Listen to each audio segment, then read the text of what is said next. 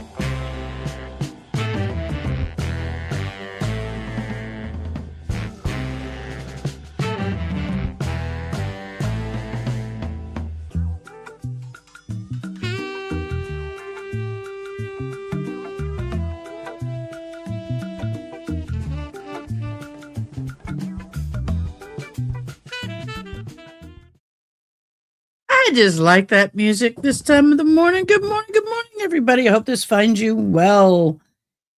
Guys, it's Thursday. We made it past hump day. Hallelujah. We did it. I got my nice fresh cup of coffee in the beautiful mug that my beautiful interpreter Diane bought me for graduation. We have got the Walshe sentencing up on screen, back office, running, waiting for them to hop in so we can watch the drama. Welcome, everybody. Welcome to my fabulous mod, Miss June. Ari! When I thought there could be a chance for M2, I thought that BW might get 40 to life or something like that. Now we low that M1. I think the sentence will be life without possibility of parole. Right. That's right. LWOP is what I'm expecting. All right, here's a quick recap of the Brian Walshe sentencing for the Brian Walshe sentencing hearing. He was convicted of first-degree Dedham for unaliving his wife, Ana Walshe, New Year's Day 2023. The jury deliberated for just less than 6 hours before returning a guilty verdict. At sentencing, Walshe received a mandatory we're there. He may receive the mandatory penalty. He will receive the mandatory penalty of life in prison without possibility of parole. Victim impact statements will be delivered. The judge will sentence him on 2 lesser charges: misleading police and improper disposal of a body. Wow. This is like, I cringe when I think about it. So, here we go. Here's just, still kind of icky from the COVID. Brian Walshe, trial day closing arguments was Monday, the conclusion of the trial, and it was not unexpected. I really struggle with the closing. He was found guilty of first-degree murder or Dedham. Plus the 2 pleas he pled to. He will be sentenced for all 3 of those today, and we will be here for all love the drama. We'll be here for all of it. The court clock is now showing there has been some commotion. So let me go ahead and just pop us on over.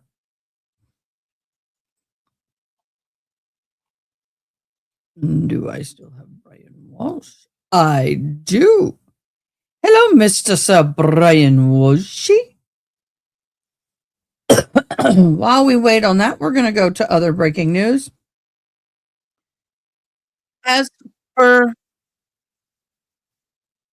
what everybody is focused on and talking about lately is the Reiner trial.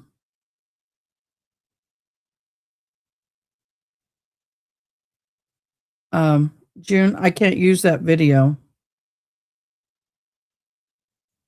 On the timeline coming in the focus of the trial where the bodies were found, I can't use that. I can't, I'm sorry. All right, in chilling new details of the father's death, a day before facing justice for leaving his daughter 2 years old to die in a hot car. The father took his own life with carbon monoxide poisoning the day before he was to be jailed for leaving his toddler to die in a hot car. Medical examiner did confirm. Dang ads. Christopher Schultz was found unalive at about 5:20 in the morning, November 5th, at a $1 million home in Phoenix he shared with his wife, Dr. Erica Schultz. The day before his suicide, I forgot. Unaliving myself, he was supposed to begin a 20 to 30-year prison sentence for second-degree murder of his daughter Parker, who had died in July of 24. Phoenix police officers and the Maricopa County medical examiner told the Daily Mail in the days that followed how he believed to have died and now have confirmed. The Sunday report by the medical examiner Daniel Casa revealed a chilling detail of the scene Erica's and the couple's lived-in nanny stumbled upon at 5:20 in the morning. Schultz, 38, was found unresponsive in a running car in his garage, followed by the details of the description of how the killer dad took his own life. The make and model of the car were not listed, but the neighbors earlier told Daily Mail that he was fond of his beloved Honda S2000 convertible. In the self-harming note was left inside the house. Schultz left a living will on the roof of the car in case the attempt was a failure, and he survived. Oh, I just saw a picture of the daughter. Schultz's daughter, Parker, too, died of a heat stroke after her father left her napping in a hot car while he drank beer, watched porn, and played video games for 3 hours. Schultz's 38 was found at the age of 38 was found believed to have been found in his beloved red convertible inside the garage of their home. Casa wrote that a rope and ladder were also arranged in the garage, suggesting Schultz had a second method. Whether he tried that method before he got in the car and failed, or assembled them as a backup in case the carbon monoxide failed, it is unclear. Well, it would be clear in the medical examiner because if you hang by a rope, even unsuccessful, you would have literature marks. Marijuana and caffeine and diphenamine or something like that. I can't read it. It's too long. The active ingredient in cold and flu medications like vinegar were found in his body. Also cataloged Schultz's long-listed health conditions, including depression, anxiety, post-traumatic stress, ADHD, plus cocaine, alcohol, marijuana use, and degenerative joint disease. At that age, degenerative joint disease, that's unusual.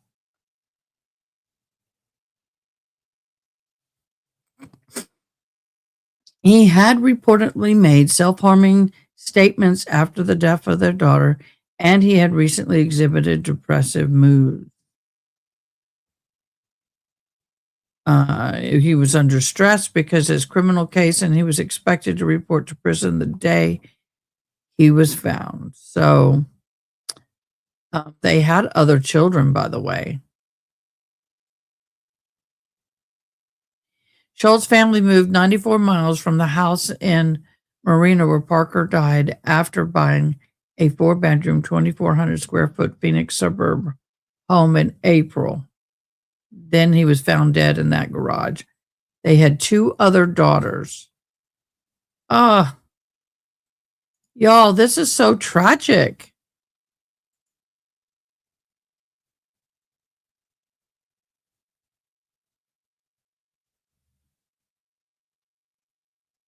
It is so devastatingly tragic. Good morning, honey. Good morning, Steve. Question. Did the jury know that he, BW, pled? No, they didn't know that Brian Walsh had pled guilty for dismembering her. No. They had no idea. Nala and na. No idea. And in fact, they won't know, or they may now know, but they had no idea. All of that was left out because they didn't want it to prejudice the jury.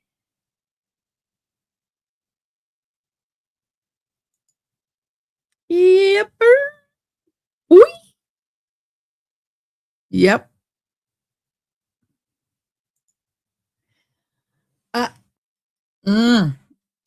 If I was ever on a trial like this, the first thing I'd do when I got in my car was start Googling. I would have been Googling like majorly. I would have majorly Googled. I wouldn't have waited. The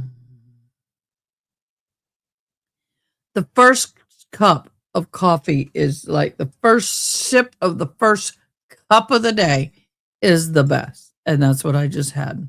It all goes downhill from there.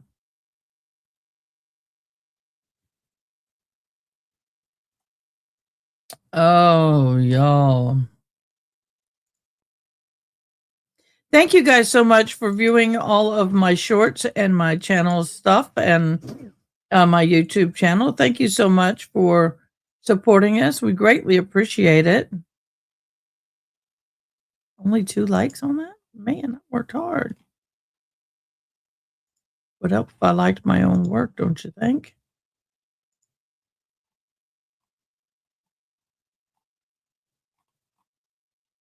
Oh, I ran across a picture of Jenny, my sister in love.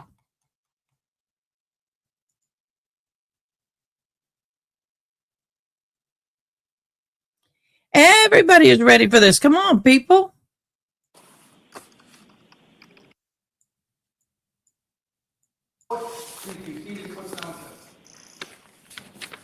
Your Honor, in the matter. Walk in. Nope, they don't allow. Hear. All this shall be heard. Look at the call of the Massachusetts Norfolk Court. Please be seated. What's nonsense?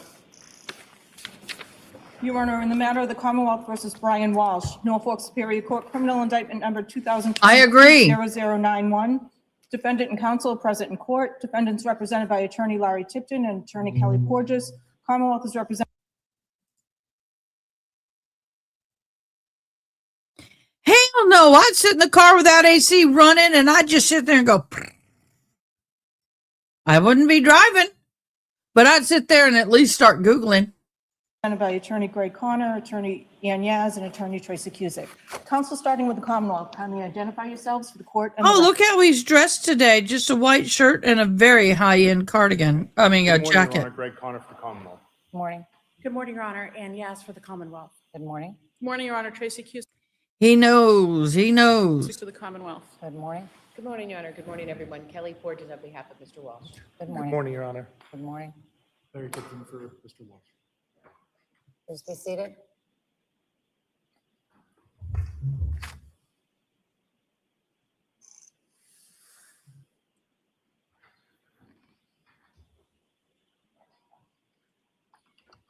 I would not want to be the lawyer sitting there with Walsh waiting to find out how many years he's going to get. One from each of you, and I'll address those in a minute.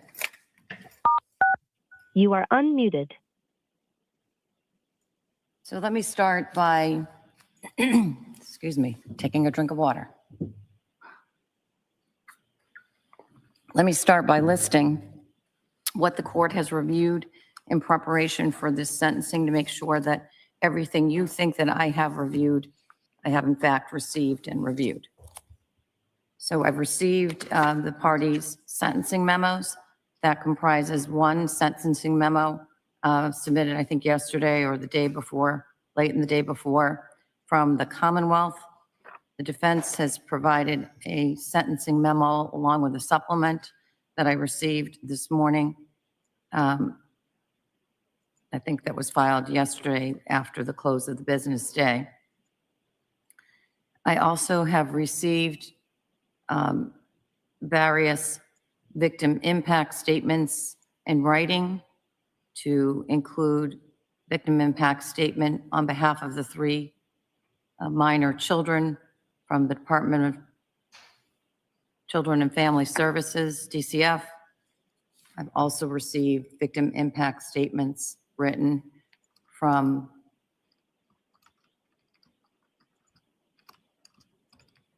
Melissa Kirby and from Peter and Pam Kirby.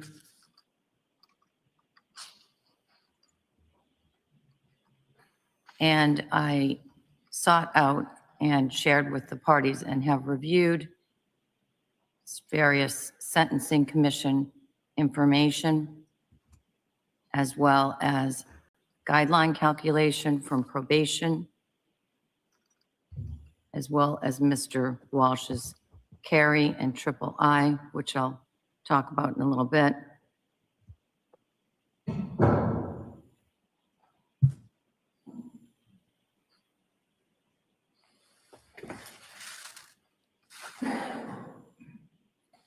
And I've now just received and will review, prior to deciding my sentence, a letter from Diana Walsh. As an initial matter, is there anything that the parties Mommy wrote a submitted that I letter. didn't just now list that you expected me or want me to review before sentencing? Kamal first. Your Honor, there will be a victim impact statement given by Ana's sister, Alexandra Dmitrich, and she's prepared to give that to the court. Okay, but as far as written materials, any other written materials that you are hoping me to review before I impose sentence? No other written materials, and I just want to note that FTR is not on at this point in time, and I don't know if the court needs that on. I know we have a court reporter and we're in good hands, but sometimes we've been running both. All right, I thank you for pointing that out. We do, when we have the court reporter, that is the primary method of memorializing the events, but always good to have a backup, and I see that Madam Clerk has put it on now. For the defense, are there any other written materials that you wish the court to review? You have everything. All right, let me just take a moment to review this letter.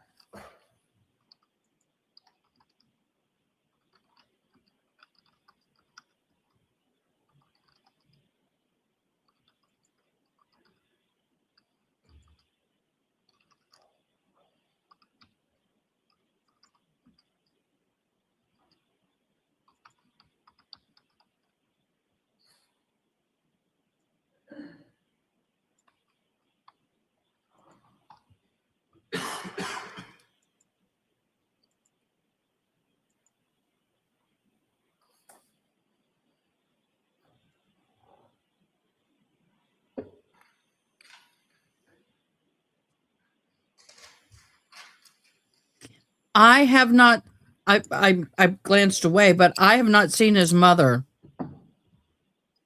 That's right. This is the last time you're going to have those expensive clothes on. Your skin better get used to stiff and scratchy, boo. Stiff, nasty, and scratchy.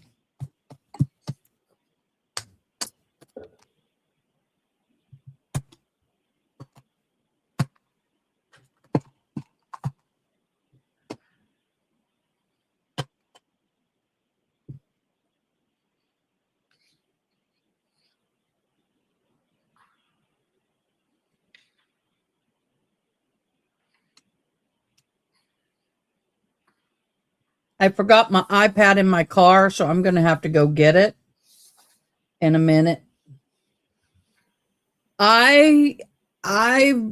She was removed from the courtroom because she put a note on on the desk, and the judge kicked her out of the courtroom. So she may not be permitted back in because she'd been doing stuff like that all through trial, and apparently they got tired of it and they kicked her out for the during the verdict.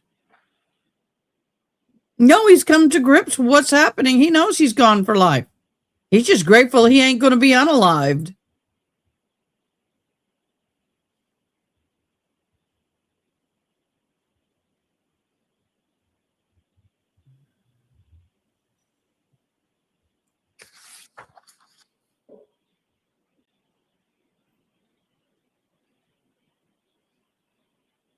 Eerily quiet.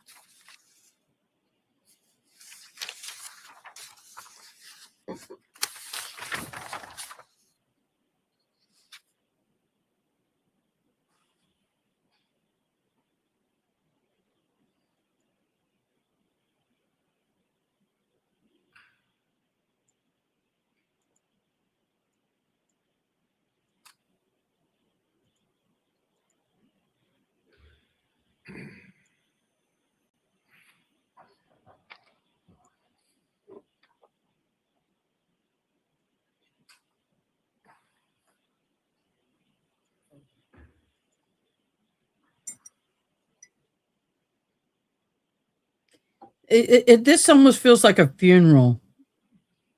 Just saying.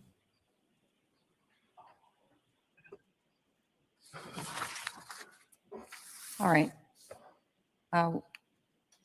Thank you. We'll start with the Commonwealth's presentation of whatever victim impact statements that you wish me to hear orally.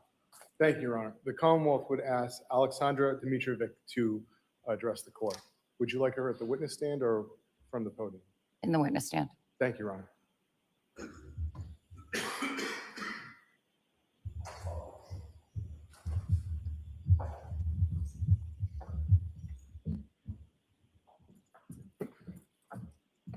Here we go. Y'all get the tissue. This is not going to be fun. Good morning, Your Honor. Good morning. You may be seated. Thank you.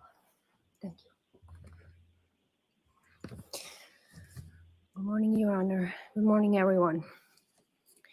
My name is Alexandra Dmitrievich, and I'm the sister of Ana Walshe. I am here today to represent myself and my mother.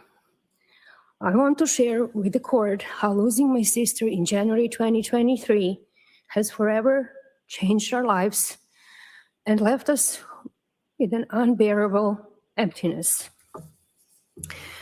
Losing my sister Anna so unexpectedly has altered our world in ways we never imagined. Anna was not just my sister. She was someone I grew up with, someone who knew me in ways no one else ever will. I struggle with the grief that comes without warning, hoping every morning that this is all just a terrible dream.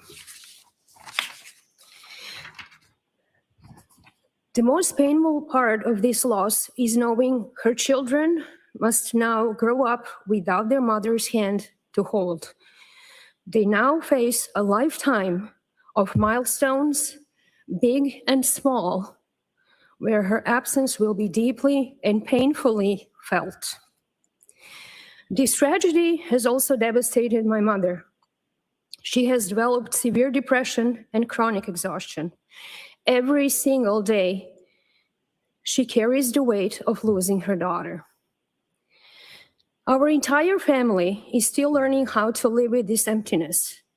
Holidays and birthdays are now silent reminders of her absence. Because of the circumstances of my sister's death, we were denied the opportunity to say a final goodbye and to observe our customs, adding a layer of profound, unfinished grief to our loss. Anna was a mother, a daughter, a sister, and a friend. Her life was unfairly taken. We miss her beyond words. While we recognize that no sentence can bring her back, we ask the court to consider the permanent, long-lasting impact this loss has had on our family, especially her children. We stand in agreement with the Commonwealth and their recommendations. Finally, I would like to extend our deepest gratitude to the investigators, the Commonwealth's office, and everyone who has worked tirelessly on this case. Your dedication to seeking justice for my sister has provided our family with a sense of support during our darkest hours. Your Honor, thank you for allowing me the opportunity to share the full weight of this incomprehensible act. Anna will never be forgotten. We will carry her light and her memory with us forever. Thank you, Your Honor. Thank you. Thank you. Yeah. Thank you. Here. Sorry.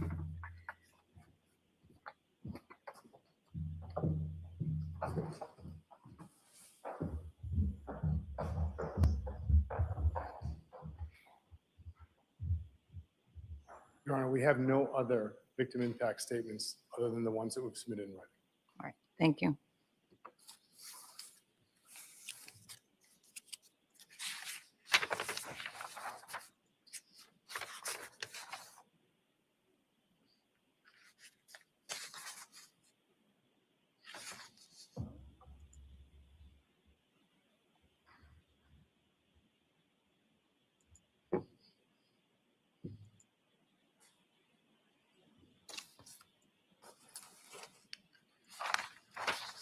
All right.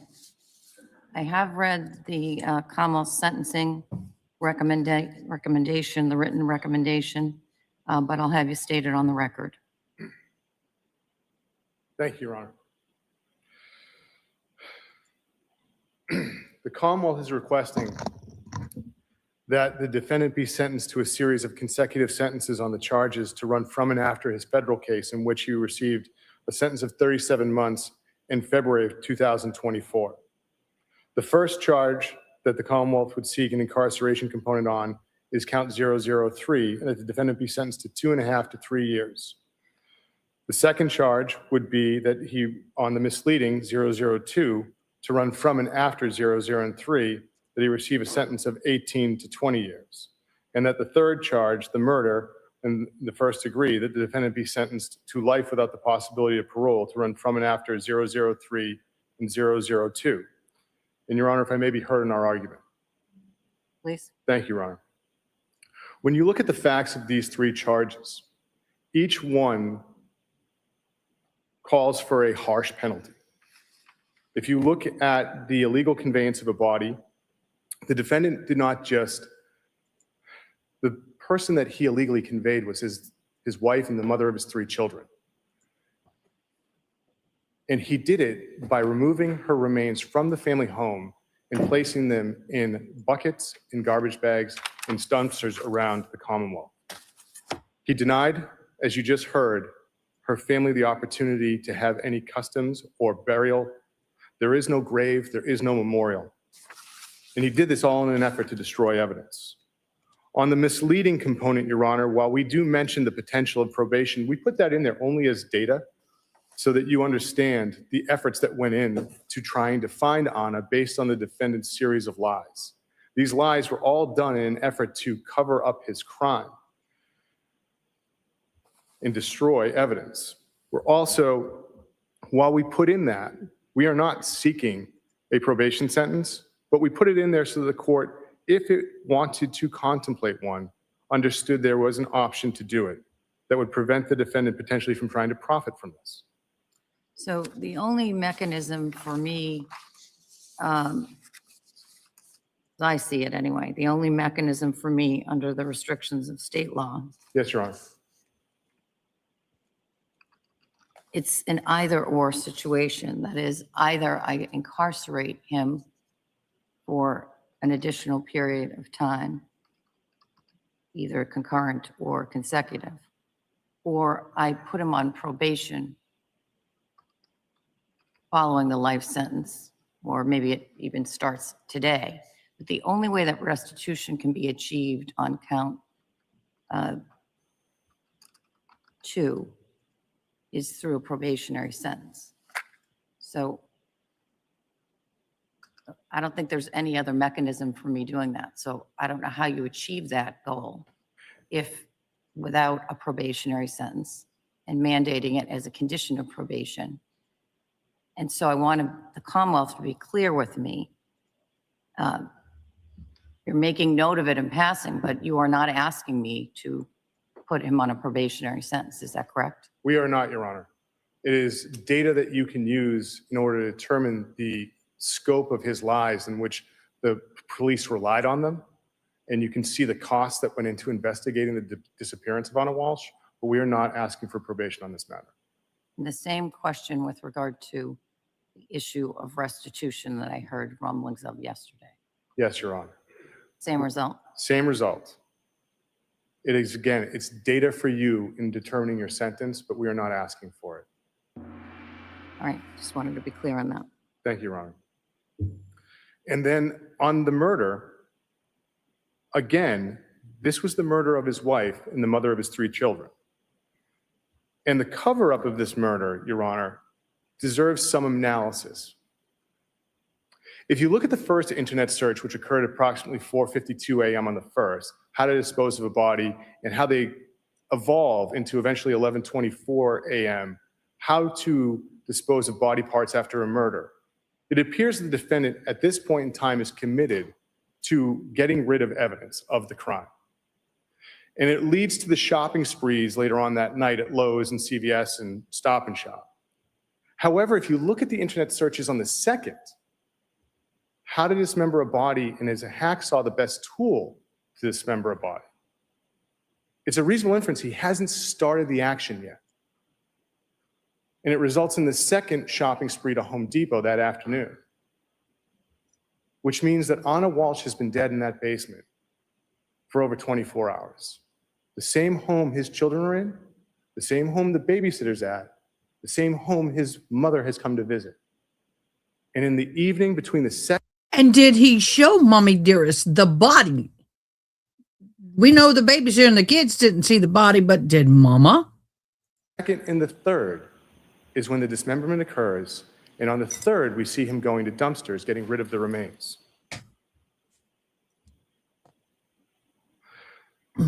In the defendant's sentencing memo, and I want to note, the defendant was represented by two excellent lawyers who are titans in this industry, who I have the highest respect for. They say the Commonwealth's recommendation is inhumane.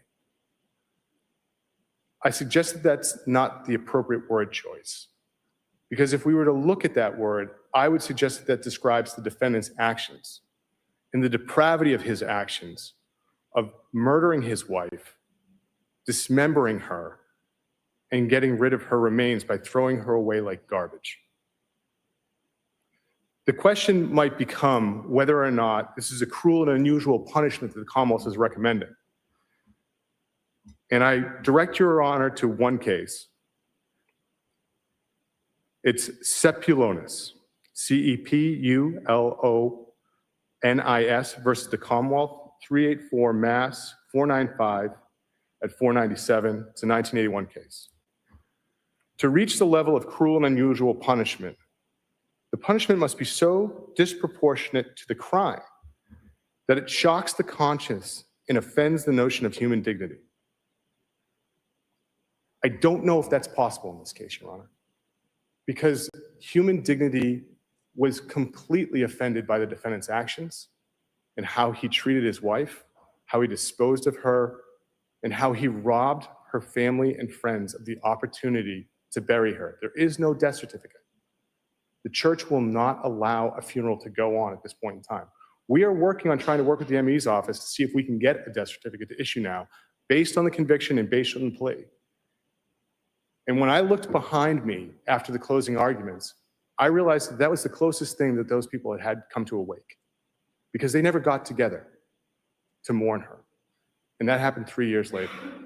So with that, Your Honor, the Commonwealth does make a punishment that we recommend to you. We recognize it's harsh, but we think it's appropriate based on the facts. And I appreciate your time, Your Honor. Thank you. Thank you. I'll hear from the defense. With respect to the first-degree murder conviction, although we made it clear from our memorandum that we do object to a life without parole sentence based on state and U.S. constitutional grounds based on the Eighth Amendment, we understand the court has no discretion. With respect to indictments 2 and 3, you do. I think inhumane is the right word, respectfully. To sentence someone to prison posthumously to send a message is humane. It's dehumanizing him. Regardless of what happened in this courtroom, regardless of the convictions, regardless of what anyone believes about this person, he is a human. He is a father, he is a son, and he has been a friend to many. The life sentence is mandatory, but to do consecutive sentences, I think, is inappropriate and is inhumane. Anytime there is a death, a murder, a loss of life, it is horrible, whether it's a loved one or a stranger. And the legislature has provided, regardless of our disagreement, that a life sentence without parole is mandatory. But that does not negate that he is a human being. And I don't think sentencing him to on and after time is appropriate. Just because you can doesn't mean you should. What he was convicted of were atrocious acts. We've heard from her family, we've heard from her friends. Their pain is unimaginable, and I'm not demeaning that, but I have the opportunity to speak for Brian today. And I'm asking the court to sentence him in line with the guidelines and with the purpose of sentencing. Punishment, justice, prevention of future crimes, consecutive sentences, that's excessive and it doesn't meet those needs. So I'd ask the court to adopt the defendant's sentencing recommendation.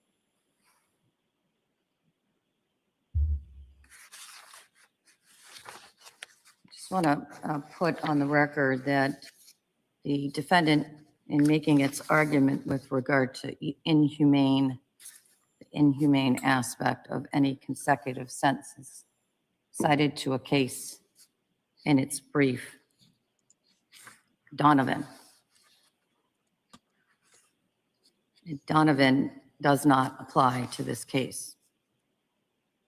As an initial matter, Donovan related to a larceny involving a single act that resulted in 7 different victims being victimized.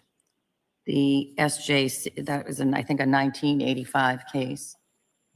The appellate courts in Massachusetts have long since distinguished Donovan, even in the case of larcenies, which is not the case that's before me, to recognize that even Donovan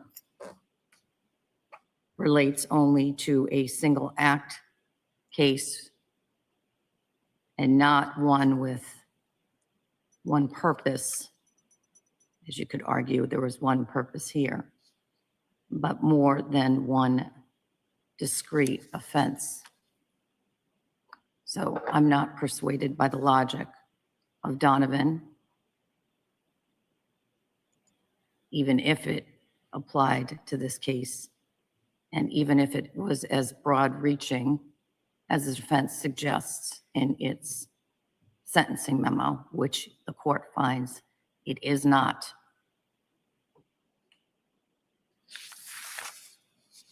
She had to try. I mean, at this point,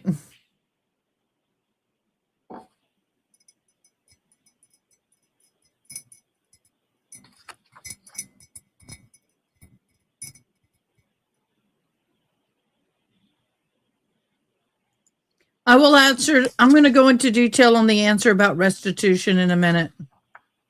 I just learned about all that in my classes, which I'm done with. Yay.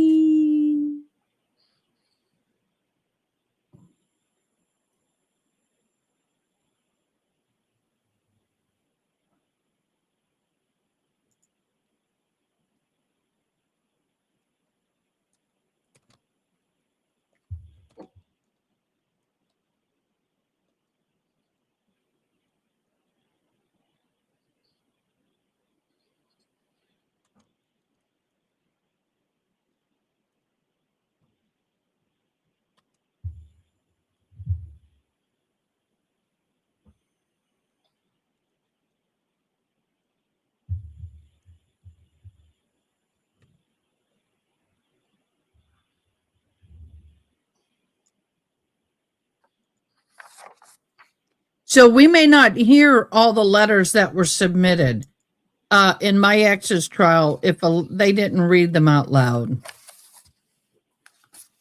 And so we may not hear.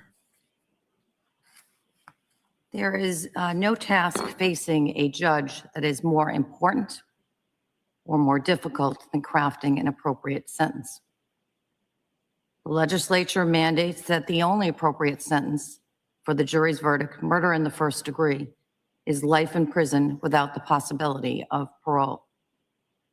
That sentence is immensely appropriate and just, given your murderous acts and the life trauma that you've inflicted upon your own children. As to counts 2 and 3, I have wide discretion in sentencing. I want to state my rationale for your sentences on those 2 counts on the record now. I have considered various factors with regard to my sentence for counts 2 and counts 3, to which you pled guilty on November 18th, 2025. Specifically, I've considered the severity of the crimes, their nature and circumstances, and your role in those crimes, the need to deter others from committing comparable crimes, and your prior criminal record, namely your federal fraud case. As to the latter, your criminal history shows a long and well-documented history of deceitful and manipulative behavior. I've considered your character or lack thereof, your behavior, and your background. With regard to the nature and circumstances of the offenses, as to indictment 002, in the approximately 4 hours of interviews spanning 4 days, you concocted a detailed, completely fabricated story of what happened to Ana Walshe on January 1st, 2023, in order to cover up your murder of her and disposal of her body.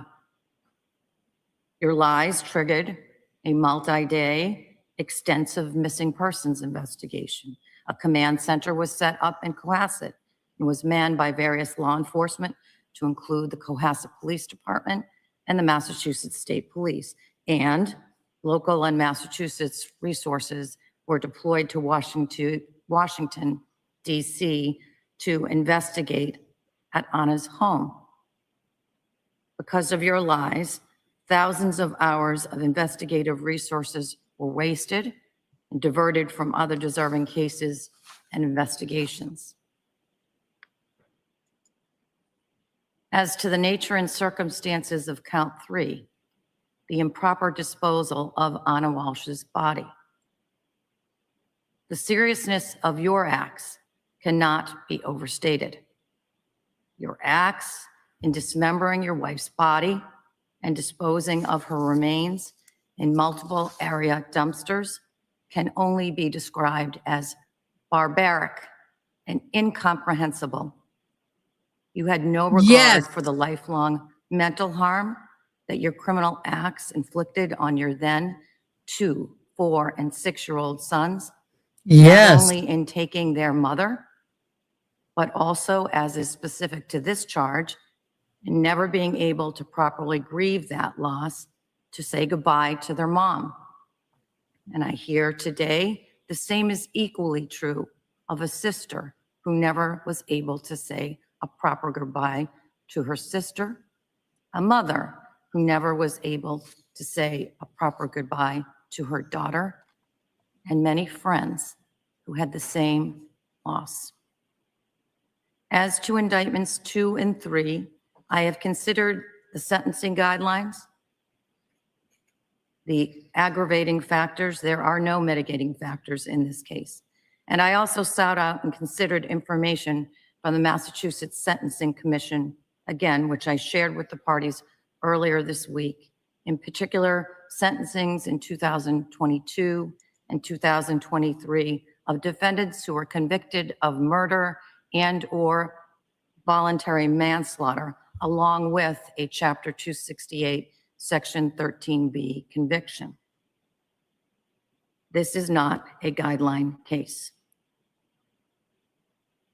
Finally, as to the first-degree murder conviction, I have considered the loss of the life of an innocent, remarkable woman, Ana Walshe, and its devastating impact on her children, as relayed to me in the letter from DCF, her family, as relayed to me in her sister's victim impact statement today,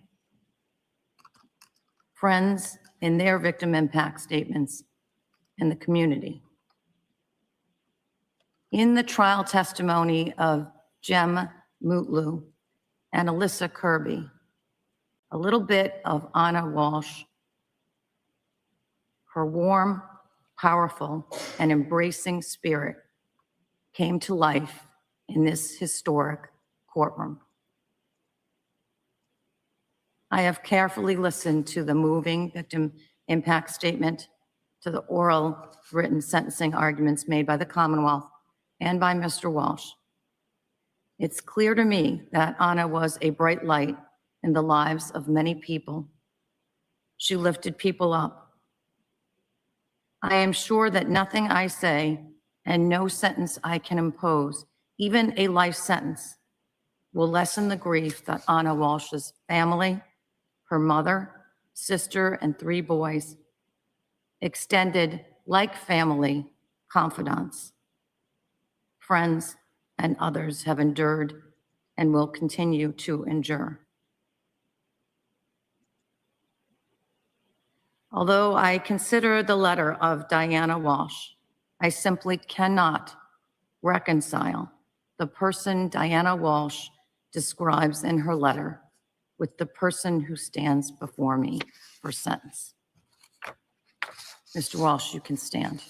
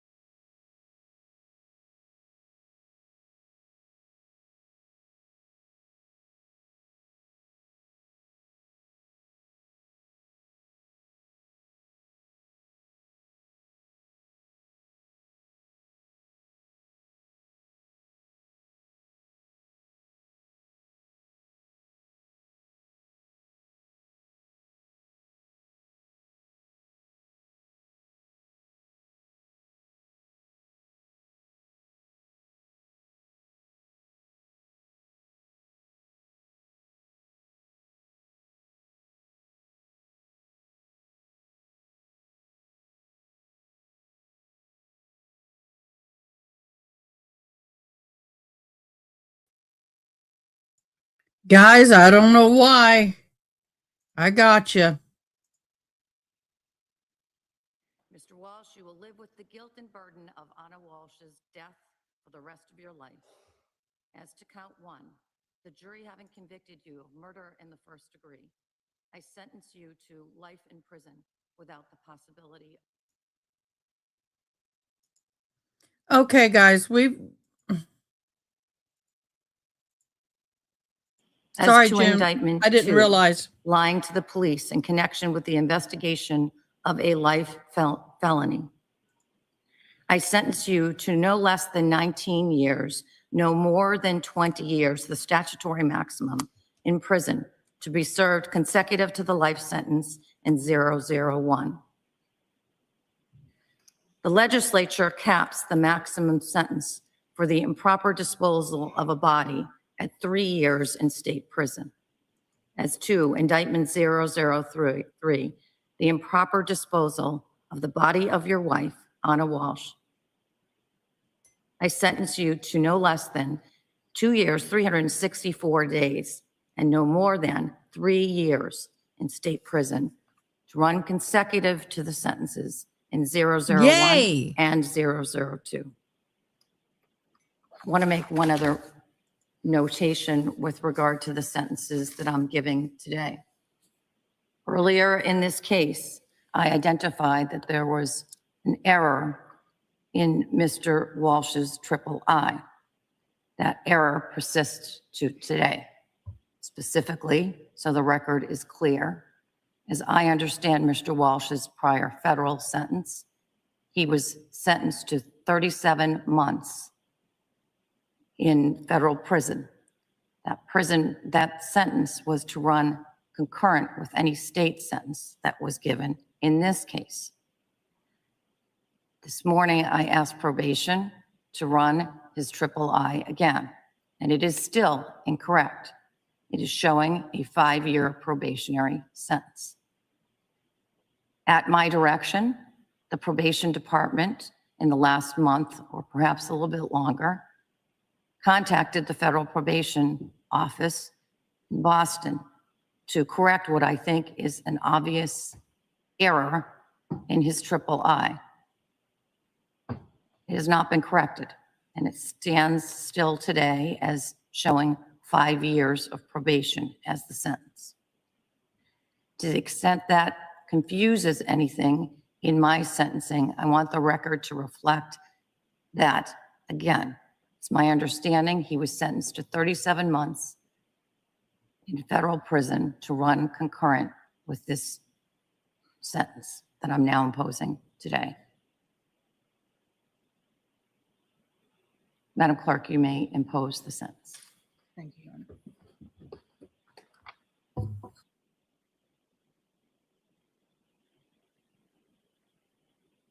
She gave him the max.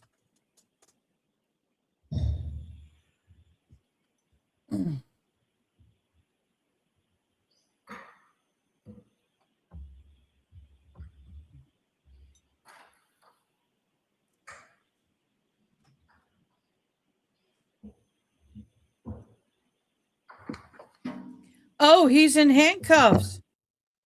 I guess this bailiff right here loves his red handcuffs.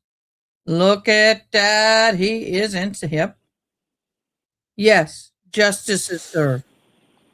Mr. Walsh, a jury having returned a guilty verdict on charge 1, murder in the first degree, you were sentenced to the state prison for the term of your natural life.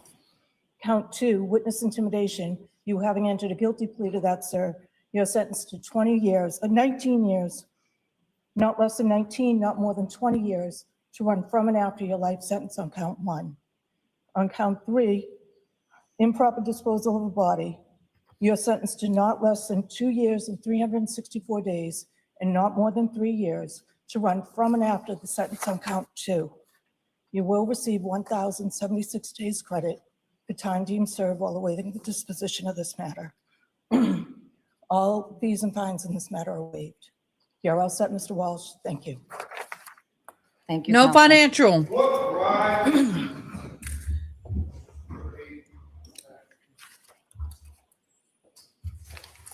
Your last bum bum ba-dum bum bum bum bum ba-dum bum ba ba bum. His last Goodbye. pomp and circumstance. I want to see this. There's Mama. There's Mama. He didn't throw Mommy a kiss. Oh, she didn't throw him one either. Look at her. There be Mama. I wonder if that's his brother, if he has a brother. That guy right there, standing. Boy, look the look on this guy's face. If looks could kill. Oh my gosh.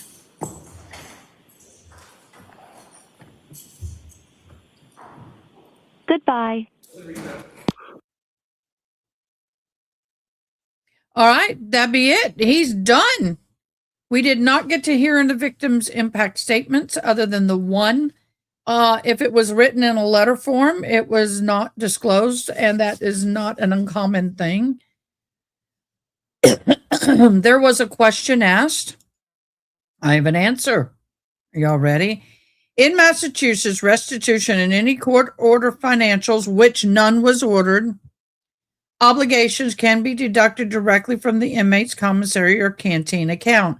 The Department of Correction and the county sheriff are authorized to withdraw funds from inmate accounts to satisfy restitution, fines, fees, and child support ordered before an inmate freely spends the commissary funds. Every incarcerated person has a personal account. Sometimes they call them canteen or commissary, where the family, don't show my mess, and friends can deposit the money. Funds are used like commissary purchases like toilet tracts and clothing and stationery. Massachusetts law and the DOC policy allows deductions from these accounts for court-ordered payments to victims, fines and fees such as court costs, child support obligation. Yeah, not much.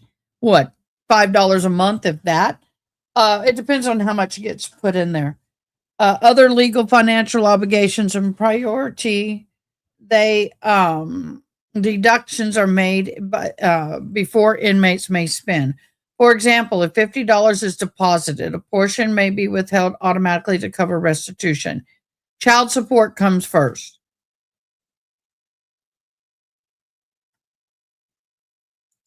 So there you go. We do have, looks like we are going to have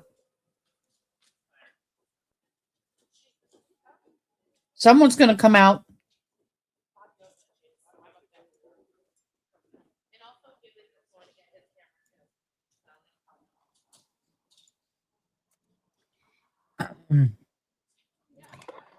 He will go to the state prison.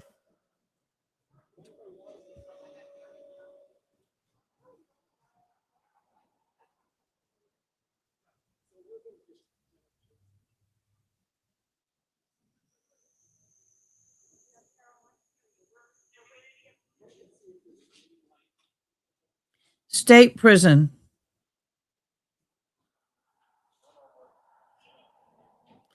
And let me tell you, state prison is better than federal. In some ways, it is.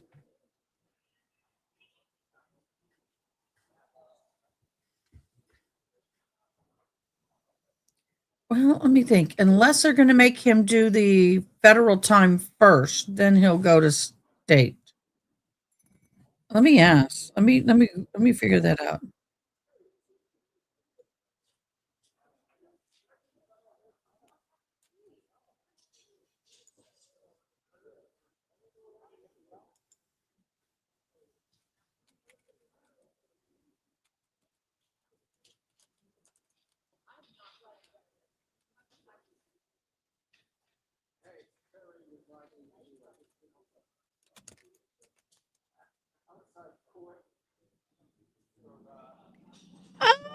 You.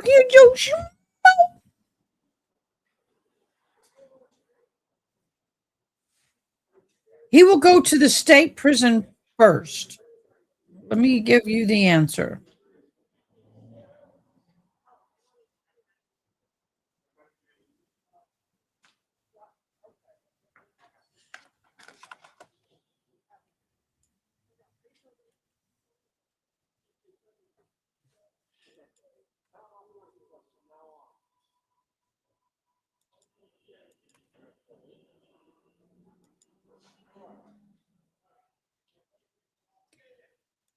It depends on which state prison, and it depends on if it's a white collar crime or a blue collar crime. It's not always a given from personal experience. Not me going, but family member.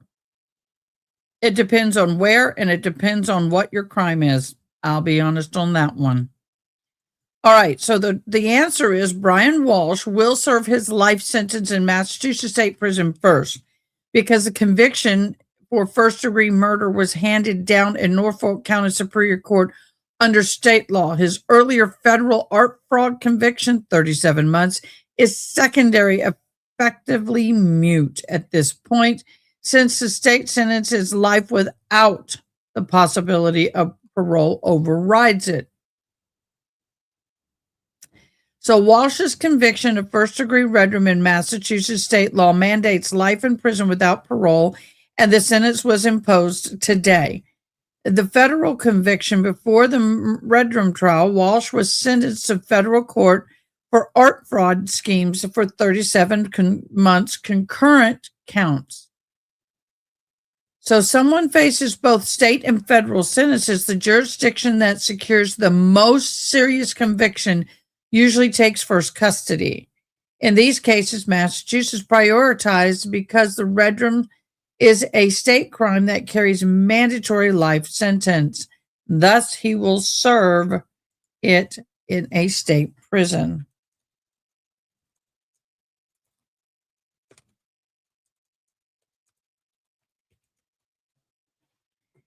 Now, there is a little get up in that. If he was to serve the federal first, he could be housed anywhere in the United States in any federal prison. They could send him to North Dakota. But in a state, he stays in state.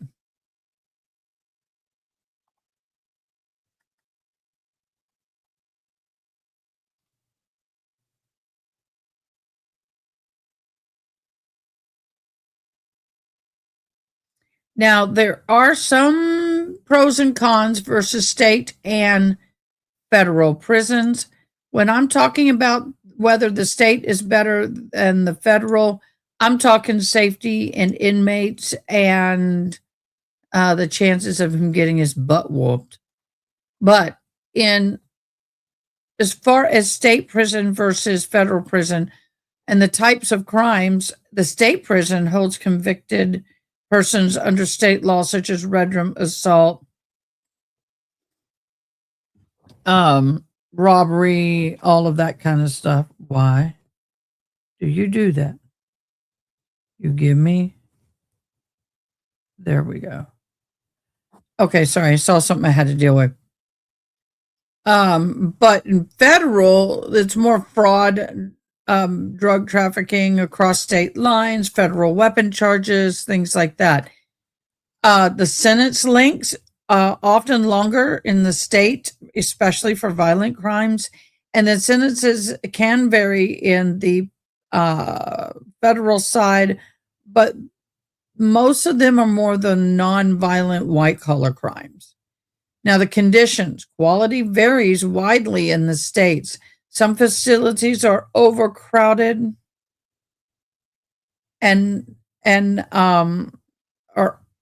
the prisons are overcrowded, underfunded, and have a higher violence rate.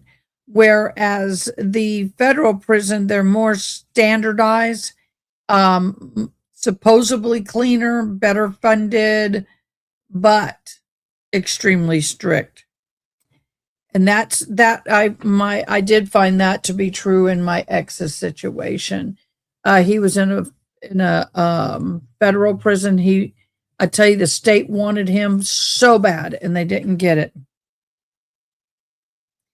The security levels, well, in the state prison, they do range from minimum to maximum. So does the federal. But from minimum in the federal are known more as camps to maximum penitentiaries. In the state, the violent offenders are placed in high security. In the federal prison, the white collar offenders often go to minimum security camps or penitentiaries for the what, baby girl? That's unusual. So the programs and resources in the state prisons. Well, I should have left that running. My apologies. There we go. I will mute it though. In the state, education, rehab, medical care vary greatly. Some struggle with the funding, so depending on where you go, depending on what you're going to be able to be afforded. Now, in the federal prison system, they tend to have more consistency across the programs, across the board. They do have them, but they are still very limited. Now, when it comes to the population, the more violent offender, gang related crimes, and people serving longer sentences in state, and it's said to be more nonviolent offenders, especially in minimum security facilities. However, in the federal penitentiary, some of those tend to be worse than the state. Does that help explain it a little bit for y'all? Did I do a good job? Good morning. Good morning. So they are not always nicer, I will be honest. I have been to both state and federal prisons as a visitor, not an inmate. Thank you very much. And I will tell you that in Texas, the Bastrop prison is the nicest. So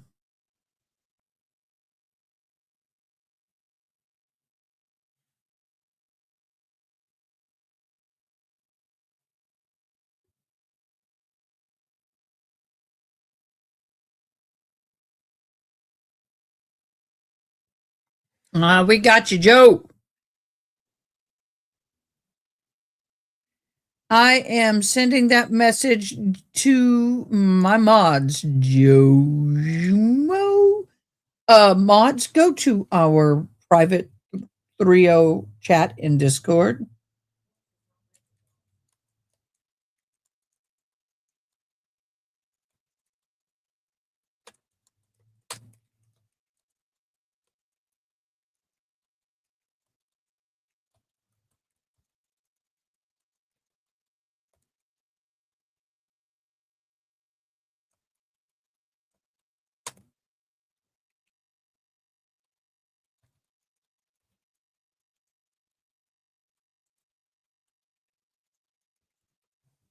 All right, send it, Joe.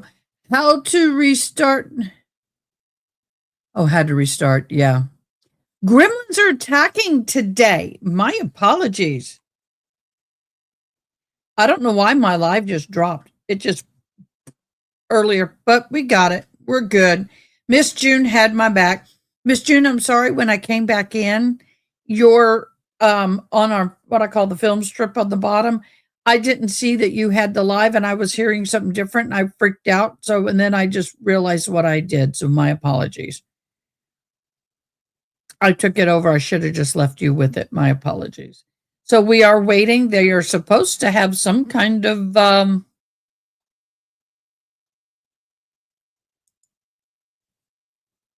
press conference. Joe, you got 7 likes already, dude.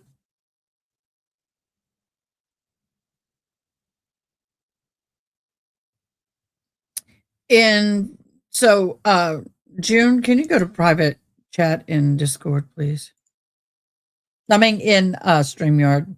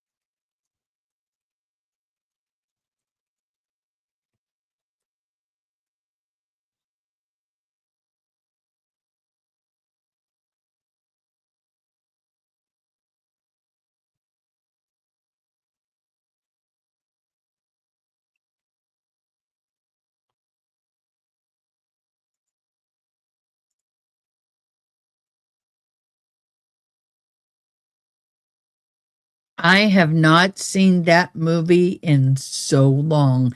Vaguely remember it. All I remember is a cute little fluffy, big-eyed, beautiful little things that I wish were actually alive when I was a kid turn into hellions after midnight when you got them wet.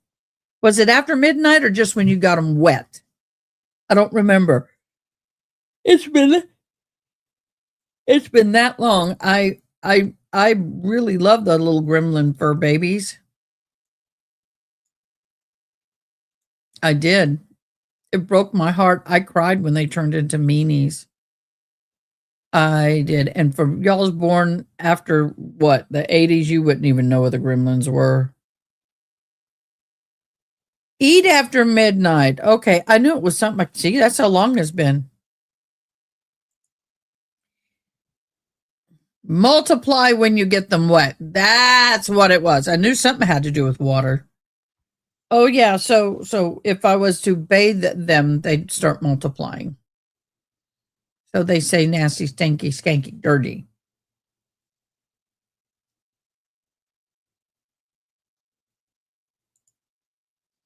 June, I left you a message in studio chat.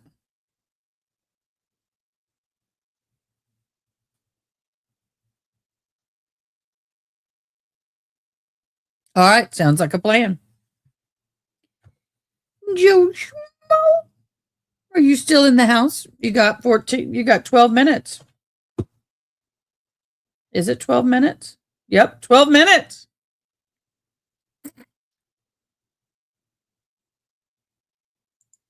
Yeah, I remember that vaguely. Man, they're a pain in the butt to keep. Can't get them wet.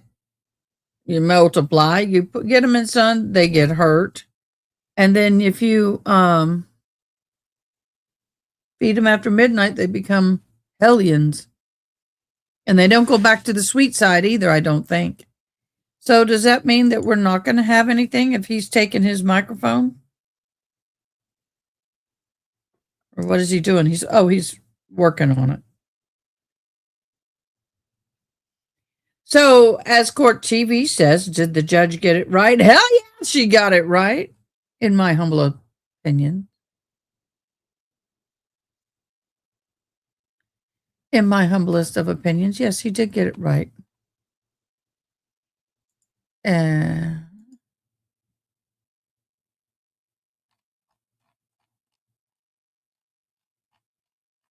She got it perfectly right. I really like the word barbaric. That is the word I've been searching for to describe this.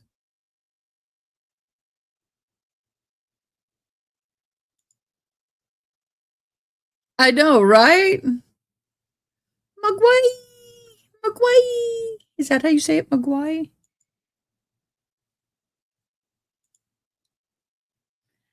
I've got chills that multiplying.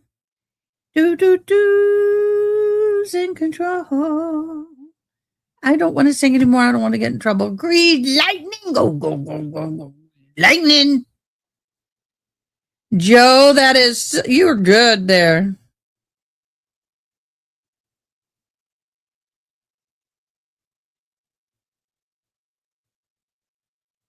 You're right. You're right, Miss June. I'm brain dead.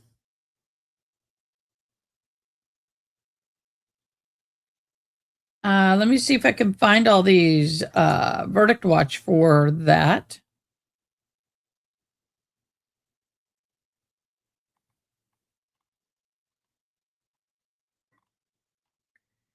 You are right. We do need to stay live. My bad. I need to find something for us to watch, though.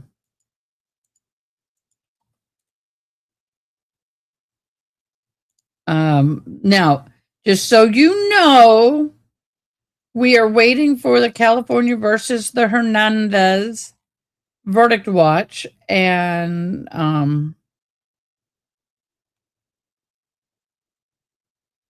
they're a couple hours behind us, so we'll wait for that. And then we need to, I need to find Judge Boy.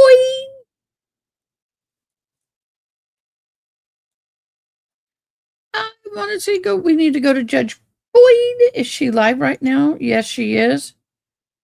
We will go back and watch that trial. Or is she just doing?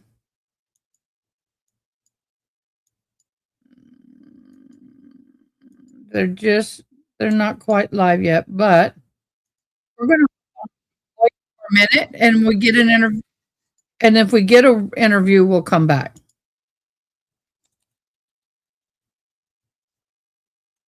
I think Boyd is working on her docket for today, and the court will happen shortly.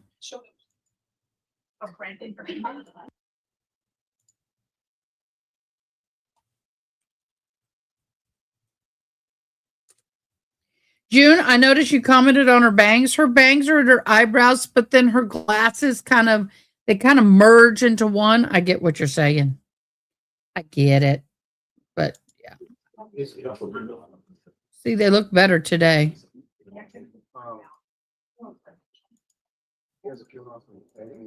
Is there anyone else that's ready? That's more instead of like analysis. Page 4, 6-1 down, Judge. Jasmine Briseño. I don't think she showed up. Yeah, Jasmine Briseño. June, I clicked on that link. It did not go. Yeah, this is her morning docket. June, I clicked on that link. For some reason, it wouldn't work. What's going on? Well, Congratulations on the gymnastics. oh, yeah, thank you. That's great. Gymnastics? She did good. She's right Oh, where she needs to daughter. be, so we're happy with it. She knows Talking about the daughter, his daughter. See, that's one thing I love about her. She's got a memory like an elephant, and she knows something about. Oh, I got it. Okay, she knows something about every one of those lawyers. I mean, she does. I mean, I want to be your friend, Judge. Can I be your friend? Yeah. You've already You're my kind of issued a friend. warrant on a violation report on this case. I want to say 2 weeks ago. She is reoffended. Of course. She's in the wind. I have communication with her, trying to get her to turn herself in. She didn't want to do it. The only concern I have is we're on today's bond. I know she's not here. She already has a warrant on the case, so I'm asking the court if the court could do an increase or a judge's warrant. No, I've already done a judge's warrant on the violation. Yes, That's what I thought. yes. But I just wanted to make sure everything was. No. There's a judge's warrant that was issued on the trial violation report. Did the bond double? Or? No, there shouldn't Oh, it's- be any bond. Yes. Okay. Because normally when I do, the rules are when I do a judge's warrant, the bond, if somebody wants a bond, it comes back to me. Angela and June, go to private chat, Once she gets please. picked up, she will have to remain in. They will not be able to afford the situation. So that's the update. All right, thank you. And have a good Christmas. Oh, you too. New Year. Oh, happy Festivus. Joe, we're Happy going to Kwanzaa. comment in your Yes, happy live. Kwanzaa. Did not make it to Paris after all. My wife claimed work day, Joe, we're going to go to your comment so you can do what you got to do for us, if you know what I mean. work day excuse. She didn't have the days. You know what? It's like work is always going to be there. You know what, was it?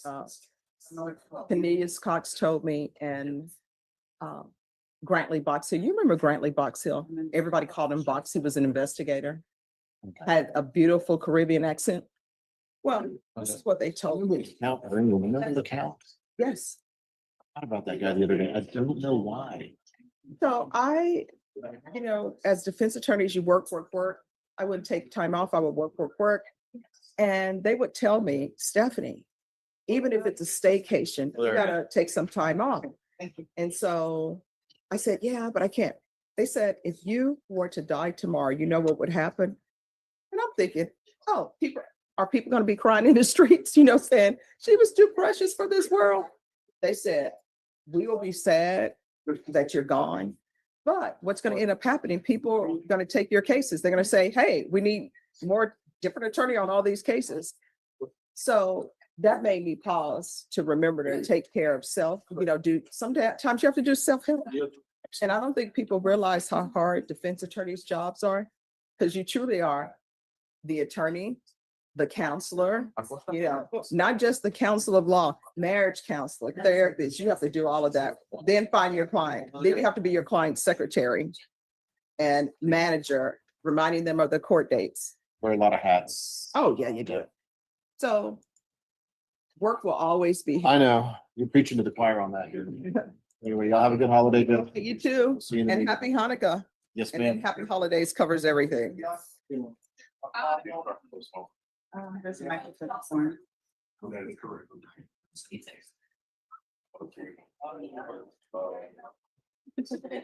Yes. Page 7, put one down, Diamante Williams. I'll have the next shift. Devontae Williams. They should be here. We're ready. All right, come forward. Can I run to another court? Okay. Morning, Judge. Good morning. Juan Pablo Leon. Right. Right behind that black line, sir. He's in custody. All right, today is the plea deadline date. So Judge, I'm asking the court if the court would kindly give us a reset to that first week of January as a plea bargain deadline. Mr. Williams has a new phone number that I got this morning. I just want to be able to run through everything with him before making a determination. I think it's possible we work this case out. I've got to go do orientation for drug court this morning. Okay. So I'm going to work as much as I can with him here. But I need to be able to cut out to go get that done, if that's okay with the court. Yes. All right, Ms. Ferguson, I need a plea deadline date for the first week in January, please. We can do, January 7th. All right, January 7th will be your final plea deadline date. The court will not accept any plea bargain agreements after that date. If you decide to enter a plea, the court will only accept it with good cause. Otherwise, you'll have to plead open to the court. Do you understand? All right, just have a seat. Once you sign the reset form, you're excused. And do you have all discovery? Yes, I do, Judge. All right, thank you. Thank you, Your Honor.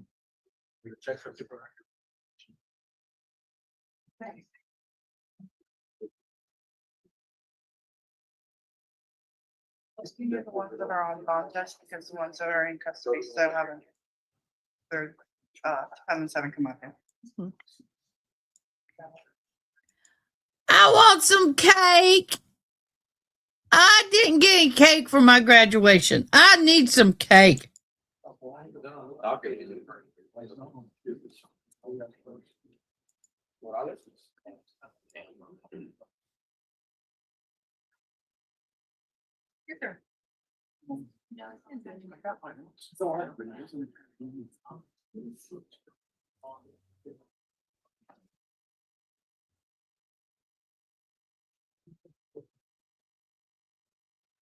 All right, who's next? Page 17, first one down, Walter Prince. PSI, sorry. By mistake.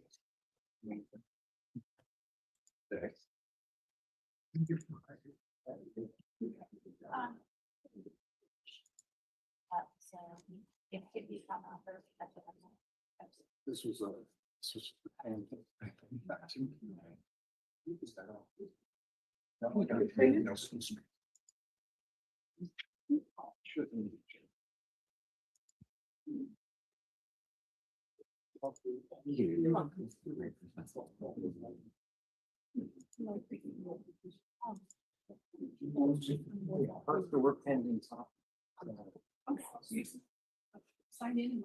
All right. 1 minute and counting, Joe. 1 minute and counting. Remember, last week we talked and there were several instances where Mr. Prince did not appear for the investigation, and we reset the PSI, but you said you still wanted to see what was going on with him, why he did not appear. All right. Would you like my notes, my email change? No, we're good. Okay, and on the system, it only indicates PSI and TAP. Yes.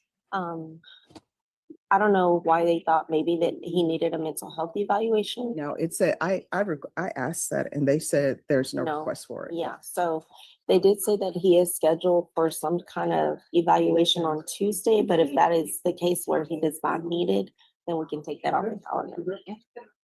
All right, Walter Prince. That recent date is January the 13th. January 13th. Yes. It was nice.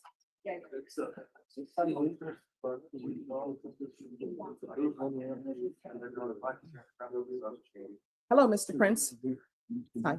Hi, why do you keep missing your TAP evaluation, your PSI? Set the date wrong the first time. I did, and I went in, they see me, but, they had rescheduled. Then, I just went Tuesday, and, we finished the, what's called a schedule, date for January the 6th. Well, psych evaluation. No, that's not supposed to be scheduled. I asked you all whether or not there were some mental health issues and your defense counsel told me no. So are there mental health issues with you? Have you ever been diagnosed with a mental health issue?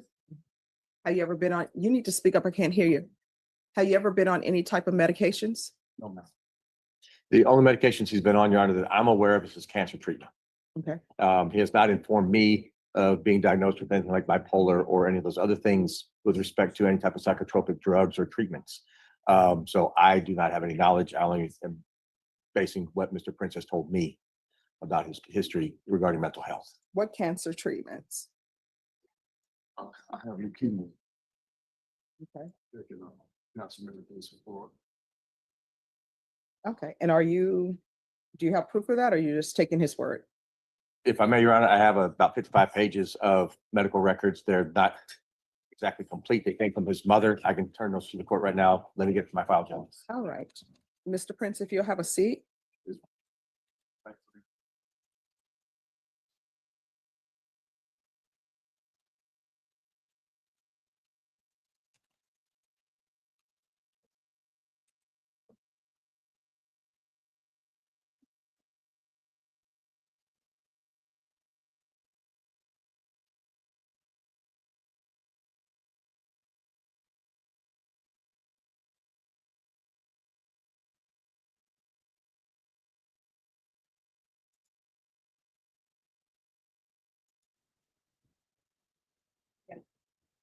Okay, guys, we're following Judge Boyd today. So they can change it to silent.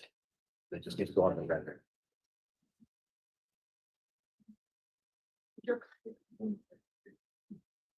Bashan.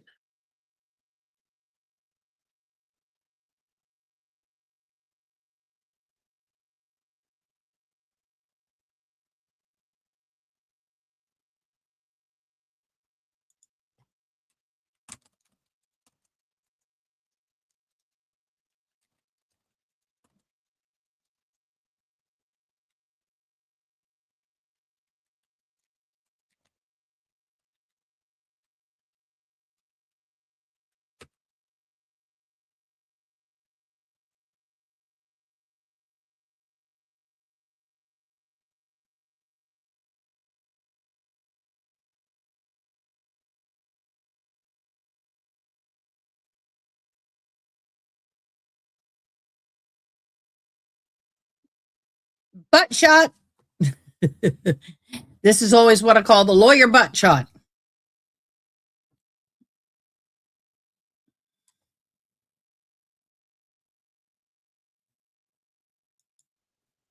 Danielle Garcia. Danielle Garcia, approach the bench, please. Let's see what you did. You'll stand right there, right behind that black line now. All right. Why, we're gonna be on the record. Thank you. So State, did you tender an offer? I did, yes, Your Honor. All right.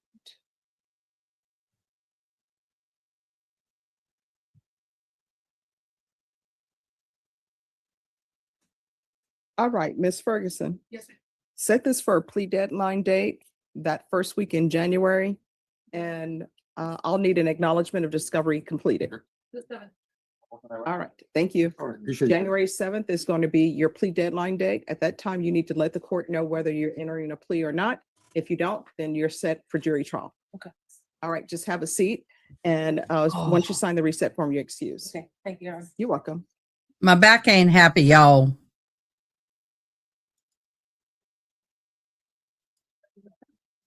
Yes, I would be right. All right.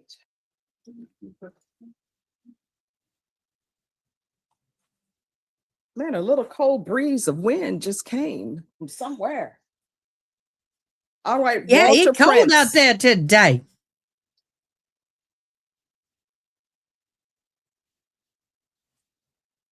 Court is calling 2025 CR 006467 State versus Walter Prince. Could I have parties announced for the record for the state?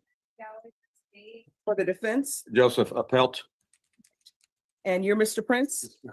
All right, Mr. Prince, you entered a plea bargain agreement with the state to count one of the enhancement was found to be true.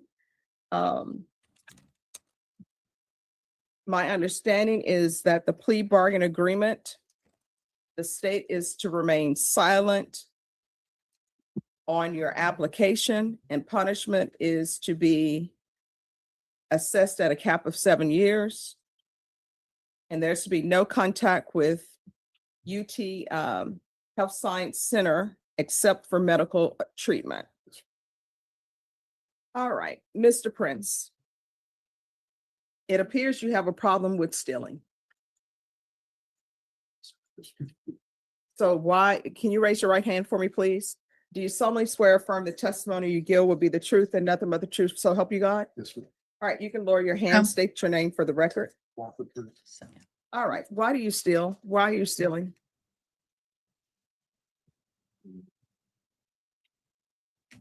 Well, I mean, you do know, because it takes some thought to do it.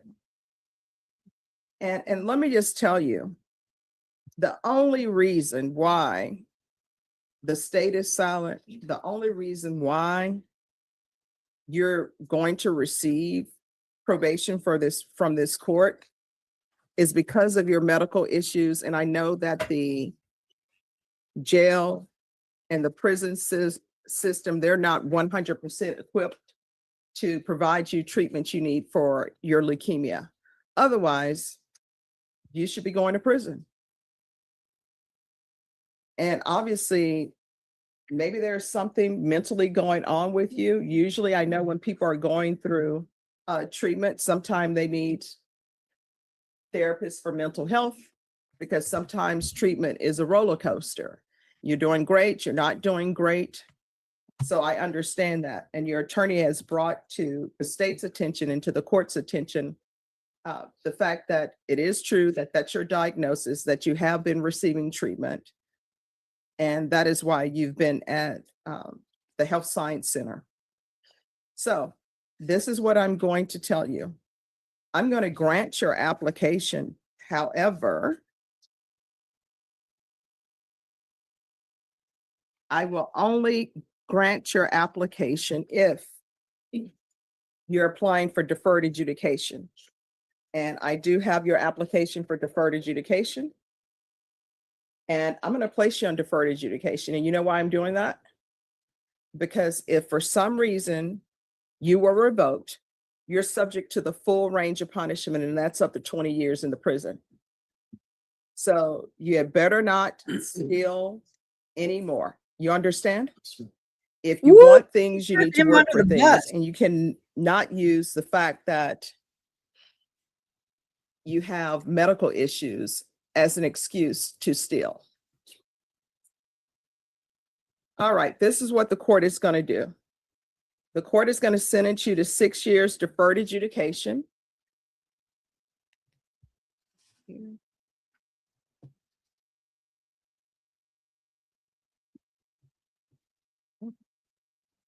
mouse is slow.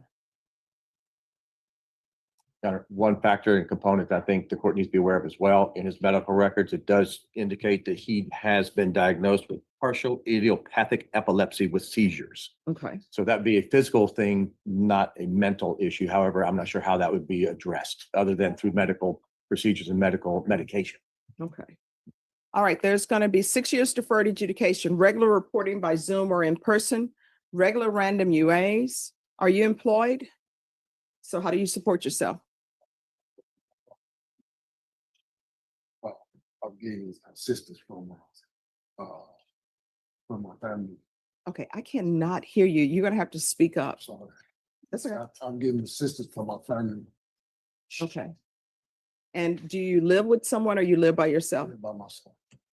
All right. Do you have any children? They're grown. All right, there's going to be proof of employment within 45 days or proof of SSI within 45 days. Or you can provide medical documentation that he's unable to work, and that needs to be done within 45 days. If not, he'll obtain employment, and he's not allowed to have any employment as a home health care provider or with minors. There's a $1,500 fine that will be probated. There's to be no contact with the Health Science Center except for treatment.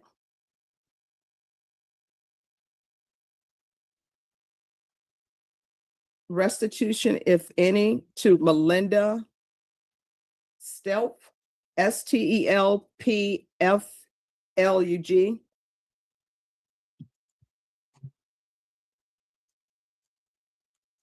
There's going to be 100 hours of community service restitution. I'm going to require the anti-theft course.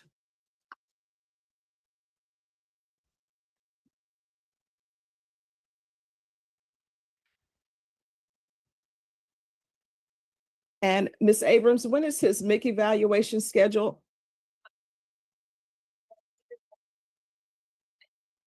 All right, and he's to attend the MIC evaluation. If you miss that evaluation, a motion to revoke is going to be filed. You understand? All right, field visits, 1 time per month for 8 months. Probation, is there anything else? No, sir. Do y'all need him to do a medical release? Judge. His officer will go over that with Judge. All right, so you'll need to provide any type of medical information. If your doctor says you aren't able to work, you'll need to provide that to probation, and you need to do that within 45 days. Do you understand? Yes. All right, is there anything else you need from the court? So how many Did of you review feel the this guy's document going to entitled Trial Court reoffend? Certification of defendant's rights to appeal with your attorney. Did you You think? understand it and sign it? Yes. Because this is a plea bargain agreement, because I followed your plea bargain agreement, and because you waive your right to appeal, you do not have the court's permission to appeal. Do you understand? Yes. All right, you had better follow through on everything, otherwise it's not going to go well. You understand? All right, just have a seat. Probation will go over conditions with you. Thank you, Your Honor. May I be excused? Yes, thank you. Who else is ready? Hitting Robert Costa, who's 13, 4 down, Judge.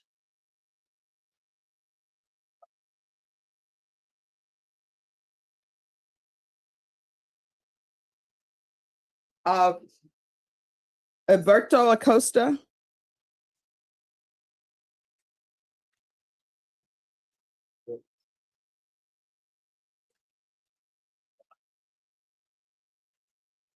Gary, you were one of the lucky ones. I Your am. client is here. Oh, yeah. He made it. All He right. didn't have a choice. Of course he made it. He's coming in from the jail. He's in Orange. He was dragged there. Where are we on this case? Has the competency evaluation? Oh, no, it was just filed after the first setting Okay. on the case, and I think it's, They have it set for March 12th. well, yeah, something like that. All right. Norma, give me a date after March 12th.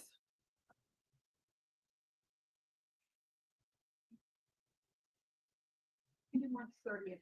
That sounds good. Okay, so what's happening is we're bringing you back on March 30th. Your competency evaluation is not till March 12th. I have no control over that. Once a request for competency has been made, I must grant that request. Okay? All right, thank you. Yeah, good luck. Get him out. Next. Judge, do you want that at the passing date or just cut it? I'll just set it in the system. If for some reason he's found incompetent and they want him to be transferred, they'll let us know.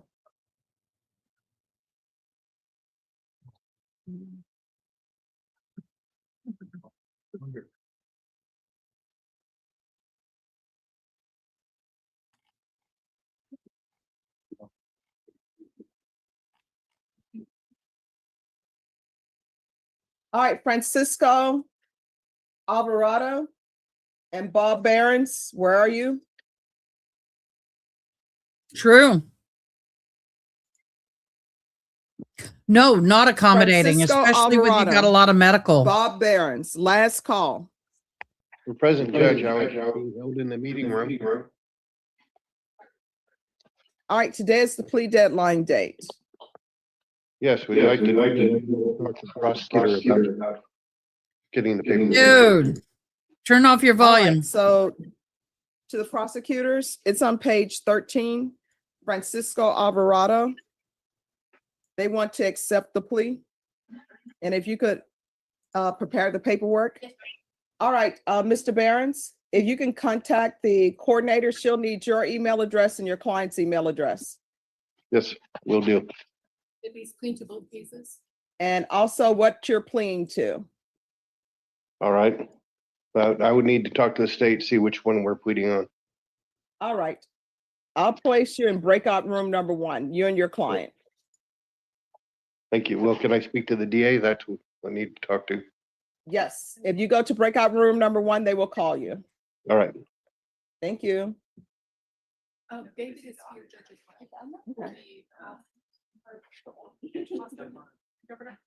Yes, they're here. So where's your client? I think he's an Indian. Where's the client? Who's your name? Well, I have 2 inmates actually. This one that needs to translate it, Abdul Ghaffur. Yes, he should be here. Who is it?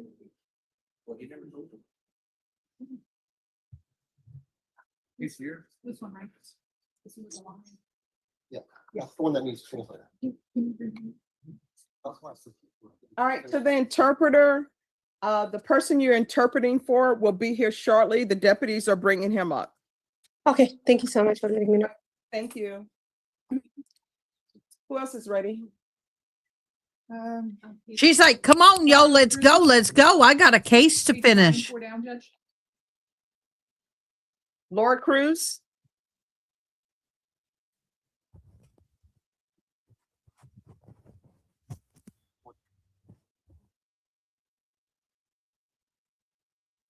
Hello. Johnny, where's your mentor, your mentee? She's over there. She should come up. Yes. And that's the other thing I absolutely love about Judge Boyd, is that when you've got young people in education, youngsters going to law school, internships, she really tries to include them in the process like she's doing right now in order to educate and give them some hands-on experience. I absolutely love her support of the education. So here comes, boy, you need to dress a little more appropriately, Done great ma'am. with your mentor. He's always great. Thank you, Your Honor. So She's the third one I've had, and I've got one coming in January, another one, and she'll be with me in January also. So awesome. You will learn so much from top to bottom about this system on the criminal side and on the civil side. He's like really a great mentor to have. Yeah, it's definitely an information overload, but it's interesting. Oh, yeah. She learned everything in one day because that's all I know. But I've sent some of my students to him and they always enjoy it. And they keep coming back to him. He now becomes a second parent too. That's true. All right, so today is the plea deadline date. So, Your Honor, there's the district attorney's office is going to interview the complaining witness. I feel like they have some issues with the case, Mhm. and they're going to interview her, I believe, this month in December. And I want to know if something new is going to come out of that interview that maybe will help us in one way or another. You know, compare notes and statements, etc. So I'd like to have another extension on that so that I can see what's going to happen with that. I don't want to not be fully prepared. all right, Ms. Ferguson, on this case, I'm gonna need a jury trial date and a plea deadline date. So you'll be either in jury trial or you all will have reached an agreement. How long do y'all expect this trial to last? Your Honor, from the state, maybe 2 days for a case of chief. That's what I think also, 2 days. All right, Ms. Ferguson, 2 days. Do not. You read my mind. I was gonna say, don't go past March. So your jury trial date and plea deadline date is gonna be March 10th.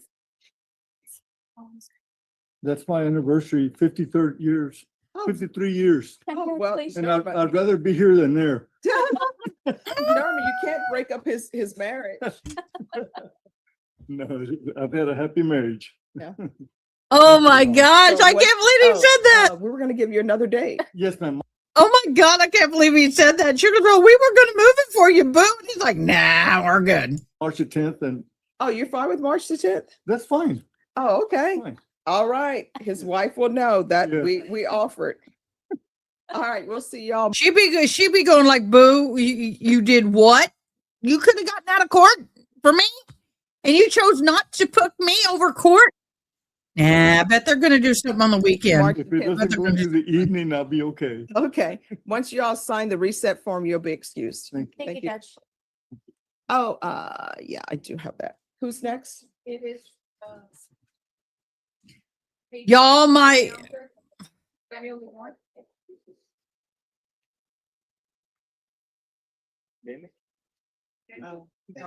Oh, okay. Oh, that's why you said there was two one. All right, Samuel, Lamone. Yeah, right, Ari? Ari. Judge. Good morning.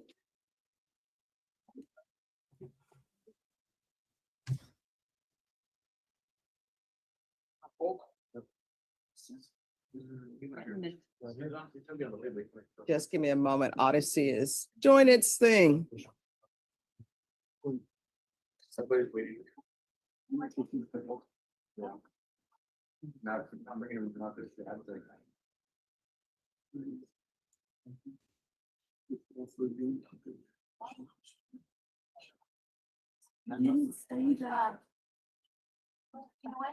All right, today is PTD date. Has everything been signed? Everything's been signed. He's been accepted.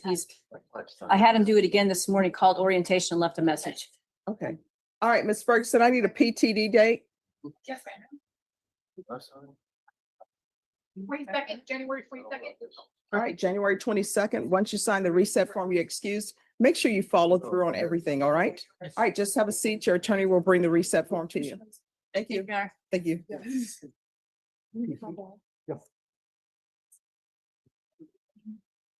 20 seconds. You okay, guys? Yeah. All right, who's next?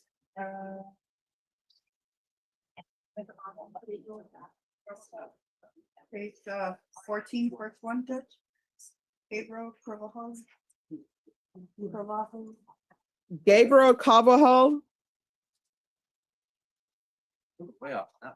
I know. I don't know what to see. The H and the L's always throw me off. What's your last name for me, please? Follow. Carvalho. Yes, ma'am. Oh, okay. So the H is silent. She was placed on the bench of 2016. Her current term runs through December to 26. Well, she'll have to be reinstated.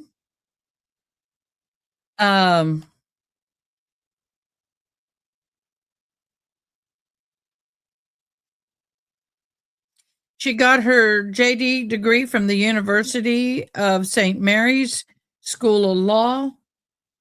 worked as a solo practitioner specializing in criminal law before becoming judge.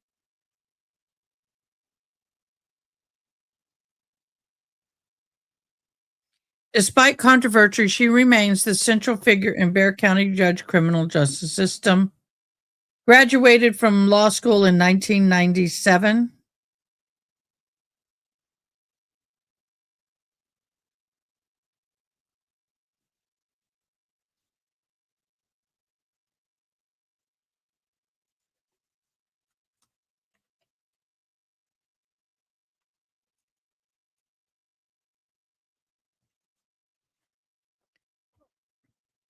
I'm reading. Okay, so she had a major controversy. Why don't I do this and get me back up here? She had a major controversy, recusal from the high-profile police shooting trial in 2024. Judge Boyd was recused. She would have had that trial that they kicked me out of. Case at 12 copyrighted me, and I got booted for 7 days. And then I won the copyright dispute. I could have aired it. But anyway, recused from the trial of the 3 San Antonio police officers charged in the deadly shooting of Melissa Perez, 46-year-old woman experiencing a mental health crisis. Defense attorney argued her impartiality was in doubt. An administrative judge, Sid Hartley, agreed, delaying the trial for a month. Boyd's YouTube stream fallout in 23. Boyd streamed courtroom proceedings in her personal YouTube channel, which drew complaints from defense attorneys. They argued that online commentators made disparaging remarks about their defendant and the lawyers, potentially influencing proceedings. As a result, her court was recused for 3 felony cases, including child injury, indecency with a child charges.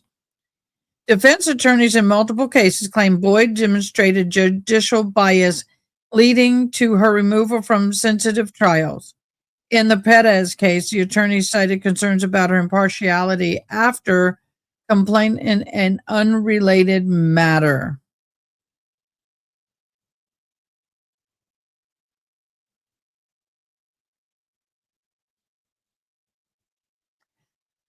I don't think she's ever been inappropriately impartial, in my humble of opinion. It's just when a lawyer doesn't want you, they're going to scream impartial to get rid of you. You look them up on the clerk on Odyssey. They've got them under 2 different spellings, so you Maybe. none of them are right. Maybe. All right, so on this case. We were to have a Discovery. yes, discovery, and we were to have an offer by today. We received an offer, which my client got it today, and he's going to consider it. And we believe we've received all the discovery. I had an inquiry on a couple of things. State got back to me, I think yesterday or the day before, that the evidence does not exist. And so, or they can't find it, whatever. So we're asking for time for my client to be able to consider the offer. How old are you? 21. All right, Ms. Ferguson, set this for a plea deadline date, the 2nd week in January. Yes, ma'am. All right, there you Is it a that'll be Friday? your plea deadline date. No, it's not a Friday. Tuesday. Okay, that's fine. All right, once you sign the reset form, you'll be excused. If an agreement is not reached on that day, it's going to be a quick turnaround for a jury trial. Do you understand? Yes, ma'am. All right, thank you. And I'll need an acknowledgement of discovery. Got it. Oh, well, pass here. We're on Thank this, you. Jay. We're anticipating today. I love it. All right, just have a seat. And once you sign the reset form, you're excused. Thank you. You're welcome.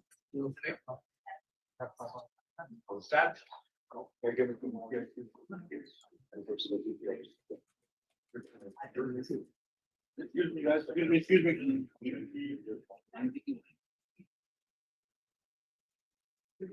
You don't. Thank you.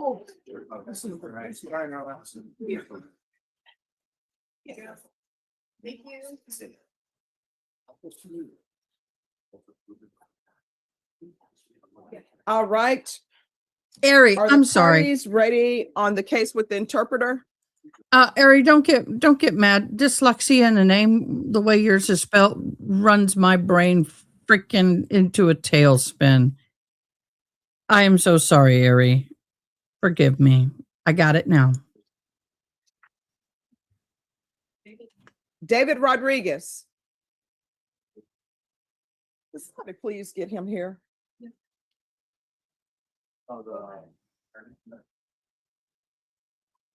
Who's next? Page 12, Judge. Last one to bottom, Akira Santiago. Akira Santiago.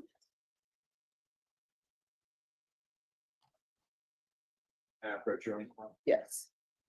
Morning, Judge. Good morning. Akira Santiago, you'll need to show your video.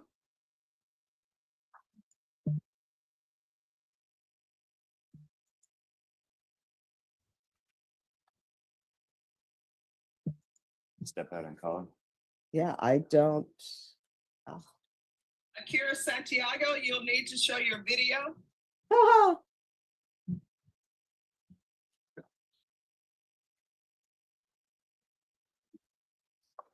I'm sorry about that. I couldn't figure it out. There it is. Step out and call him. Yeah, today's the plea deadline date. Yes, sir. Santiago, you'll need to show your video. I don't know what she's doing, but okay. We're still working on getting the discovery, Judge. We've got most of it, I think. Haven't had a chance to go through it. They're gonna provide us some more. We'd like to reset this for another pretrial. Judge, so Melissa Christian was appointed on this case. He's just been retained on it. So I'm in the process of getting him the discovery. Another thing is that when this case was turned into us. And in all honesty, Aries, I had people private message me in Discord saying that I am butchering your name, and it's Ari. And so, I mean, that's why I was second guessing myself. Thank you so much for the clarification. I don't ever like saying anybody's name wrong. It's offensive. Us. There I hate it when they say me, call me Ada, like there's two D's in my investigation names instead of that one. They did not turn discovery over on, but in talking with counsel, I did reach out to the police department prior to today and ask for that discovery. It wasn't sent over, and then I just called the detective right now. He did send me the reports associated with it, but he is still working on getting the videos, but it would either be 404 or play into a defense that he's trying to go about investigating. So I think if we could have one more discovery, but there is an offer, but I guess depending on what we receive from the police department, it may change it. All right.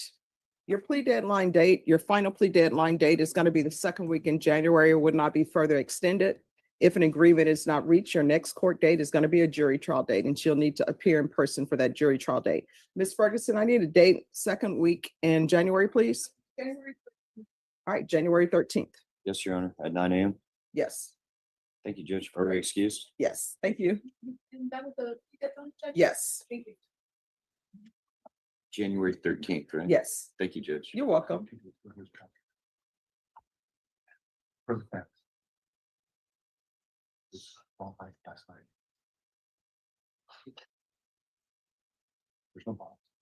Who's here on Jonathan Tavares Carter?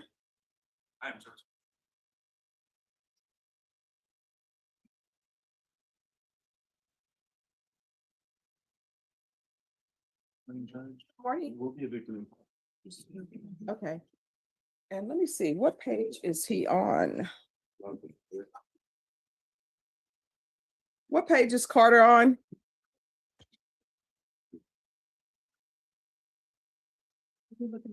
Oh, I think I found him.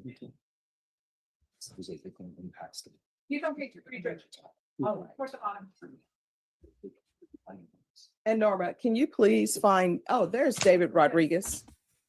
Are you all ready? Your case with the interpreter. Okay, all right, thank you. To the interpreter, I'm going to put you in a breakout room so the defense counsel can speak with you. I'm going to send you to breakout room number 2. Thank you, ma'am. Thank you. Thank you for your patience. Court is calling 2025 CR 007350 State versus Jonathan Carter. Can I have parties announced for the record for the state? Jeffrey, for the state. Defense? House.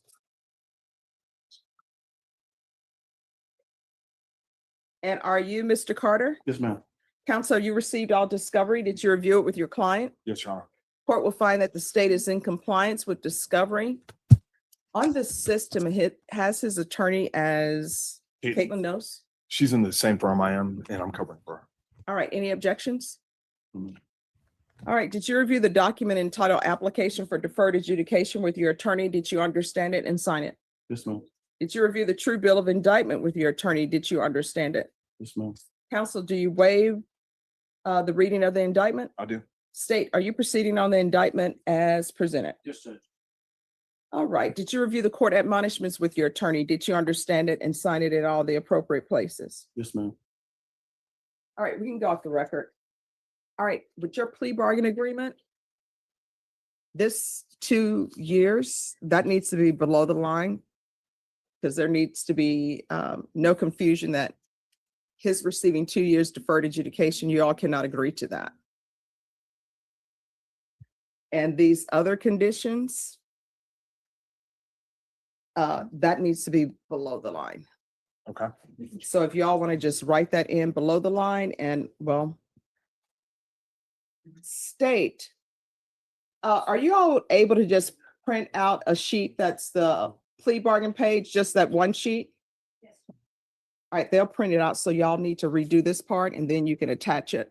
And then the clerk can go over that with you again. But the only thing that y'all can agree on is the recommendation of whether it's deferred or not, but the length of time can't be up here. And all of these conditions that you're recommending needs to be below the line because the court sets the conditions. Okay. All right. So I'm going to give you all this. So y'all will fill out that sheet and then just approach me when you're ready. All right, thank you. Both the prosecutor and me are filling in for the people that have known me. Okay, it happens. Yep. Right. All right, who's next? Roll call. Padilla, she's on page 17, 3 down, Judge. And I'm chair. Okay, And he's filling out the several people. thank you.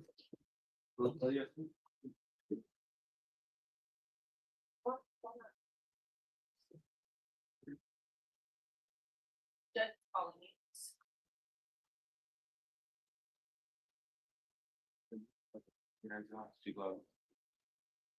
Oh, did y'all complete the certification of defendant's rights? I'm doing it right now, Judge. All right, thank you. Yes.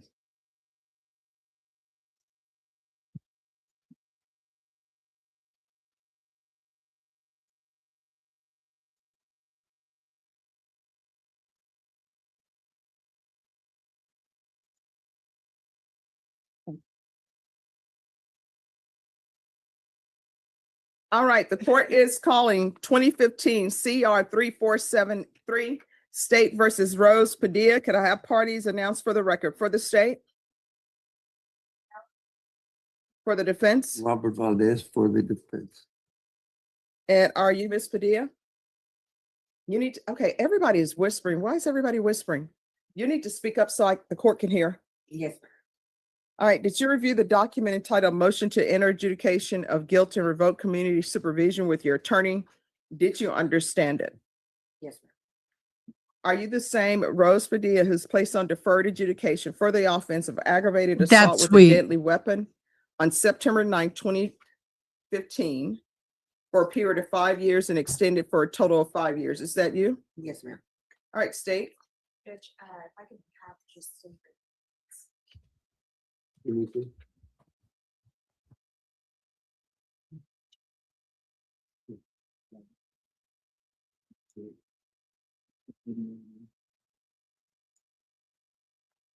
Come on, state. Click, click, click, click, click, click. Get on the ball.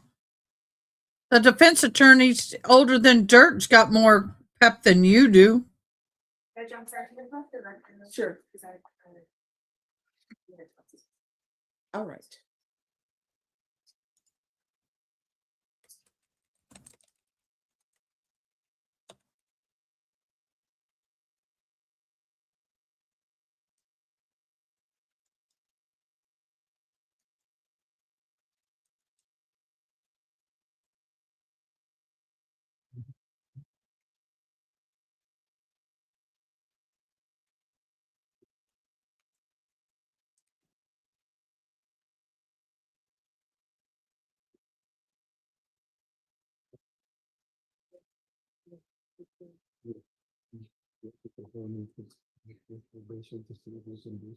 Work something out.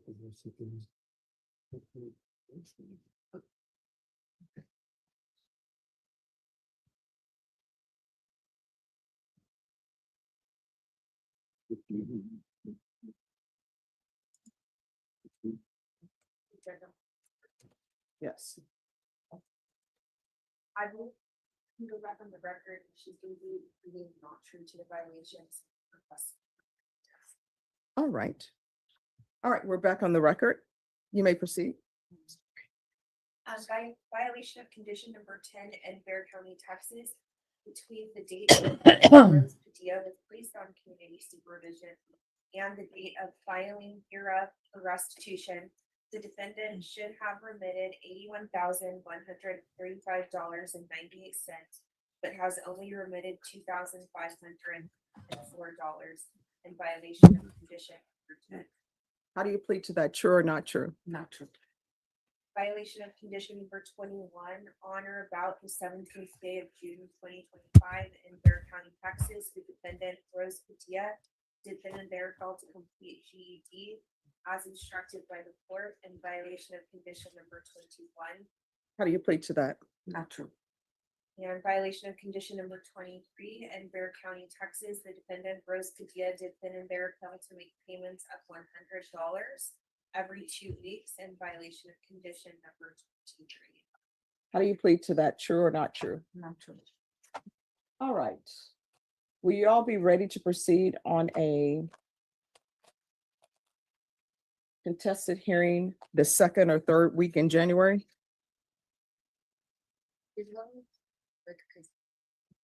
Ah.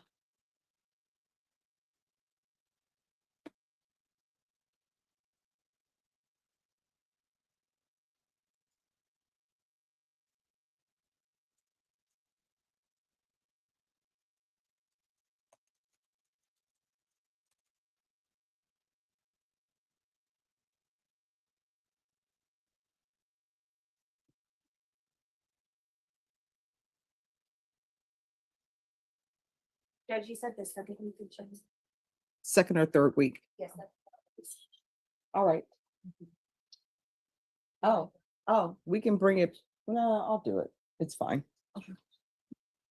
All right, what date? I'm sorry, these two look like they're related. Like father and daughter almost. Look at them It would be when he looks up. But it is a simple case. Is it me or do they not look like they're related? Okay, we'll just do it on the 12th. Unless somebody wants to do it now and have the probation officer zoom in. Judge, I prefer the opposite. All right, we can do the contested hearing now. They'll have an officer zoom in. Everybody just have a seat. We'll see if the officer can zoom in. All right, are you all ready on, Yes, Judge. Eric Simmons. on Carter? Oh, no. That's not. Did you sign it? Oh, they're still doing the, okay, Are you ready for the next one? yes. Jeffrey Dollar, page 4, one down, Jeff. Morning. Jeffrey Dollar? He's an inmate. He, Okay, it shows him on bond on the docket. Did they even order him? so my understanding is that he's been in Bear County Jail. From his family, he was transferred to Medina County Jail like 2 days ago. They told me Medina? that he was transferred back in last night. Can you all check to see if he's, That's exactly what I'm saying. well, why is it listed on the system as on bond? I have no idea. That has to do with booking, Judge. And he, since then, he's been remanded without bond on this case for a period of time. All right, so was he ordered or no? No, Judge, he's not. See if he can appear by Zoom. He's still in the booking process, Judge. I don't know if he's done.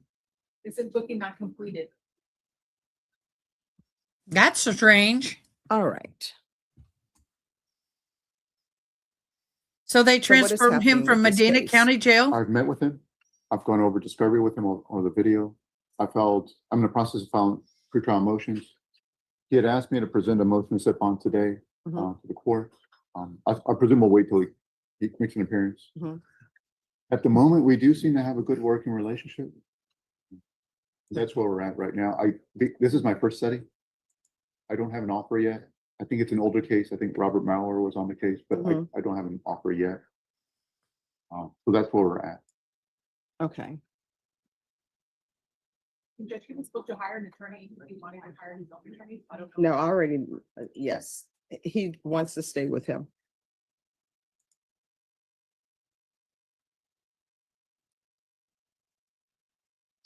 All right, Norma, recall this for the first week in January. January 7th. All right, you'll be back on January 7th. Thank you, Judge. You're welcome. Setting judge. You can put it as a, you all have to confer off docket. You can put it as a plea deadline date.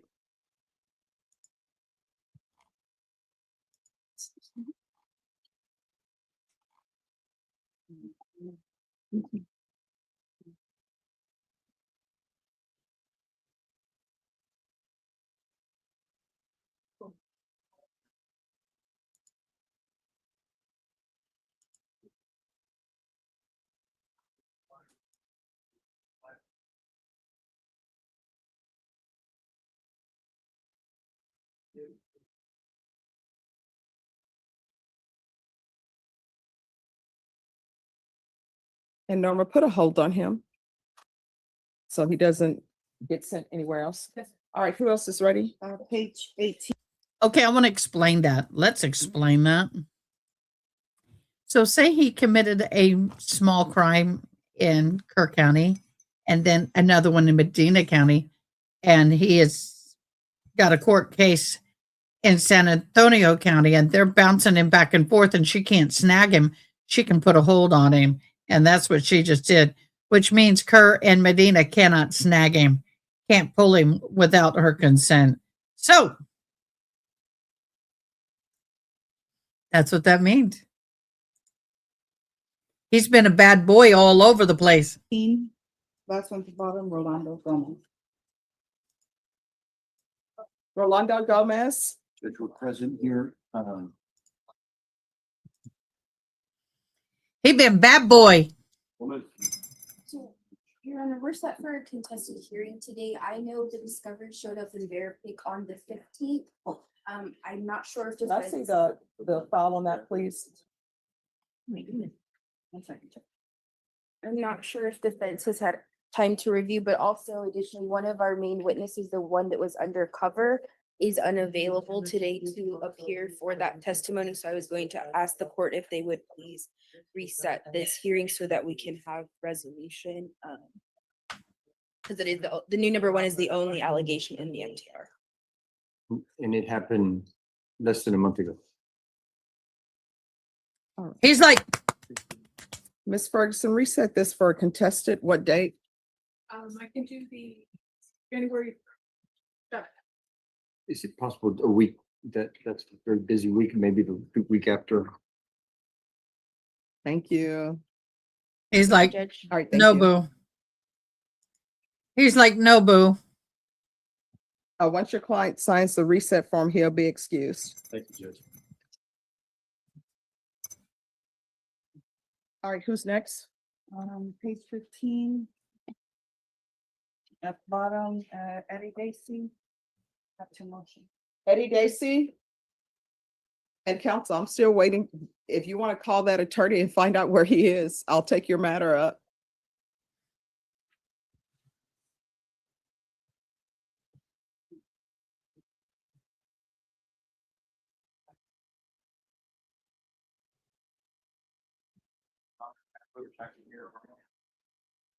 Already hearing things. Come back here. No, We'll use our outside voices, Judge. thank you. So where are we on discovery? I believe we have almost all the discovery that we can expect. The one thing I don't believe I have are the medical records, but All right, who's the prosecutor on this? What? I'm sorry. Dacey. Are they going to get him a chair Where are before he you? falls down? Oh, well, No, he also has a family violence case as well. I'm not, who have you been confirmed with? mostly family violence. What did he do? Hit somebody with a walker? And not even today. Yeah, I know. I was like, All right. Judge, I apologize. I had set a hearing on Monday. Mhm. I'd spoken with the doctor. The hearing that I'd set was to make a determination on whether Mr. Dacey needed to have his GPS. He has, All right, have he you was having, heard state on this? yes. But I've also talked to the doctor and the doctor said that the issue resolved itself. So I dropped that setting. I'll let your clerk know. And Okay. we're still here today. Yesterday, I did file a motion to withdraw because I'm trying to retire at the end of this. Okay. So as far as discovery goes, I think I've got everything I need. The other attorney, if you were allow me to withdraw, would have everything they need. And Your Honor, just so the record is clear, he does have an indicted CTD case that came out of our family violence case. Our family violence case is unindicted. Mhm. I don't expect it to be indicted for some time. We are waiting on labs. All right. Sir, just have a seat. Just have a seat. So I guess what I'll do is I'll talk to CTD and see if we can work something out. Okay. All right. Thank you.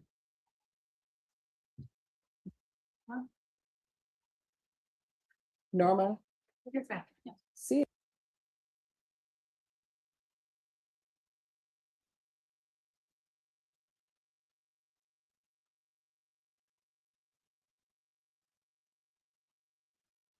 Thank you.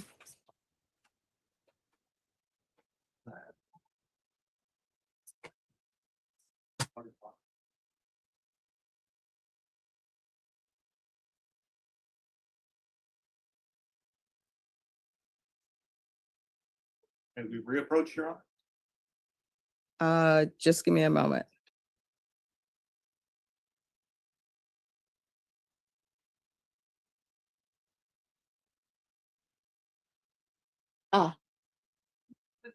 Walking this direction. Okay.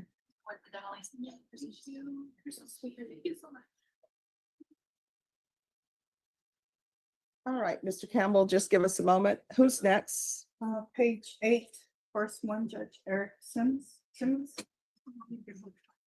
Yeah, he's coming in. Okay. All right, Eric Simmons.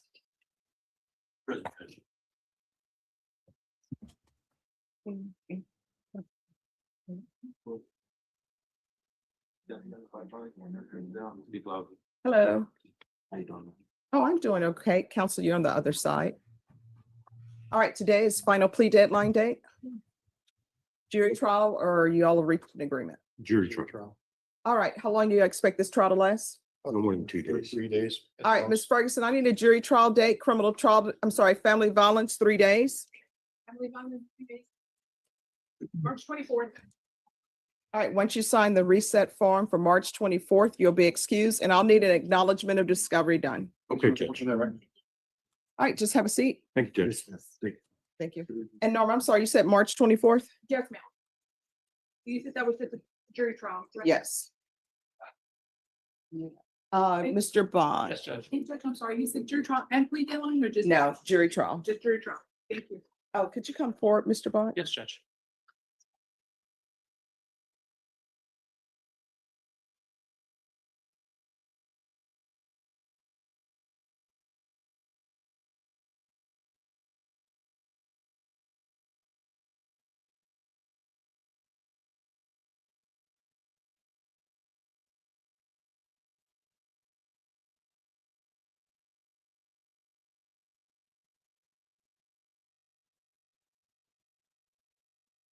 Okay, they went onto she closed it down for a minute.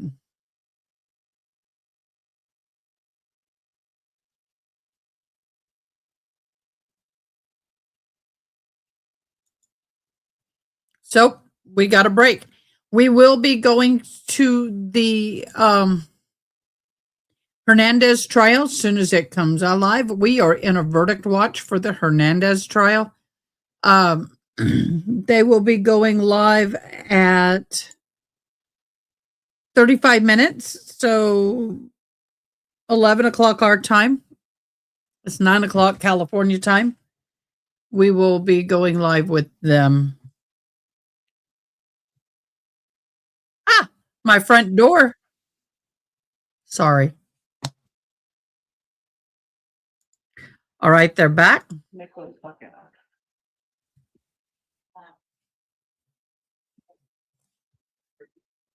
Nicholas Vaquera.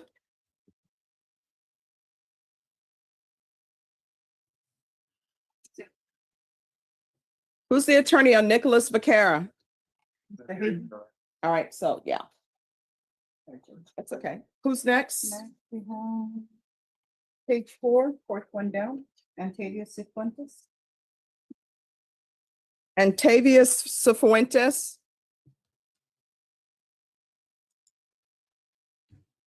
Who's the attorney for Antavius Cifuentes? That's Renee Munoz.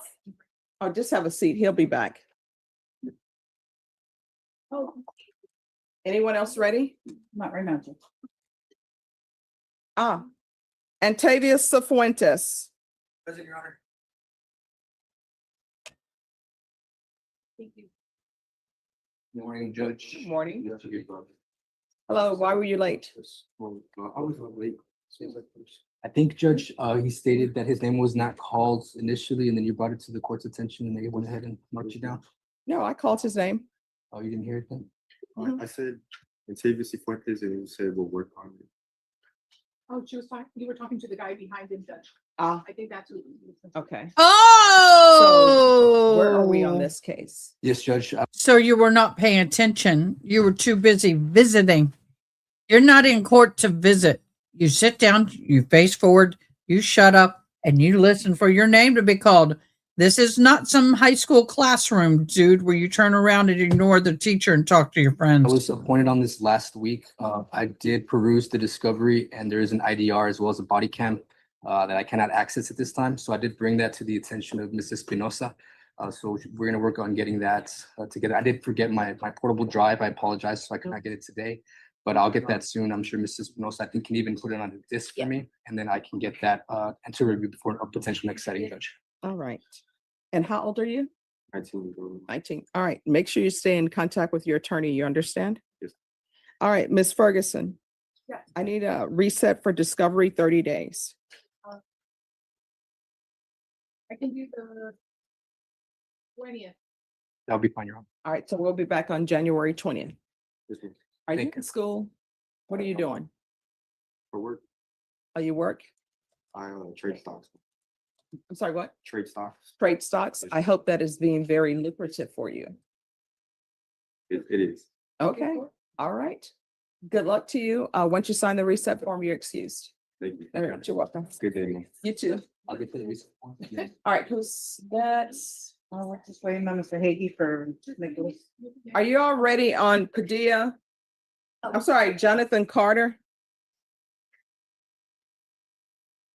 I guess the attorney doesn't want to go on that. I'd given him the paper. I was just covering for it too. It's not. Oh, no, and he's covering. Too, and so it's one of those things where we're both covering.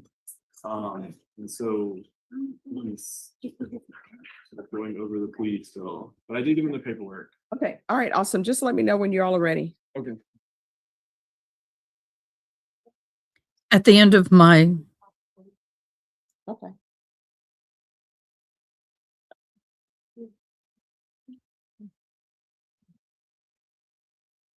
All right, anyone else, when you're ready, just sign in and I'll take you up.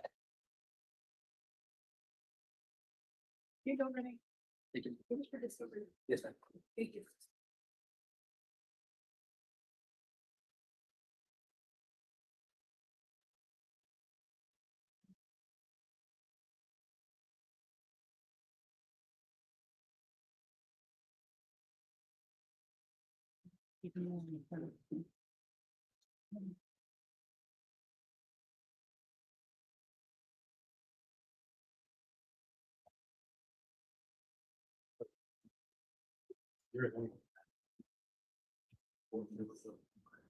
And Norma, Yes, ma'am. who is the person that Alma Benavides is waiting on? Miriam, let me check. Oh, Is he on there? yes. I need to move them to a different room, 3. All right, so I've requested that they go to breakout room number 3.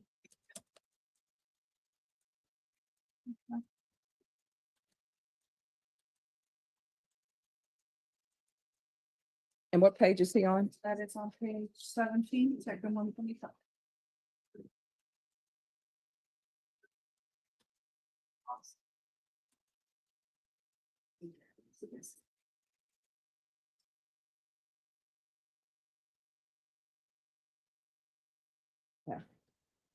All right, Henry Salazar?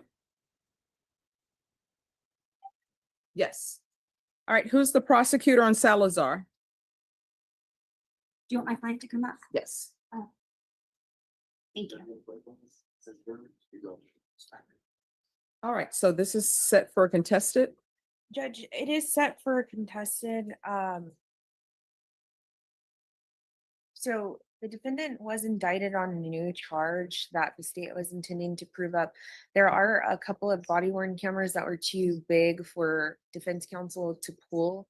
So she was gonna get us a drive, so that we can provide that to her. The other thing is that the defendant was recently, he did submit for urinalysis, and after conferring with probation, that has not been processed yet, and I would like to know the results of that, just to maybe we can come to an agreement, or maybe not. So I'm requesting if we could get a contested at a later date after we're able to provide the videos and then get the results of the urinalysis.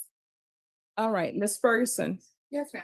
on this case, if you're, how much time? 30 days?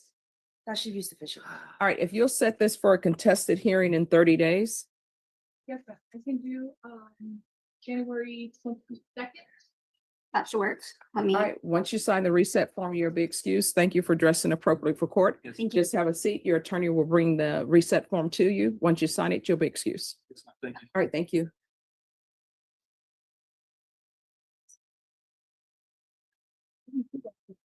I wonder if she spits all those repeated statements out in her sleep. I wonder if she talks in her sleep. That's what she's saying. So I'm like, I don't know the procedure. No, it's fine. Let me tell you. Could you just tell me if I'm doing something You're wrong? good. No. You won't offend me. You're doing fine. I play What? tennis competitively, so unless Want to hear that again?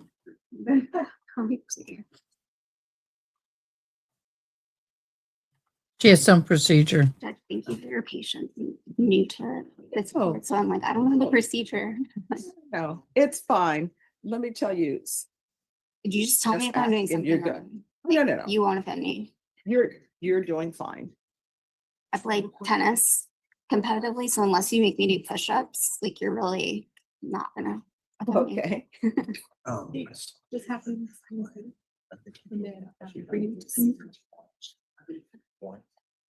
She can zoom in, but this is taking place today. Otherwise, it's going to be set for jury trial. So she's more than welcome to zoom in. All right, thank you. I mean, get her butt now, or I'm sending it to jury. I gotta, swear.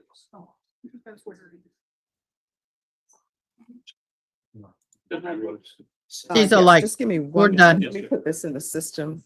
Odyssey is. No, he's on box. Got it? Thank you. Yeah, 1:30. All right, well. Oh. See you then. Yes.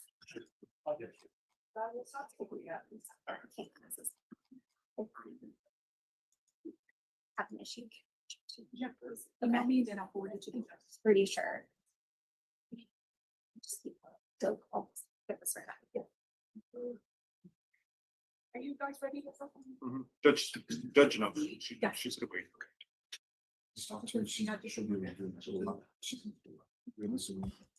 Just ask Miss Ferguson. Wait a minute.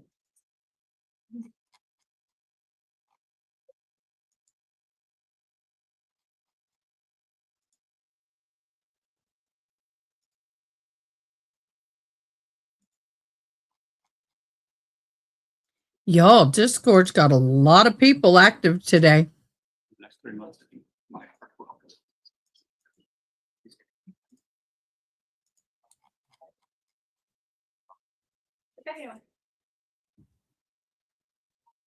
All right, Norma, Yes, the attorney who was just here on Salazar, tell them they still have Jeffrey Martinez listed as the attorney on the 2025 CR no bueno. 010320, which is the evading arrest. Okay, we'll let them know. He's not out here.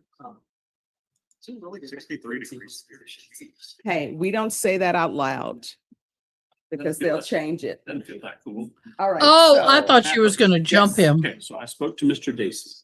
I looked him in the back because he's not well. He's hitting his breather machine, and so I don't want him to come in and have an episode. But Yes. we've spoke.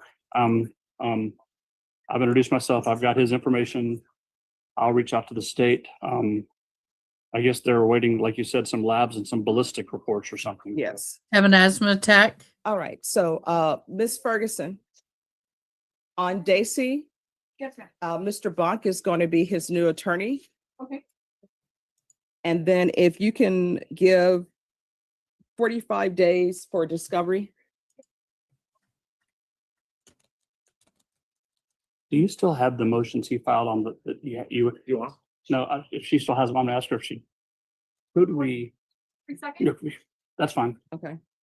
Could you use the motion he filed and deny his motion, but grant the waiving of the fees? So we don't have to refile something else? Yes. Okay. And Judge, if it helps. Go for it.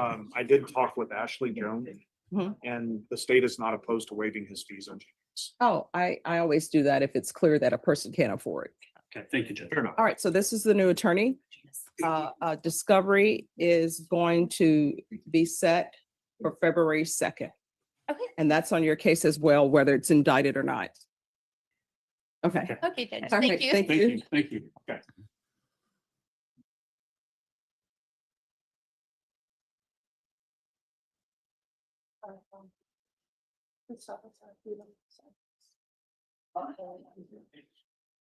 No. No, we don't need to sign that. Just making Sure.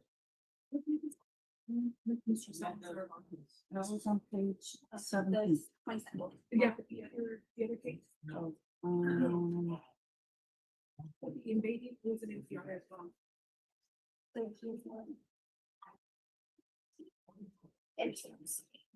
Yes. Okay, you don't need.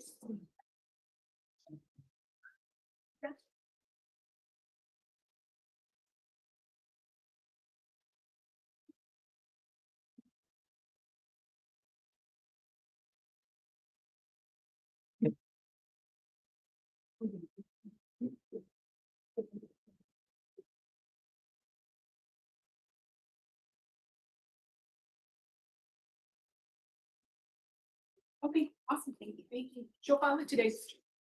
All right, thank you. Thank you, Judge. Thank you. Have a good one. All right, yeah. On this one, the GPS on, the motion is denied, but GPS fees are waived. On that one, the motion to withdraw is granted. All right, who else is ready? On page 16, the one at the bottom, Jonathan Dreamer. Jonathan Dreamer.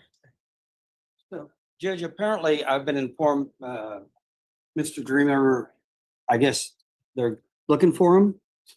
No, I mean, he's in jail. Yeah, apparently he's not here. Oh, no, the bus broke down. Oh, Bear County, that never happens. And so that's why he's not here yet. Okay. But if you talk to the deputies, they'll give you an ETA. I just went down there, they haven't seen. All right. So just for, Mhm. to catch the court up, PIC is handling the ag kidnapping and the multitude of new charges. And I got a big bunch of discovery. Mhm. I brought my hard drive over, but the one thing we are missing is there's an indication in the statement from the complainant that she had signed a written agreement designating the scope of their adventure together. And so obviously that's going to be necessary at trial for cross-examination to determine what the scope of that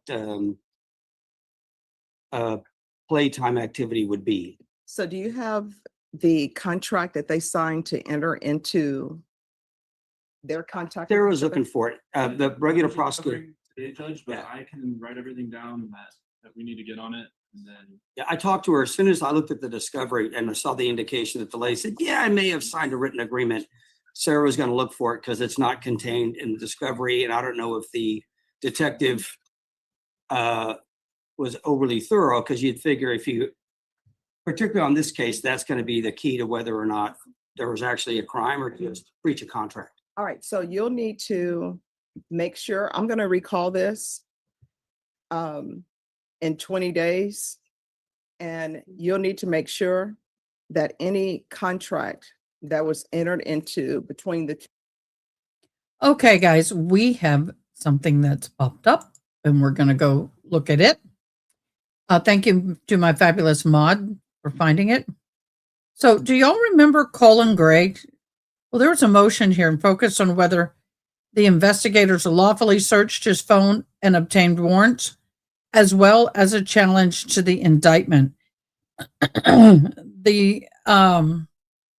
This was 2 hours ago. It was streamed. The judge heard the testimony from law enforcement, and the defense argued evidence should be suppressed before his February trial. In this motion hearing context, the defendant, Colin Gray, who is the father of Colt Gray. Now, if you remember, Colt Gray was accused of the Appalachia High School shooting and was found and was charged, found guilty. Nearly 30 counts, including second-degree murder and 19 counts of cruelty to children, is Colin Gray's charges. The allegations prosecutors are saying Colin Gray gave his 14-year-old son access to a rifle used in the September 4, 2024 shooting. That 9 others and injured 9 others. The jury selection will begin February 9th with a jury pool from outside of Barrow County. The defense challenged whether Gray voluntarily consented to the investigative search on the phone. Testimony was taken from Georgia Bureau Investigation Agent and Jackson County Sheriff investigators. The validity of the search warrants were challenged. The defense argued the warrants used to collect evidence were flawed. Now, the motion that was sought to suppress the evidence was obtained through those warrants. The indictment has some challenges. The defense claims that the indictment lacks sufficient detail and violated Gray's rights. It requested dismissal of certain charges. So the prosecution versus the defense positions. Colin Gray knowingly allowed his son access to a rifle used in the attack. The investigators violated Gray's rights during the search and the evidence collection. The evidence from the phone and the warrants is valid and critical to proving negligence. The indictment is vague. The case should be dismissed and narrowed. Trial should proceed in February with full charges intact. Then on the opposing side, suppression of evidence should weaken the prosecution's case significantly. This is going to be a tit for tat on these two key issues. So the judge has not yet ruled on the motions, and the trial remains set for February 26th. Colt Gray, separate case, 50 charges, including Redrum, is still pending, delayed by incomplete mental health evaluations. So they are waiting for that. Why is this important? If the judge suppresses the phone evidence or rules warrants invalid, the prosecution case against Colin Gray could be in jeopardy and extremely weak. The trial will test the parents' accountability in mass shootings legally and socially. This is a very huge issue. So we're going to watch this hearing. Now, Remember, we did follow another case, and we have followed multiple cases where parents have been accused and charged. And I will not hide my opinion. I think in certain situations, parents should be held accountable. If you know your child is mentally unstable, suffering with severe anxiety, post-traumatic stress disorder, depression, delusion, whatever, you should not be allowing your child to have a weapon if they are mentally unstable. And in fact, no child, in my humble opinion, should own a weapon, and no child should have free access to a weapon. If you live on a ranch and that child hunts for food and all of that, that's fine, but you still need to maintain control of that weapon, in my humble opinion. And if people disagree, we can agree to disagree.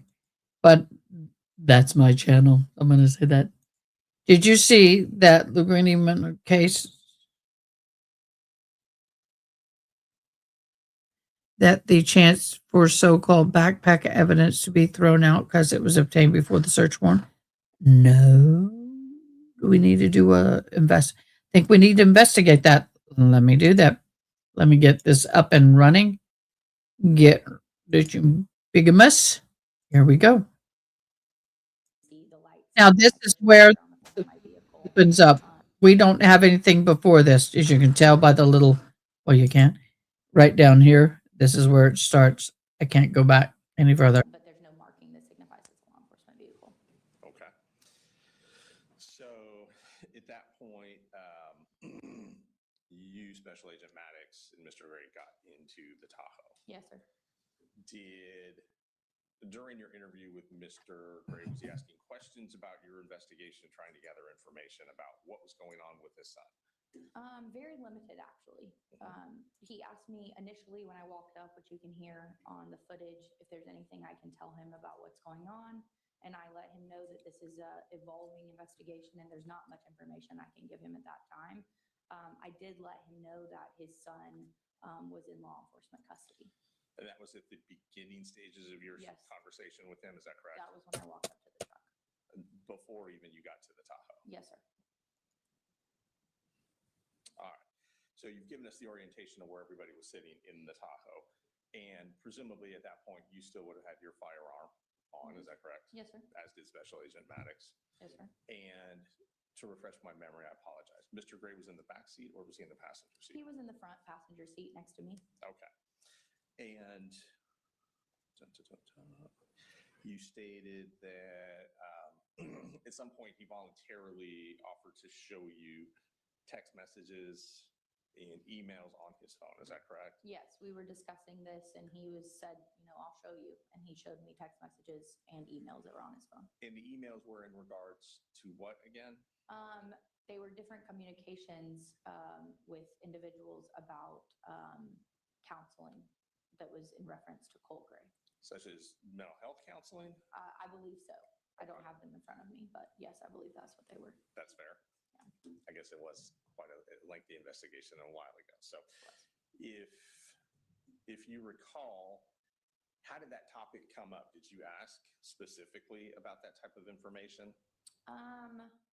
I don't remember explicitly if I initiated that, but I believe he actually offered the information about attempting to get services for his son while we were just asking background questions about Colt's mental health. Okay.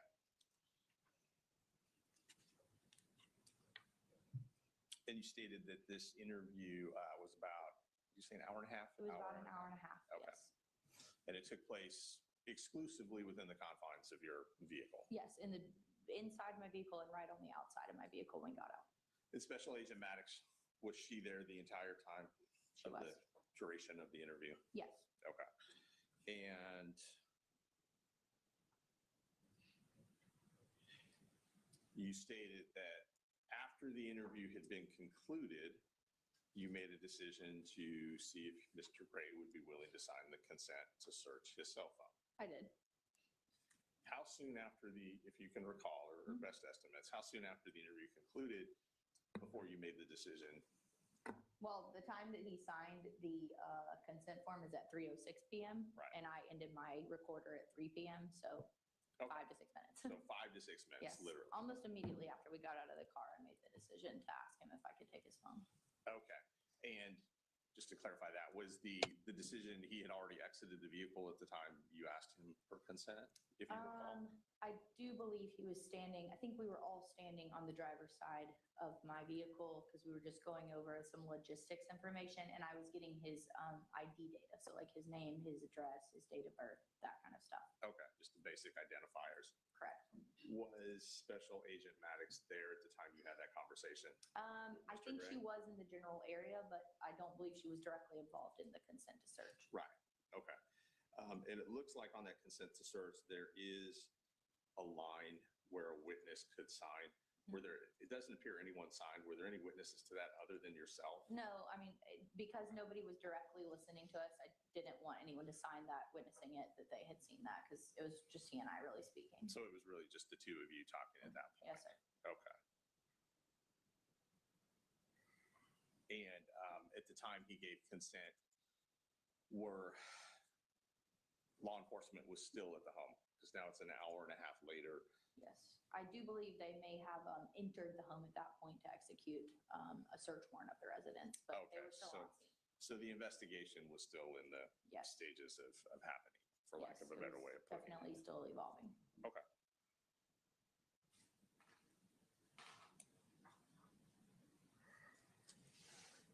And I know you stated earlier that the decision to ask him about signing the consent was kind of made on the spur of the moment.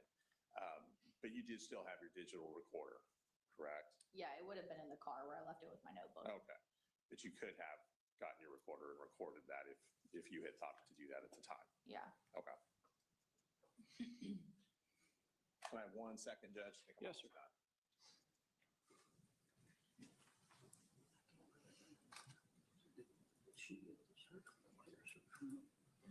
Yeah. Okay. Yeah. Okay. Well, I thank you for being here. That's all the questions I have. Thank you. Any redirect? I just have 3 follow-up.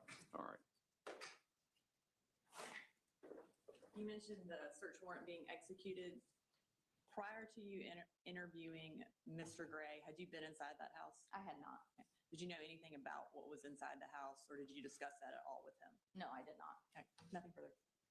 Anything else, Mr. Hobbs? It's just one brief question about search warrants.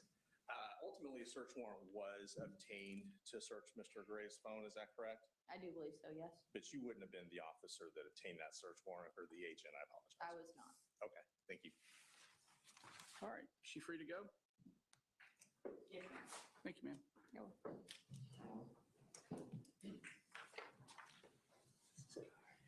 State called Daniel Miller to the stand.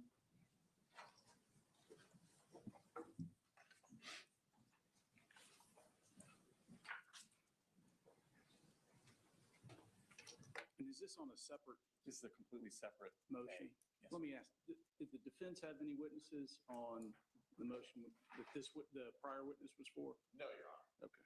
Thank you. Can you raise your right hand, please? You swear the testimony you give in the matter now pending before this court will be the truth, the whole truth, nothing but truth, so help you God. I do. Have a seat, please. Speaking in the microphone. If you could introduce yourself for the court reporter. My name is Investigator Dan Miller, Jackson County Sheriff's Office. Okay. I want to take your attention back to May 21st of 2023. Where were you working at that time? Jackson County Sheriff's Office. In what capacity were you working for them? Excuse me. I was an investigator. Okay. And on that date, May 21st, 2023, did you embark on an investigation of something? I did. We'd received, you want me to go? Sure. Okay. My supervisor received a tip from the FBI related to a threat, and we went to an address that was given to us by the FBI, where we discovered that the subject of the threat, I guess you could call it the suspect, was no longer living there and had moved out, I don't know, several months prior. And then the deputy that was with me, the road deputy, had some knowledge that where he might live, so we went to that address and where we encountered Mr. Gray. Okay. And this deputy that was with you, who was that? Deputy Justin Elliott. Okay. And it was just the two of you? Yes. Okay. So then you go to a new address?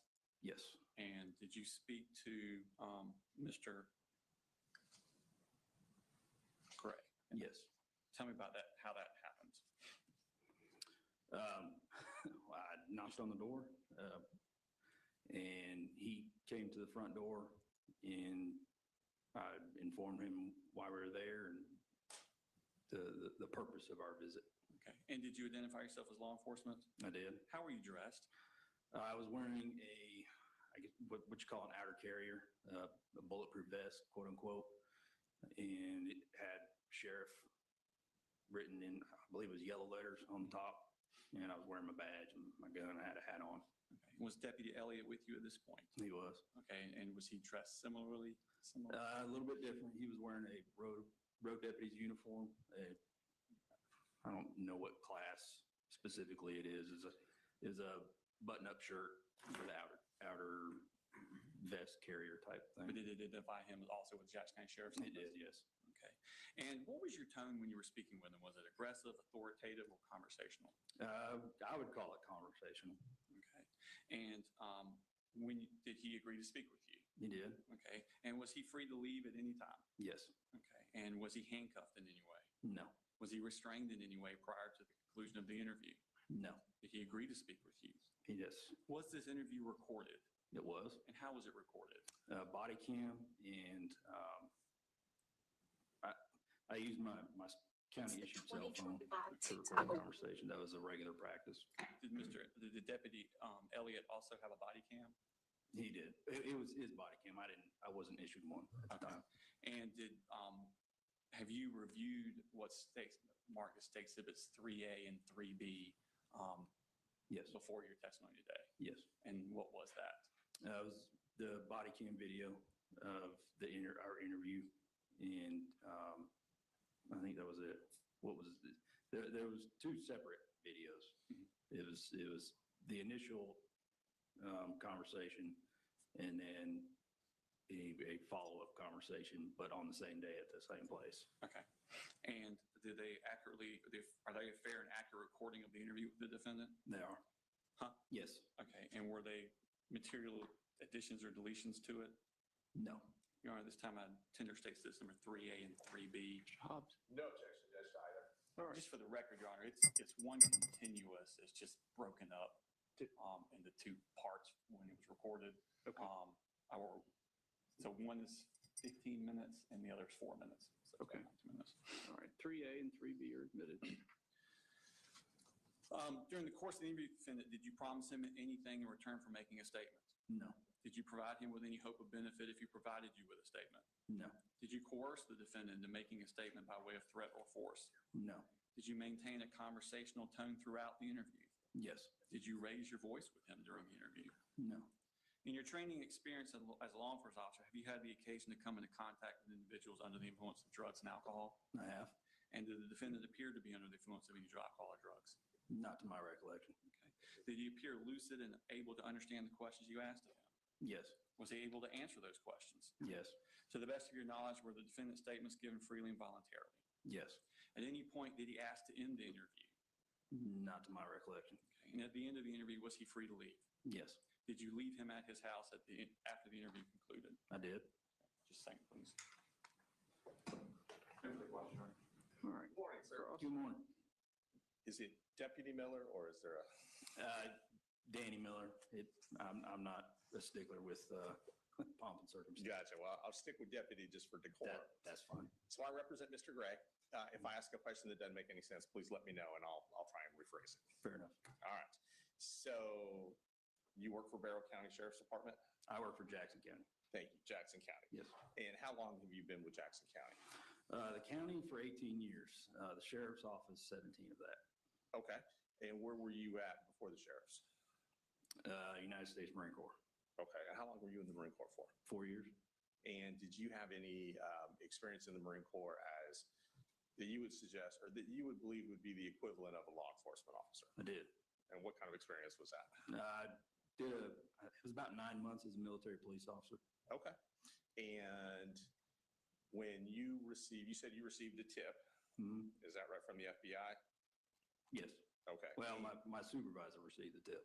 Okay. They'll send it to me. So your supervisor received the tip, sent it to you. Why was it sent to you? Was it because of a specific job or a specific role you had So in the I- agency? I was the on-call investigator for that. We do week-long durations for on-call duties. That is a good comment, Mr. Joe. Good comment. That was my particular week. Okay. And how would you, if you could, describe what kind of tip it was? Can you clarify that? I'm not. Yes. Thank you for asking. What was the tip was in reference to what? What were you being asked to investigate? It was in reference to a school shooting. Okay. And this is, just to make sure we're on the date, not confusing, do you recall approximately when this was, what date it was? I'm not sure I understand what you're. Sure. What day did you, I don't remember the specific date. remember the year? It was 20, gosh, I'm gonna have to go back in my memory banks, 23? Okay. Or no, actually, it would have had to been, yeah, it was May of 23, wasn't it? I'm not sure. I really can't recall, I'm not going to hold you to it, but it was, okay. And, so you went out and spoke to Mr. Gray that day? Yes. In reference to this tip, is that correct? That is correct. Okay. And did you? Okay, I want to talk about that real quick, Joe. I really do. Good comment. I had to write a paper about this actually, about search warrants, when you can and can't use them and under what circumstances. So in general, the police generally do need a warrant to search a phone, but exceptions do exist. They may be consent. Situations such as an emergency, search, indictment to arrest with limits. So we'll go through those. So consent. You've given consent. You've handed the phone to them. The moment, you don't even have to verbally give consent. If a police officer says, "Can I look at your phone?" and you go, "Here," that's consent. And I agree with you, Joe. I would fight it if I was an attorney, but consent is given, is not always verbal consent. Implied consent was given if you just hand them the phone. When an immediate action, I can never say this word. Hold on.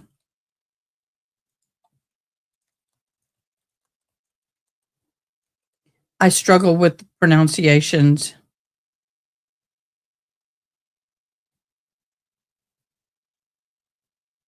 The exigent. Anything with an EX in it, I struggle with. Exigent circumstances, which is immediate action, is required to prevent harm or destruction of evidence or escape. Police believe kidnapped victim located on the location is on the phone and time is critical. They can do life-threatening situations. Now, one thing they can also do, which is not often talked about, but they can do, is when you have a situation where you have a person, there we go.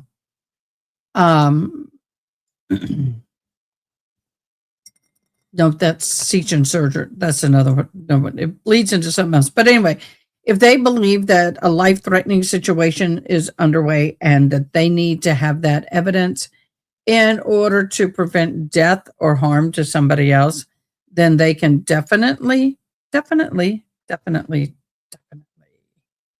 grab that piece of evidence and search.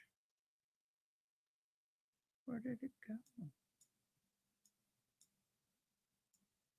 Well, there you go. I've almost lost the live feed. Forgive me, guys. Okay, search, indictment, and arrest is limited. After an arrest, police can seize the phone, but generally cannot search. That's where I was going to go. The contents without a warrant, which means they can seize your computer. If you're at an office and they believe that information is on that computer that is vital and they are fearful you're going to destroy or delete or try to remove that evidence, they can pick it up, they can move it, They can sit, they can look at it, they cannot open it, they cannot search it. I know from personal experience with my ex. But they have to have a warrant to go into it. Now, the police arrest somebody and secure the phone to prevent remote wiping. So what they'll do is they'll put it on airplane mode and then wait for the warrant.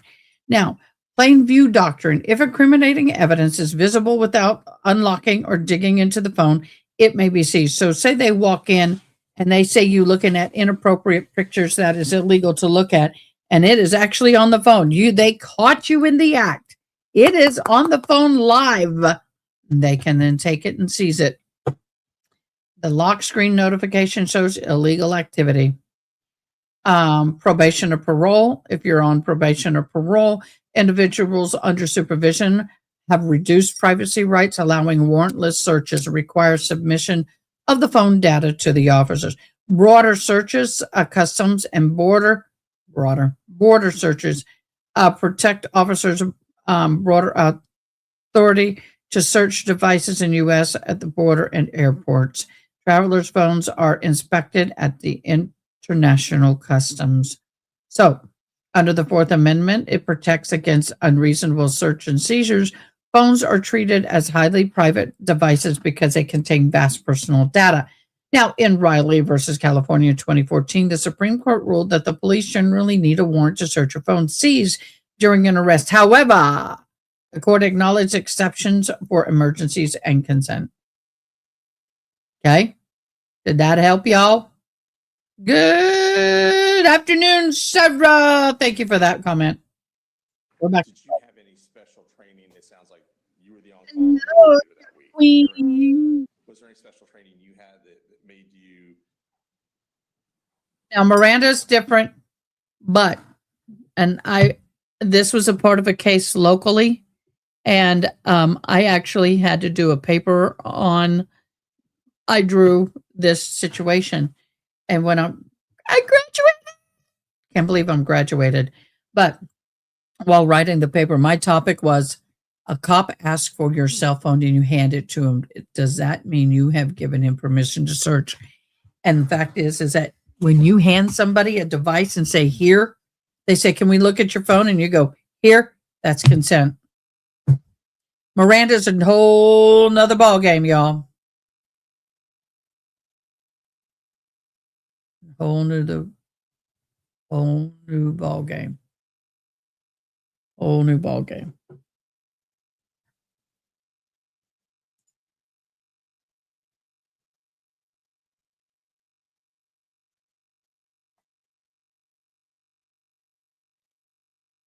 I understand, Ari, but did they say, can we see your phone? We want to look at your phone, and he handed it to him? That is a will for turning over evidence. Now, if they say, we want to search your phone, and he said no, and he put it down, they put his hands behind his back, they picked it up and searched it without that verbal consent or him giving it to them to look at, then that's breaking the law. I need to see them. I need more detail, but I'm not saying in Mangione that didn't happen. I'm not saying it is an illegal search. I don't know. I'm talking about in this case, if you hand the phone to them when they ask you, that is a form of consent, in my humble opinion, and what I was educated on. Better suited to handle this type of case, or is it just completely because you were the investigator? Completely because I was on call. Okay, gotcha. I do remember it was a Sunday, so that would excuse me, that would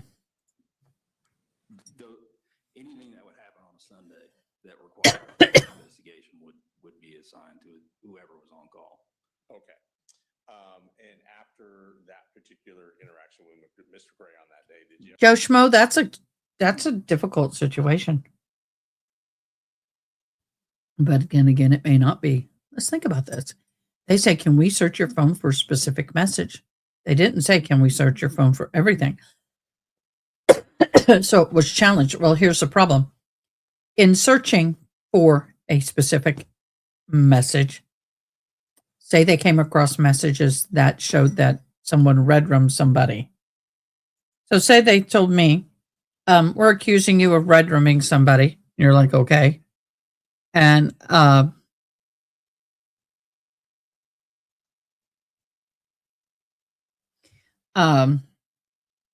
and say they said that they want to search for message A and they're suspecting me of red rooming. And then I give them my phone, and in searching for said message A, found message B, G, and E, where it states it's complete. I'm moving the body. That is evidence found in that would be admissible under my understanding, but I'm not a lawyer.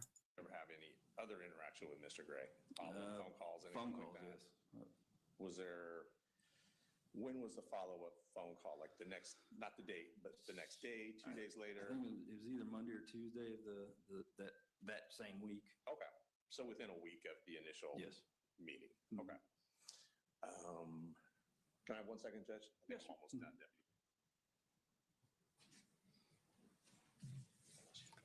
I agree with you on that. I mean, if you're searching a computer for crime A and crime B and E is found, you're going to be charged.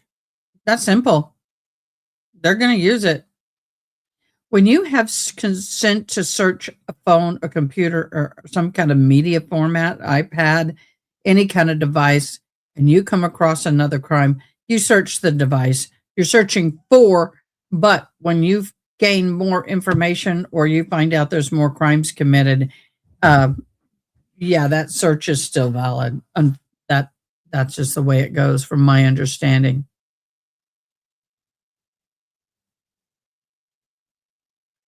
Oh no, Java King, we're sorry to hear that. So when Steven Storms, they said, can I search your phone for a specific message? And they didn't say, can we search your phone for everything? It was challenged. Yeah, definitely did not get consent verbally nor non-verbally to reach in the backpack. Okay, then that's illegal search and seizure. Seek and seizure. So did he give him permission to grab the backpack? Probably not.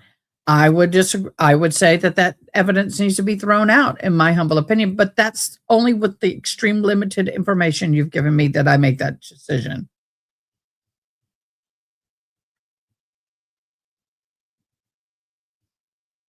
It can definitely be challenged, but I guarantee you that challenge is not going to stick.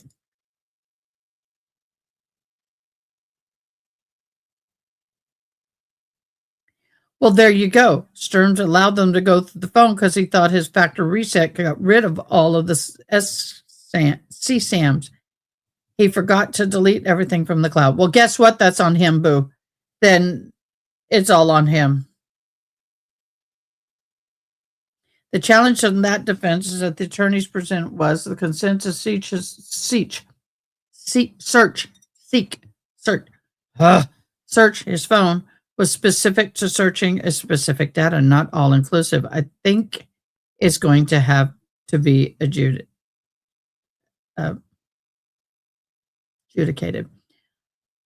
At some point, not in Stearns, in my humble opinion. Yeah. Well, you know what? That may or may not apply. There may be some other laws and rules that we're aware of that may cover their actions on that. I don't know. Like I said, I'm not a lawyer. I can only go from what little knowledge I've heard or learned or gleaned. But I will say that if I'm ever pulled over by police, even if I'm not doing anything wrong and they ask to search my car, I'm going to say, get a warrant. I'm going to say, do not believe I have committed a crime. However, nobody searches my possessions without a warrant. That I don't care. You're not going to search my phone. You're not going to search my car. You're not going to search me. If you put me under arrest, you may search me for the jail purposes. But other than that, I'm not talking. I'm not even going to say I'm innocent or guilty after that point. And I'm getting an attorney. You say nothing. You give zero consent. In fact, it's actually a trick question. Is it okay if I search my car? No. Would you mind if I searched your vehicle? Yes means yes, I mind, or yes, you may. If you say yes, they're going to pull you out and search, and then you're going to sit there in court and say, I didn't say yes, you searched. I said, yes, I minded. Well, that's not clear. If anybody asks, do you mind if you clearly say, I do not want you to search. You do not have my consent to search. You do not is what you say. You don't say yes. Do you mind? Yeah. Do you mind if we search? Yeah. Yeah, it's cool. Be very, very clear with your verbiage. If anyone ever asks to search anything of yours, make it very clear. I do not give consent to search. Period. Get me my lawyer.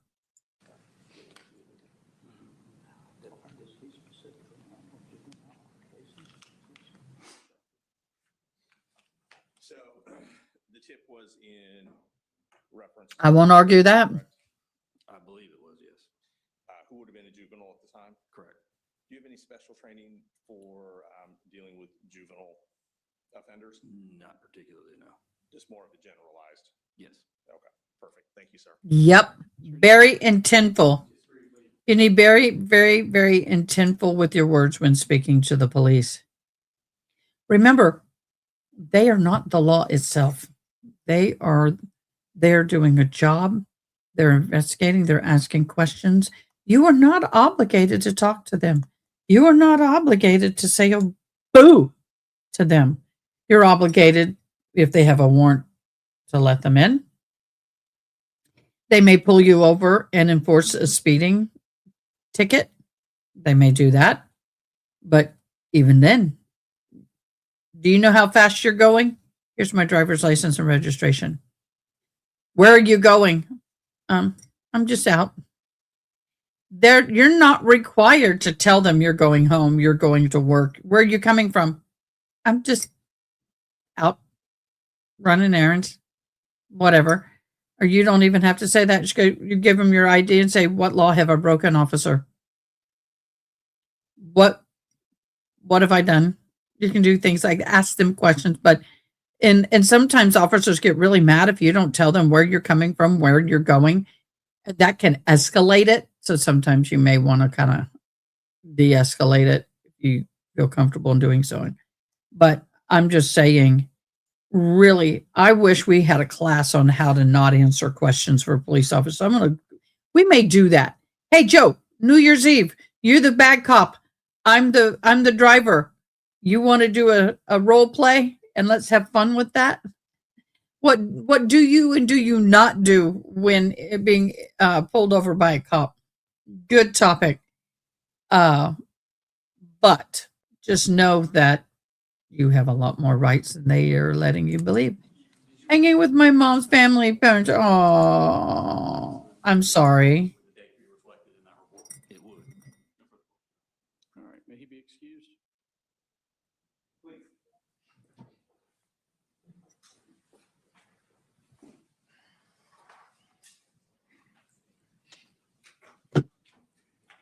All right, we have additional witnesses?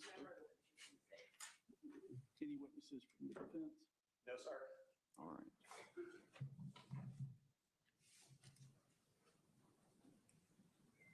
Any additional witnesses for any other motion that we need to address? No, Your Honor. Anything from the defense? No, Your Honor. All right, so I understand y'all want to submit, you want to do some limited oral argument, but you want to submit letter briefs? So I don't even want to do any oral argument, but the holidays are coming up, so I want to give them a head start on what I'm going to be arguing, so they're not scrambling it. So I'd like to turn a letter brief in by Tuesday of next week. Okay. I don't want it to drag on farther than that. We're going to argue about whether or not the consent given was consensual. And as to the search warrant that Your Honor will get a copy of, we're simply going to argue whether or not it was particular enough in the search warrant not to be a general warrant. So just to give the state a bit of a head start on what we're going to be arguing so that they're not scrambling over the holidays. And has that warrant already been admitted? We did the search warrant. Are you talking about the house search warrant Or the cell phone? The cell phone.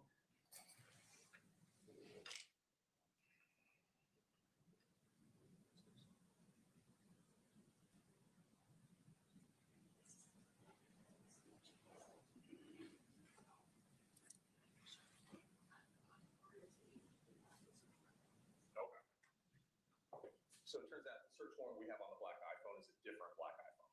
Okay. So I don't think we just need to argue the first part, which is whether or not consent was valid. Because the search warrant was not obtained for Mr. Gray's black cell phone. It was a different black cell phone. Okay. So that takes care of that issue, makes it even easier. Very good. Thank you, Judge. Anything else that we need to address today by way of motions?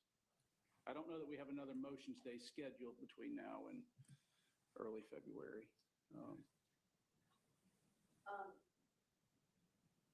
Are we gonna have argument on the Jackson Ditto hearing or? Judge, so the Jackson Ditto hearing in regards to Deputy Miller, we don't have argument on that. I think the state wanted to just kind of cross all the Ts and dot all the Is. Okay. We weren't really challenging that statement, but the state's right, it's better to have that motion and deal with it. Ms. Brooks? No objection to that. But as far as agent wards, are we having argument on that or? Are you No, I'll just do a quick letter briefing and get that to the court by Tuesday. The state has not filed any specific motions related to evidence in this case. We filed some notices, like a notice of business records, a notice regarding our investigator remaining in the courtroom. So, and the only motion that we filed that I don't believe they're objecting to is just what can be viewed by, like recording devices. There's certain like crime scene photos and things of that nature that we're requesting not be allowed to be put on any sort of recording device. But I don't think the defense is objecting to that. So I don't believe there's any motions that we have that are pending. Okay. I would agree with that. We did get a notice of business records. We'll review that. There's quite a few. Okay. I don't foresee there being any issue, but we may follow up with the custodians just to make sure everything is the way we think it should be. We would certainly let the state know if there were any issues. I did see the motion about the investigator yesterday. We don't have an objection at this point. I'll chat with Mr. Brooks just in regards to if that person is testifying or you're planning on that person testifying. But I'm sure that they will tell that person not to discuss the case or testimony with any other witnesses. So at this point, there's no objection to that. And as the photographs, we'll sit down with the state. We'll go over all that, but I don't have an objection. Okay. How long would the state like to respond to the letter brief that I'll be getting by Tuesday? Since that would include Christmas, I believe, so you're saying Tuesday of next week would be the 23rd? I'll get it to you Monday. Okay. Yeah. So it should be pretty quick. I don't think it will take very long. I would like 2 weeks just because I'm not sure. I think there'll be several holidays in there, but we may get it to you before the 2 weeks. I'll just like 2 weeks, which would be January 5th. End of business on January 5th. Any issue with that? None. All right. So the state's going to respond no later than January 5th.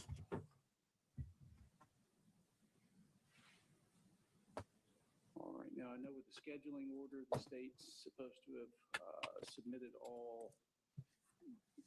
list of witnesses to the defense. Has that been done? Yes, Your Honor. Yes, Your Honor, that was done on December 12th. Okay. Yes, sir. All right.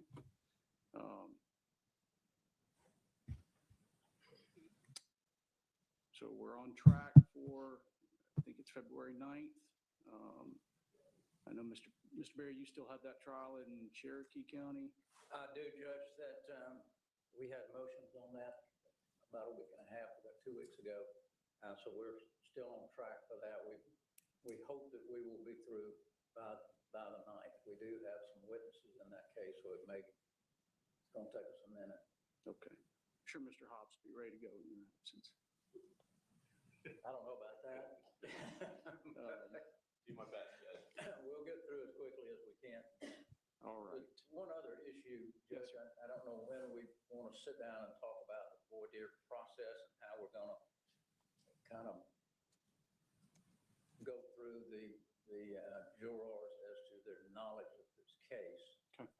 So I don't know whether you want to try to schedule another time that we can sit down and do that. Yeah, I'm happy to do that, and I do have a couple little blocks carved out between now and then, just for anything that we need to address. If y'all want any sort of brief meeting today, I'm happy to do that, if that works for you. Great. I just think it would move things along a little quicker if we knew exactly which way we wanted to. Sure. Deal with that. So. All right, anything else? Nothing from the state, Your Honor. Okay, thank you very much. Y'all have a good Christmas. Thank you, Judge. You too. You got a minute? Yeah.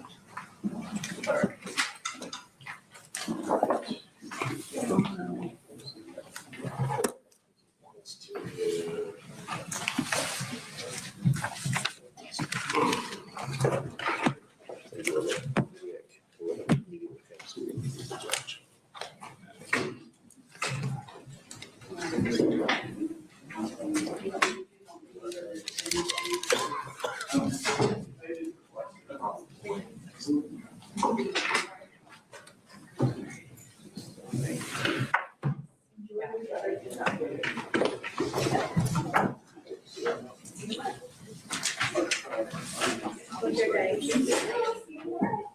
Oh, hey, Danielle.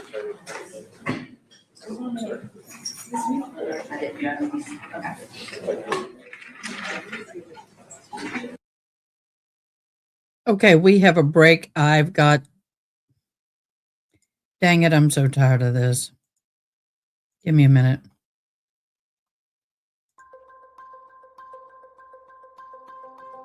Breaking news. Breaking news, a Cassandra Clinton #2 C550 business jet owned by retired NASCAR driver Greg Biffle crashed in Statesville Regional Airport, North Carolina this morning. The aircraft erupted into flames upon impact. Officials have confirmed multiple fatalities, but it's unclear if Biffle himself was on board. The time of the crash was 10:15 Eastern Standard Time. Aircraft is a Cessna Citation 2 C550, tail number N257BW. Owner was the GB Aviation Leasing Company tied to Greg Biffle.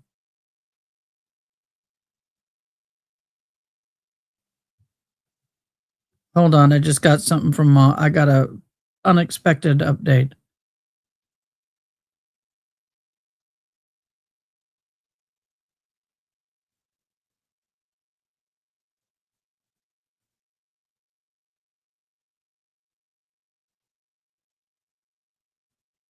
Oh, baby, I'm so sorry. Sorry, something popped up. It's not urgent, but it's bad. Okay, casualties. Local sheriff confirms multiple deaths, but we are waiting. I do have the thing up. Dag nabbit. We're going to run this.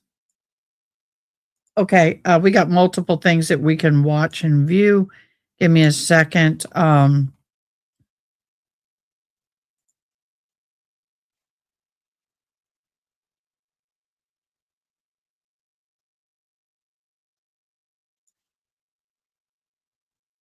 Hold on, I'm sorry. I'm going to share this screen. I got too many windows up. Let me share screen. Get it here. And ba-bum. Ba-bum.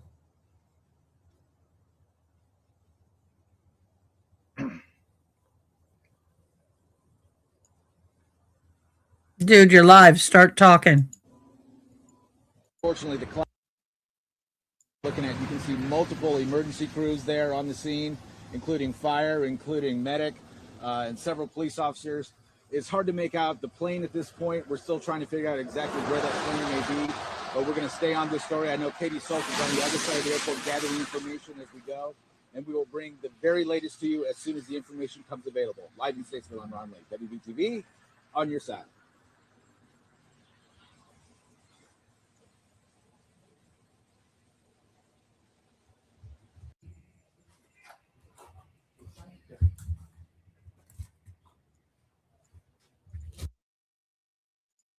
Okay, I thought they were up and running there, not?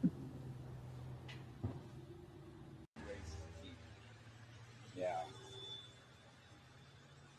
But we don't know anything yet. We're just, that's what the tail number comes back to.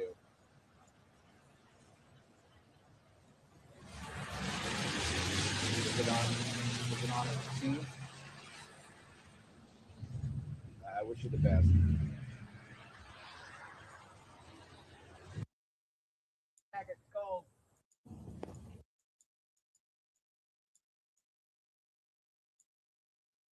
Latest as it becomes available. Live in Statesville, I'm Ron Lee. WBTV, on your side. Mic check 1, 2. Okay, we are waiting for, I shouldn't have done that. We are waiting for the officials to give a press conference. This is so horrific, guys. I mean, it is just so horrific. They're waiting on one more person. I'm going to show this video.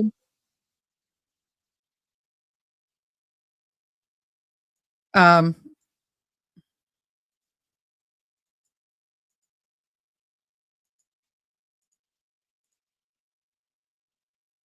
Thank you for the use of your video. Two, private jet has crashed. It took off from Statesville and experienced engine trouble, tried to return, crashed on the return. 5 have been confirmed dead, and we're getting reports that it's former semi-retired NASCAR driver Greg Biffle, his wife, and his children. We don't have any other information at this point. As soon as we have more information, we will post it.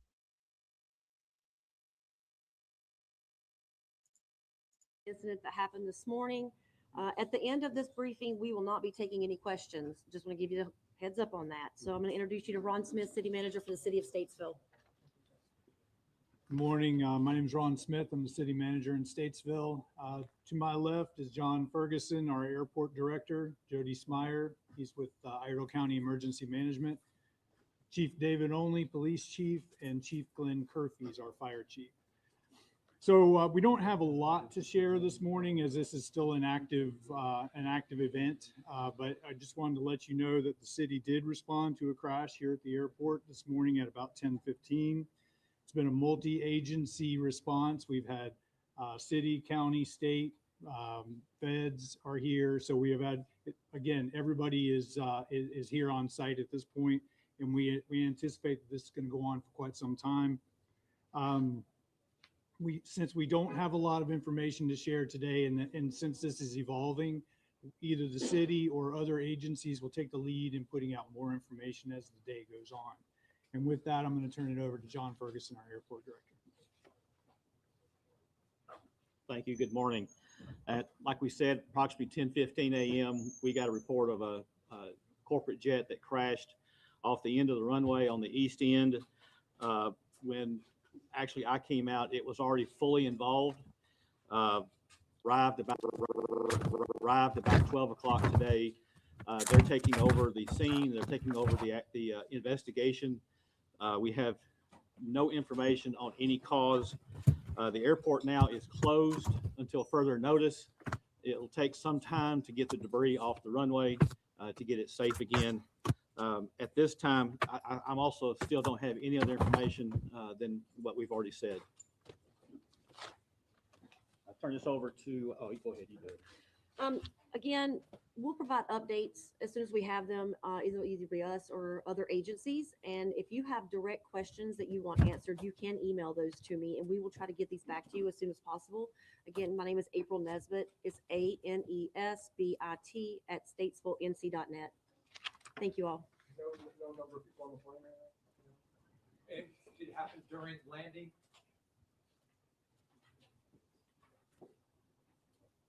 I'll be right back.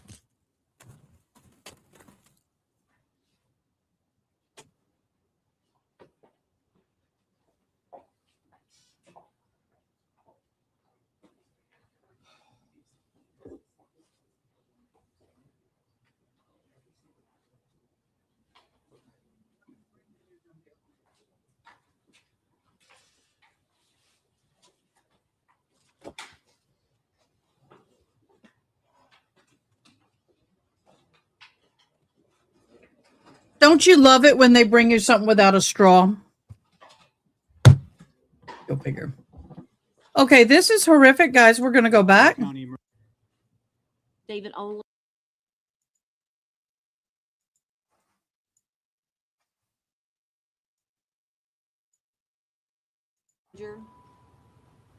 Jody Smyer with Iredell County Emergency Management. Glenn Curfeys, Fire Chief, Statesville. David Only, Police Chief for Statesville. Would you step up, could you please just say your name again? Absolutely. And I'm going to introduce you. All right, my name is April Nesbitt. I am the Public Information Officer for the City of Statesville. We're going to provide a short briefing of the incident that happened this morning. At the end of this briefing, we will not be taking any questions. Just want to give you the heads up on that. So I'm going to introduce you to Ron Smith, City Manager for the City of Statesville. Good morning. My name is Ron Smith. I'm the city manager in Statesville. To my left is John Ferguson, our airport director. Jody Smyer, he's with Iredell County Emergency Management. Chief David Only, police chief, and Chief Glenn Curfeys, our fire chief. So we don't have a lot to share this morning, as this is still an active event. But I just wanted to let you know that the city did respond to a crash here at the airport this morning at about 10:15. It's been a multi-agency response. We've had city, county, state, feds are here. So we have had, again, everybody is here on site at this point, and we anticipate that this is going to go on for quite some time. Since we don't have a lot of information to share today, and since this is evolving, either the city or other agencies will take the lead in putting out more information as the day goes on. And with that, I'm going to turn it over to John Ferguson, our airport director. Thank you. Good morning.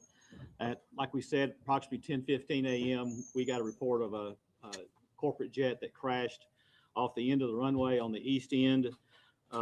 When actually I came out, it was already fully involved. We've had multiple agencies, as we said, come. The FAA arrived about 12 o'clock today. They're taking over the scene. They're taking over the investigation. We have no information on any cause. The airport now is closed until further notice. It'll take some time to get the debris off the runway to get it safe again. At this time, I'm also still don't have any other information than what we've already said. I'll turn this over to, oh, go ahead, you do it. Again, we'll provide updates as soon as we have them, either by us or other agencies. And if you have direct questions that you want answered, you can email those to me, and we will try to get them back to you as soon as possible. Again, my name is April Nesbitt. It's ANESBIT at statesvillenc.net. Thank you all. And it happened during landing? So we do not have an official announcement of who was on that plane, correct? Did y'all hear anything about who was on the plane, or is it just me?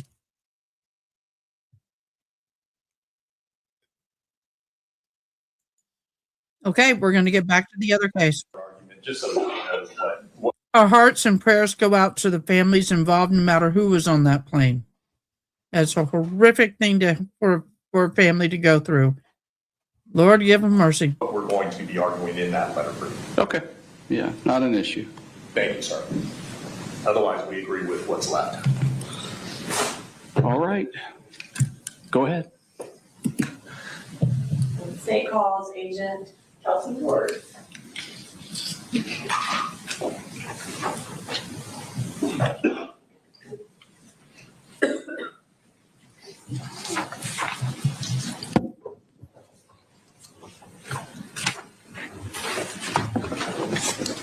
Please raise your right hand. You swear to tell the truth, the whole truth, and nothing but the truth to help you God. I swear. Have a seat and introduce yourself for the record. I am Special Agent Kelsey Ward. That's KELSEYWARD, and I work for the Georgia Bureau of Investigation. Okay. And what is your role at the GBI? I am a special agent, so I investigate crimes that we are requested to work by local agencies. And what region are you in? I'm in the GBI Region 11 field office, which is located in Athens, Georgia. Does that include Barrow County? It does. And were you in that same role in September of 2024? I was. Did you become involved into an investigation into Colin Gray related to the Appalachia shooting? I did. When did you become involved in that investigation? That morning, not long after the incident occurred, my field office responded to the school where I actively became involved in the investigation. Did you interview Colin Gray? I did. And when did you interview him? I interviewed him later that morning at his residence in Bethlehem, Georgia. What was the purpose of that initial interview? We went there with the intention of just gathering more information about the shooting itself and background on his son, Colt Gray. Where did you first come in contact with him when you got to the defendant's residence? I noticed that he was sitting on the bed of a pickup truck outside of the residence, and he was sitting on the tailgate of that truck.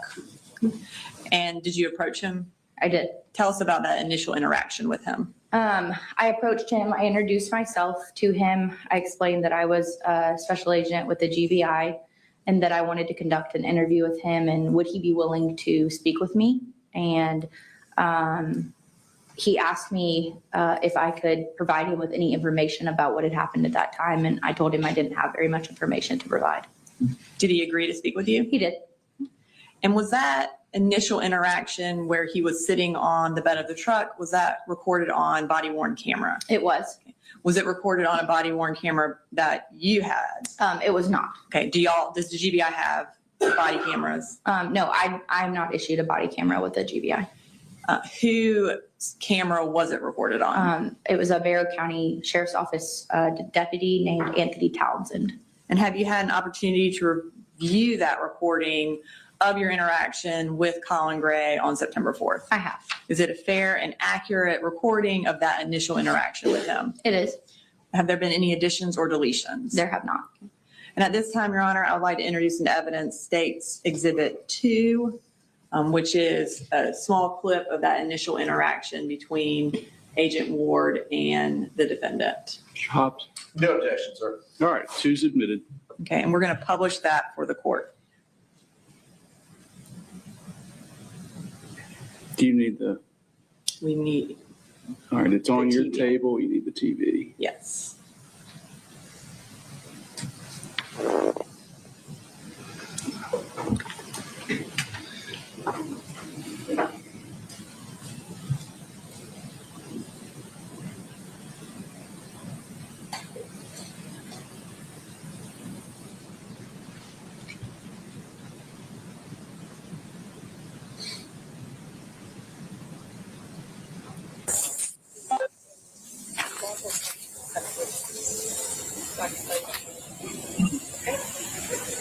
As far as more details than that, I'm not gonna be able to tell you, okay?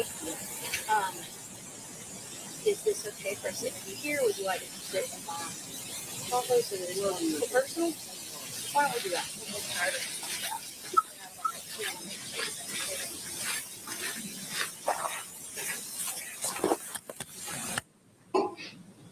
And so in that clip, y'all get up and leave. Where are y'all going? I asked him if he would feel more comfortable interviewing in my state-issued vehicle, which was on scene, and he said yeah. So we moved to my Tahoe, which was parked in the driveway. Okay, and where in the Tahoe was everybody seated? So I sat in the driver's seat. Special Agent Amelia Maddox sat in the second row behind me, directly behind the passenger seat, and then he sat in the front passenger seat. And was your door locked to your vehicle? It was not. Was he free to leave at any time? He was. Did he have a cell phone with him that he could use if needed? He did. He had it in his hand for most of the interview. Was he handcuffed? He was not. Was he restrained in any way? No, ma'am. And was that interview recorded? It was. And how was it recorded? It was recorded on my digital recorder that I use for all of my interviews. Have you had an opportunity to review that interview, which is State's Exhibit 1? I have. Okay. And again, is it a fair and accurate recording of your interview with the defendant on September 4th? It is. Any additions or deletions to it? No, ma'am. Your Honor, this time I would like to introduce into evidence State's Exhibit 1 and provide it to the court to review at a later time. Mr. Hobbs? No objection, Judge. All right, State's one's admitted. Approximately how long was your interview with the defendant? It was about an hour and a half long. And what time did that interview conclude? At 3 p.m. How old was the defendant at the time of the interview? He was 53. And could he read and write? He could. During the course of the interview, did you promise him anything to get him to talk to you? I did not. Did you threaten him or coerce him in any way to get him to talk to you? I did not. Did you provide him any hope of benefit in getting him to talk to you? No, ma'am, I did not. Throughout the interview, did you maintain a conversational tone? I did. Did you ever raise your voice? No, ma'am, I did not. Did it ever become contentious at all? No. In your training and experience as a law enforcement officer, have you had the occasion to come in contact with individuals under the influence of alcohol or drugs? I have. Did the defendant appear to be under the influence of any alcohol or drugs? He did not. Did he appear lucid and able to understand the questions that you were asking him? Yes, he did. Was he able to answer those questions? He was. To the best of your knowledge, were the defendant's statements given freely and voluntarily? They were. At any point, did he ask to end the interview or leave the car? He did not. Did he ever ask for food or water? No. Did he ever ask to use the bathroom? No, he did not. At the end of the interview, was he free to leave? He was. And did you, in fact, leave him at his house at the end of the interview? I did. Okay. Now, in addition to doing that interview, did you also seize his cell phone from I did. him? Okay. Before seizing his phone, during the course of the interview with him, did he show you his cell phone? He did. What was he showing you on his phone? A number of different things. So he showed me text messages that he had sent and received from his son, Colt Gray. He also showed me emails that were in reference to obtaining counseling services and communication about counseling for Colt Gray. And was he actively bringing out his phone, showing those to you, and kind of manipulating his phone? He was. So we would talk about something, and then he would show me the text messages, and then we'd talk about it, and he'd show me the text messages, and it went back and forth that way. Did you ask to photograph the phone? I did. And did he allow you to do that? He did. He let me take screenshots. And how did he do that? Was he holding the phone and you taking pictures? He was holding the phone, and then I used my state-issued cell phone to take pictures of what was on his screen. So after the interview was over, did you then ask for consent to seize his phone and to search it? I did. Tell us about that. So when the interview concluded, as we were exiting the vehicle, I made the decision that due to the rapport I had established with him during the interview, that I was going to ask if he would be willing to consent to turning his cell phone over to me. I presented him with a consent to search form, which is a GBI document, and explained what that meant, which was that we would extract the information from his cellular device using a software program and review that information. Okay. And when you were requesting consent, was your recording device on at that point? It was not. And when had you turned it off? I turned my recording device off at 3 o'clock when the interview ended inside of my vehicle. Is that your general practice? It is not. Typically, I probably would have recorded, but this was a last-minute decision after I'd already finished that interview. When you, and I'm going to show you what's been marked as Exhibit 4.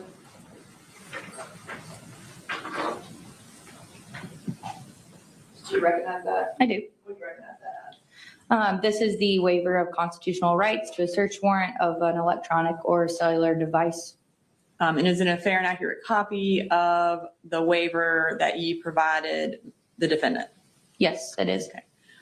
Your Honor, this time I'd like to introduce into evidence Exhibit 4, which is the consent form signed by Colin Gray on September 4th. Mr. Hobbs? Just to put on the record, what cell phone was that for? For his cell phone. Yes.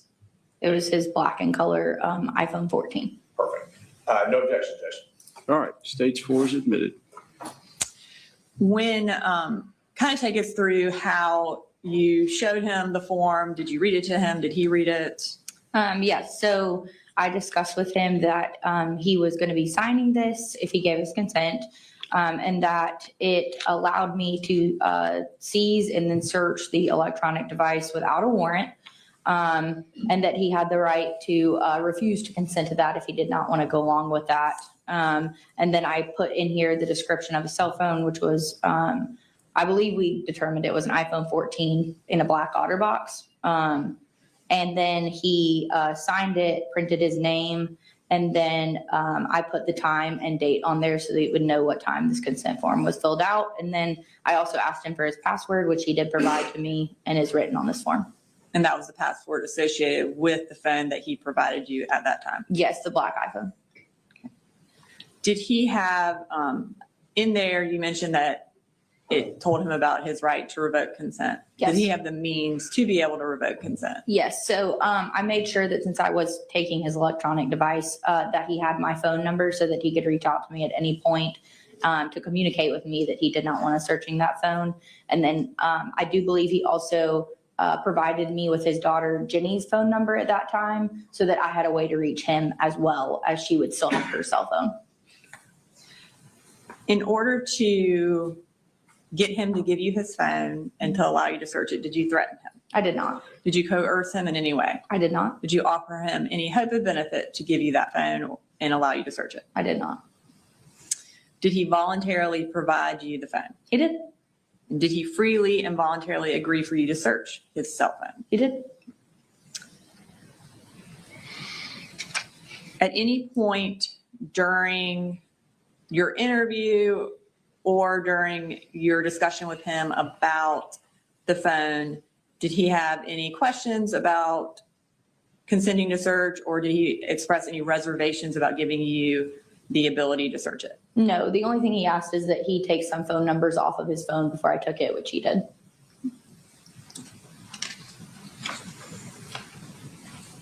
At any point, to your knowledge, did he withdraw consent to search his phone? He did not. Did he ever call you after you got his phone and ask that, hey, I don't want you to search it? He did not do that. And did he ever say that at any point while you were there? No, ma'am, he did not.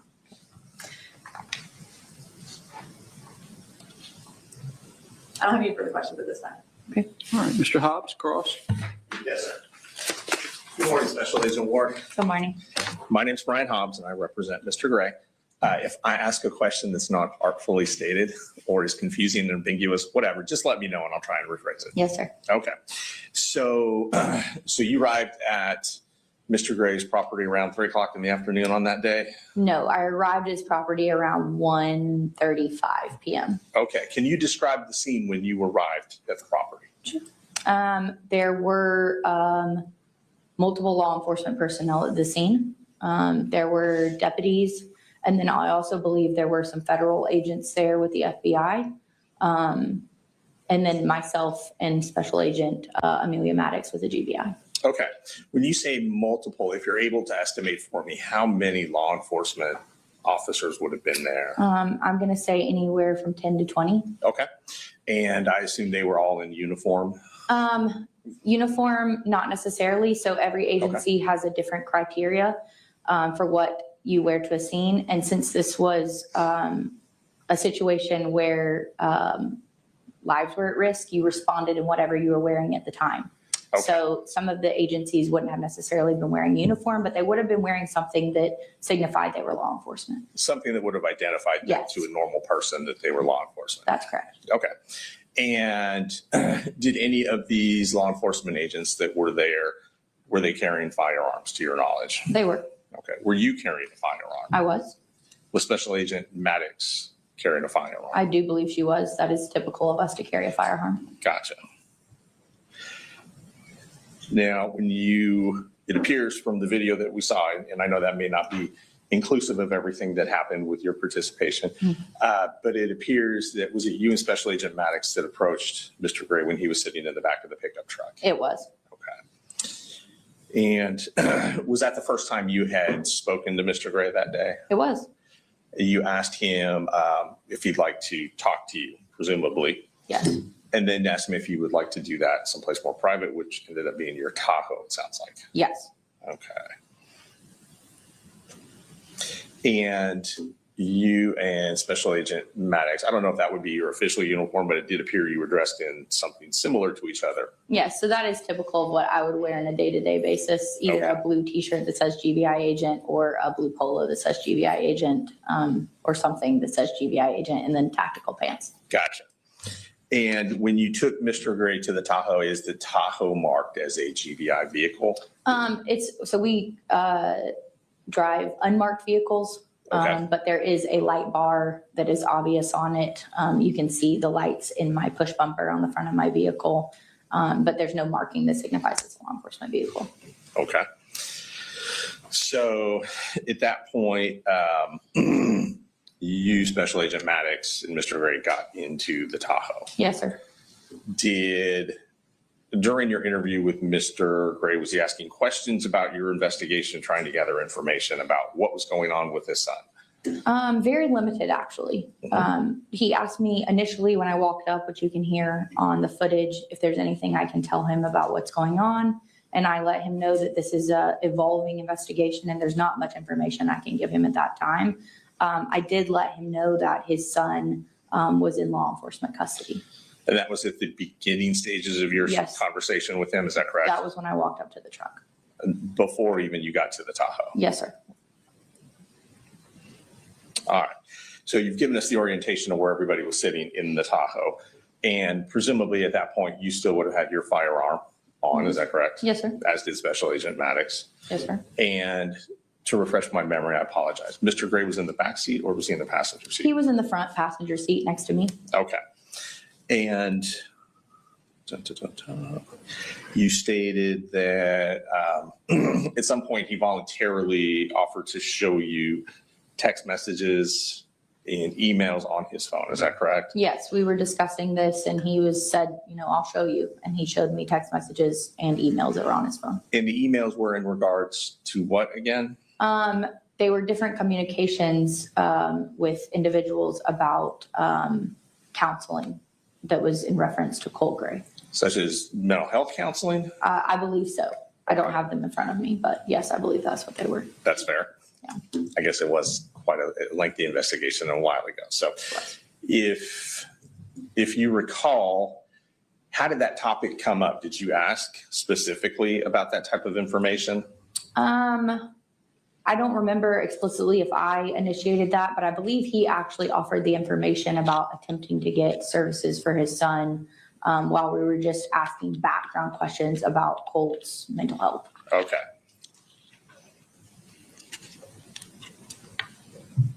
And you stated that this interview was about, did you say an hour and a half? It was about an hour and a half, okay. Yes. And it took place exclusively within the confines of your vehicle? Yes, inside my vehicle and right on the outside of my vehicle when we got out. And Special Agent Maddox, was she there the entire time of the duration of the interview? Yes. Okay. And you stated that after the interview had been concluded, you made a decision to see if Mr. Gray would be willing to sign the consent to search his cell phone. I did. How soon after if you can recall, or best estimates, how soon after the interview concluded before you made the decision?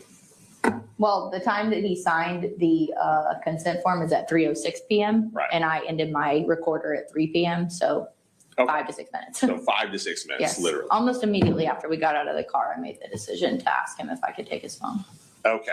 And just to clarify that, was the decision he had already exited the vehicle at the time you asked him for consent, if you recall? I do believe he was standing, I think we were all standing on the driver's side of my vehicle because we were just going over some logistics information and I was getting his ID data. So like his name, his address, his date of birth, that kind of stuff. Okay, just the basic identifiers. Correct.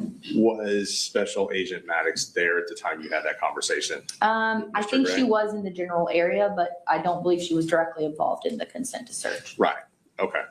And it looks like on that consent to search, there is a line where a witness could sign. It doesn't appear anyone signed. Were there any witnesses to that other than yourself? No, I mean, because nobody was directly listening to us, I didn't want anyone to sign that, witnessing it, that they had seen that, because it was just he and I really speaking. So it was really just the two of you talking at that point? Yes, sir. Okay. And at the time he gave consent, law enforcement was still at the home? Because now it's an hour and a half later. Yes, I do believe they may have entered the home at that point to execute a search warrant of the residence, but they were still on scene. So the investigation was still in the Yes. stages of happening, for lack of a Yes, it better was way of putting it. definitely still evolving. Okay.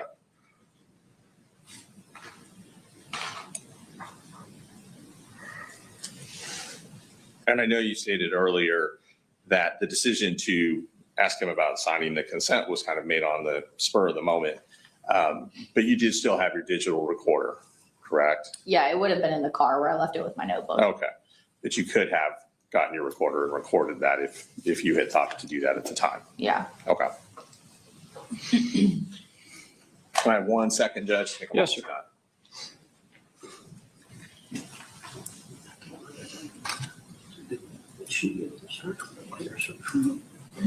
Yeah, okay. Yeah, okay.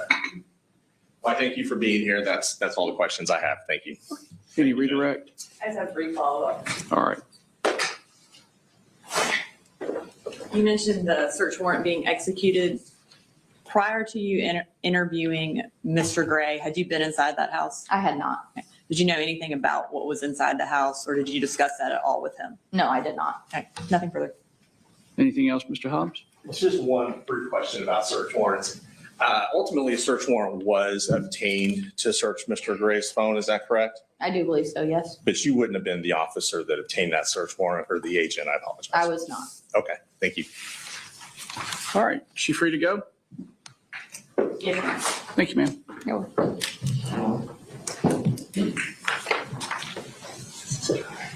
State call Daniel Miller to this man.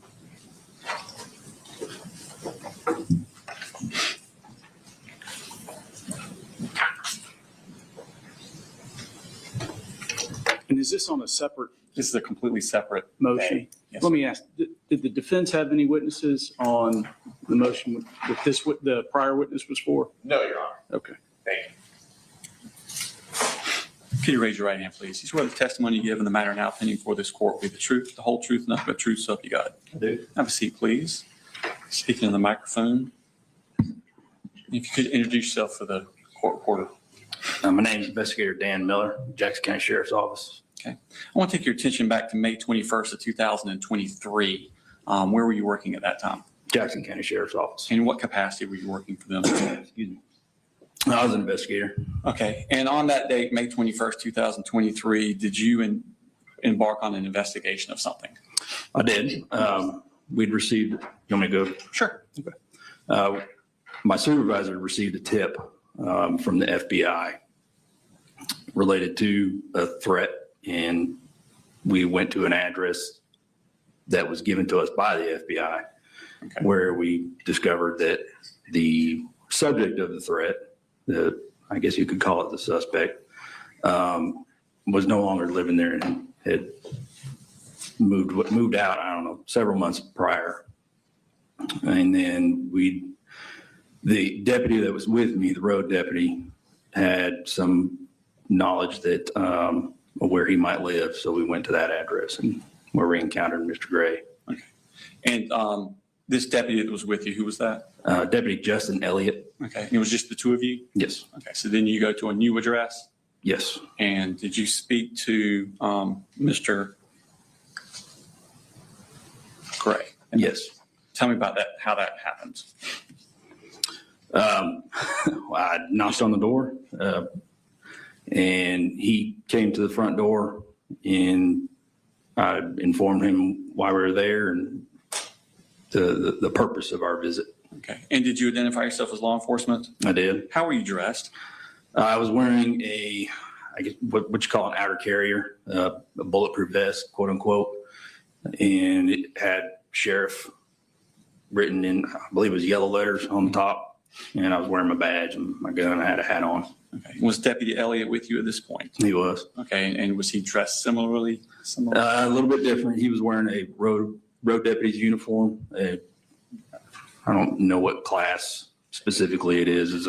Is a button-up shirt with outer vest carrier type thing. But did it identify him also with Jackson County Sheriff's Office? It did, yes. Okay. And what was your tone when you were speaking with him? Was it aggressive, authoritative, or conversational? I would call it conversational. Okay.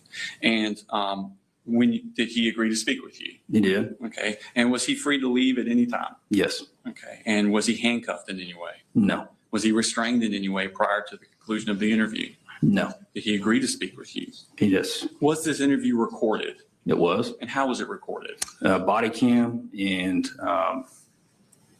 I used my county issued cell phone to record conversation. That was a regular practice. Did the deputy Elliott also have a body cam? He did. It was his body cam. I wasn't issued one at the time. And have you reviewed what marked as state exhibits 3A and 3B? Yes. Before your testimony today? Yes. And what was that? It was the body cam video of our interview, and I think that was it. What was it? There was two separate videos. Mm-hmm. It was the initial conversation, and then a follow-up conversation, but on the same day at the same place. Okay. And are they a fair and accurate recording of the interview with the defendant? They are. Huh? Yes. Okay. And were they material additions or deletions to it? No. Your Honor, this time I tender state system are 3A and 3B. Hobbs. No objection to this item. All right. Just for the record, Your Honor, it's one continuous. It's just broken up into two parts when it was recorded. Okay. So one is 15 minutes and the other is 4 minutes. So Okay. 2 minutes. All right. 3A and 3B are admitted. During the course of the interview, defendant, did you promise him anything in return for making a statement? No. Did you provide him with any hope of benefit if he provided you with a statement? No. Did you coerce the defendant into making a statement by way of threat or force? No. Did you maintain a conversational tone throughout the interview? Yes. Did you raise your voice with him during the interview? No. In your training experience as a law enforcement officer, have you had the occasion to come into contact with individuals under the influence of drugs and alcohol? I have. And did the defendant appear to be under the influence of any drug, alcohol, or drugs? Not to my recollection. Okay. Did he appear lucid and able to understand the questions you asked of him? Yes. Was he able to answer those questions? Yes. To the best of your knowledge, were the defendant's statements given freely and voluntarily? Yes. At any point, did he ask to end the interview? Not to my recollection. Okay. And at the end of the interview, was he free to leave? Yes. Did you leave him at his house after the interview concluded? I did. Okay. Just a second, please. No further question. All right. Good morning, sir. Good morning. Is it Deputy Miller or is there a? Danny Miller. I'm not a stickler with pomp and circumstance. Gotcha. Well, I'll stick with deputy just for decorum. That's fine. So I represent Mr. Gray. If I ask a question that doesn't make any sense, please let me know and I'll try and rephrase it. Fair enough. All right. So you work for Barrow County Sheriff's Department? I work for Jackson County. Thank you. Jackson County. Yes. And how long have you been with Jackson County? The county for 18 years. The sheriff's office, 17 of that. Okay. And where were you at before the sheriff's? United States Marine Corps. Okay. And how long were you in the Marine Corps for? 4 years. And did you have any experience in the Marine Corps as that you would suggest or that you would believe would be the equivalent of a law enforcement officer? I did. And what kind of experience was that? It was about 9 months as a military police officer. Okay. And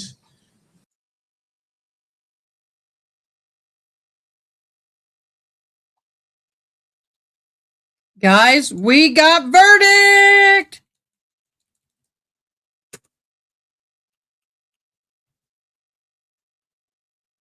Guilty of child abuse likely to produce great bodily harm or death of Mateo G. in violation of section 273A, paren A of the Penal Code as charged in the fourth count of the information. Signed, foreperson. For the jury, is that your verdict that has just been read? Yes. Would either side like me to poll? No, they Any legal reason why the Found guilty. verdict that has been reached? Yep, she was found guilty. Jury will lodge it, and declaring Crappy audio. I can't do any better, y'all. necessitates a mistrial as to count two being the lesser included offense. So for the jurors, I have one final jury instruction for you, and then we'll have you return briefly back to the jury room, and then after that, you're free to go. You have now completed your jury service in this case. On behalf of everyone involved in this trial, thank you for your time and your effort. Now that the case is over, you may choose whether or not you wish to discuss the case and your deliberations with anyone that you want. I remind you that under California law, you must wait at least 90 days before negotiating may be disclosed. I want to thank you again for your service. This is a very difficult subject matter in this case, and each of you were willing to serve as jurors, and we commend you for that. And wish you all happy holidays with your families. Good new year. This time you are officially excused, but we'll have you step back. Turn on your freaking mic. And then we'll excuse you from that. Okay? See you in just a couple minutes.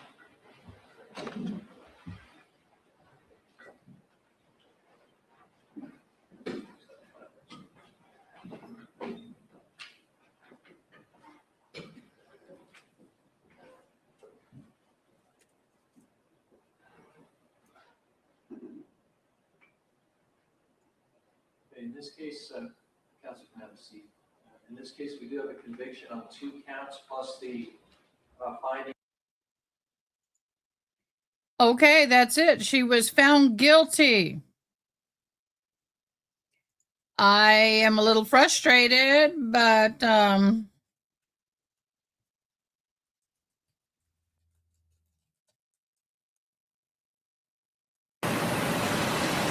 Is there any further, and I'm just asking juror number 1 right now, we'll go down the line all the way. Is there anything further closing argument on a specific issue from the attorneys? Any clarification of the law by me? Any questions that you have of the court that you think would be of assistance in reaching a unanimous verdict?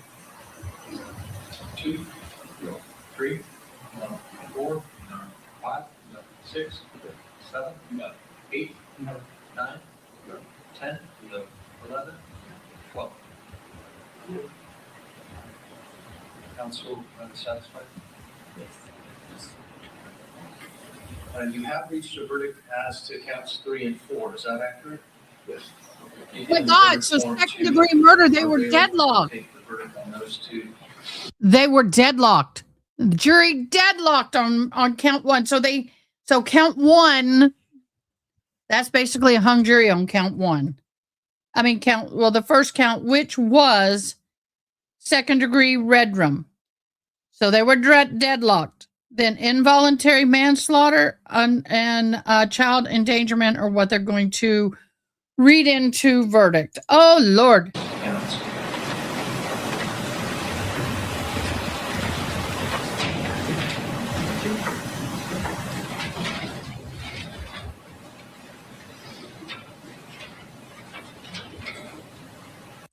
Does not surprise me in the least at all.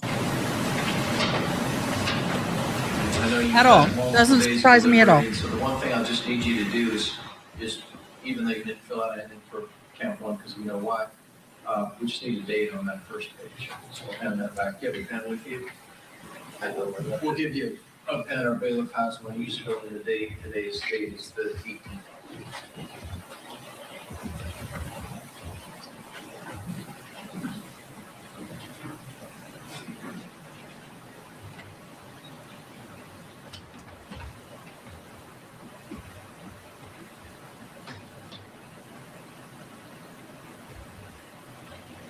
Just on the first page. Yes. And you can give the verdict on to the second.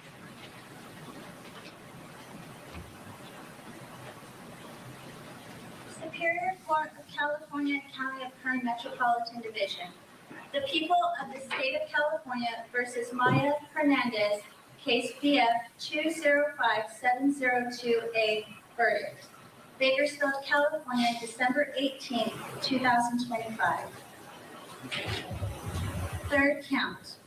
We, the jury, in panel to try the above-entitled case, find the defendant, Maya Hernandez, guilty of child abuse likely to produce great bodily harm or death of Emilio G. in violation of Section 273A, paren A of the Penal Code as charged in the third count of the information. Signed, foreperson. finding on Penal Code Section 12022.95, death of a child. We, the jury impaneled to try the above entitled case, find it to be true that Amelia G. died as a result of the crime charged in count 3, signed foreperson. Fourth count. We, the jury impaneled to try the above entitled case, find the defendant, Maya Hernandez, guilty of child abuse likely to produce great bodily harm or death of Mateo G. in violation of Section 273A, paren A of the Penal Code as charged in the fourth count of the information. Signed, foreperson. Thank you. For the jury, is that your verdict that has just been read? Yes. Would either side like me to poll? No. Any legal reason why the court should not accept the verdict that has been reached? No. Court does accept the verdict and lodge it. I am declaring mistrial as to count 1, which then necessitates a mistrial as to count 2 being a lesser included offense. So for the jurors, I have one final jury instruction for you, then we'll have you return briefly back to the jury room, and then after that, you'll be free to go. You have now completed your jury service in this case. On behalf of everyone involved in this trial, thank you for your time and your effort. Now that the case is over, you may choose whether or not you wish to discuss the case and your deliberations with anyone that you want. Those discussions must occur at a reasonable time and place and only with your... June, I am trying on another screen to find your timestamp.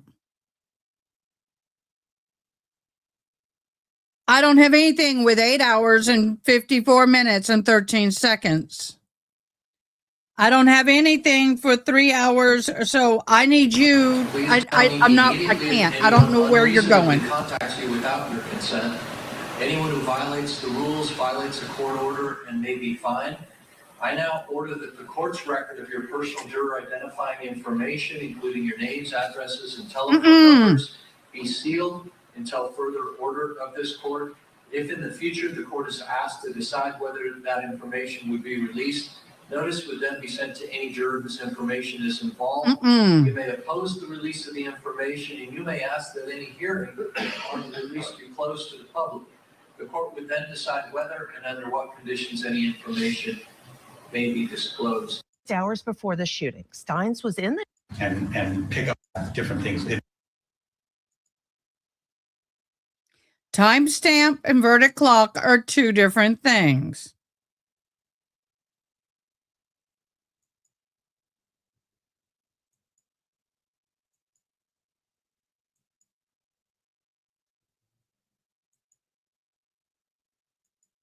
Okay, we're going to start here. As the court to consider the permanent, long-lasting impact this loss has had on our family. Thank you for allowing me the opportunity to share the full weight of this incomprehensible act. Ana will never be forgotten. We will carry her light and her memory with us forever. Never forgotten, always in their hearts. All right, take a look at this. So as she exited the courthouse, the reporters were trying to ask her questions about facing her sister's killer. She wasn't answering. Okay, I'm going to pause for a minute. We're going to finish this situation here. Okay, the first degree. And why are you not doing what I ask? In the Hernandez, the second degree redrum means that Hernandez, in order to be found guilty, must be found that she acted with conscious disregard for life. And there's always going to be one in that group that's going to throw a wrench in it. And that means that she purposefully put him in that car, walked away, and didn't care. And that's where they're deadlocked. She acted involuntary manslaughter is where she acted with criminal negligence. So they were hung on whether or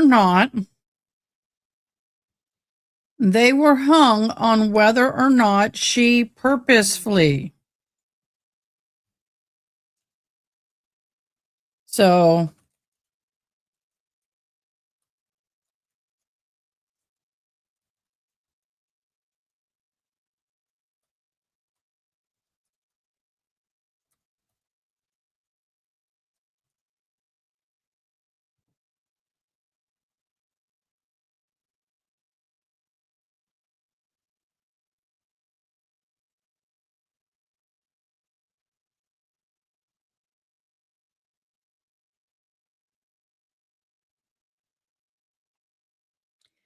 So the definition in California, second-degree murder is killing someone with malice and a forethought without premeditation or deliberation. The key element is the prosecutors must prove Hernandez acted with conscious disregard for life.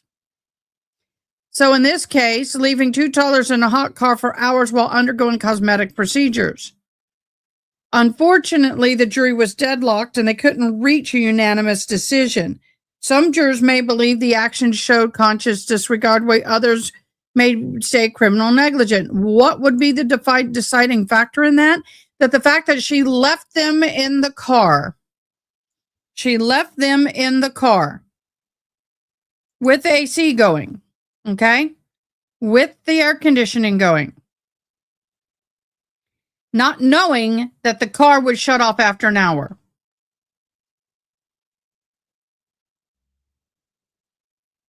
That is where they got hung up on.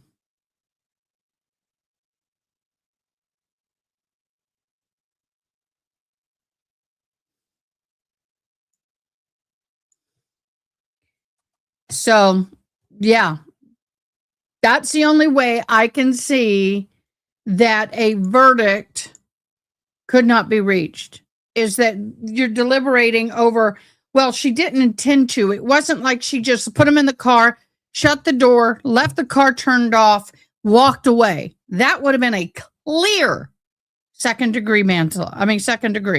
Clear. But because she left the car running for over an hour and was not aware that the car would automatically shut off, that does not show that is where the debate is going to be. Probably.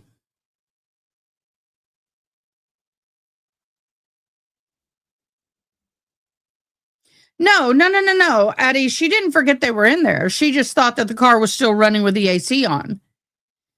Because she went into the doctor's office and she was there over 2.5 hours. She put the car in park, left the vehicle running with the air conditioning with the two children in the car. So what happened is the car has an automatic shut off after an hour. So like if you just forgot and left it running, unlike my car, it doesn't automatically shut off after an hour. I've left it running accidentally for 4 hours because I can't hear my motor. I pushed the button, my seat moved back. I had no idea it was still running. Come out of a big old long conference church event and it was still running. So I can guarantee you my car doesn't shut off after an hour. So even with the air conditioning, she's not caring for her kids well for leaving them in the car for hours. I don't disagree with you with that. I would say, that there's a chance that something could happen. The car one of the kids could weasel their way out of the car seat, the 2-year-old and a 1-year-old. A 2-year-old can and has, and I know we've all had kids in car seats. They can, at one point, they'll discover how to get out of that car seat when you least expect it. They can get out of the car seat, go up there, start jacking around and playing with the car, somehow miraculously get it in reverse or do something and the car, rolls off. Rolls off. There's so many things you can do. So many things that can go bad in a car with kids left unattended. And that to me, that right there screams, I would have convicted her. It is highly irresponsible for her not to check on the children for as long as she did. She was in there waiting for over an hour. It was 2.5 hours. She was there. She lied and said she was getting lip filler when in fact she was getting a liquid Brazilian butt lift. The average cost is $4,500 a session times an average of 3 sessions to get the desired effect of the liquid butt lift. So why couldn't you afford a babysitter? Oh, you're working at a hospital as a PNA or CNA, and you're on food stamps and childcare is provided for you. I don't think anybody who's on food stamps should be paying $4,500 times 3. I don't care if it's on credit for a freaking butt lift. She had a bunch of filler in her lips too, and that's $600 a pop minimum. I agree. I agree. Yep.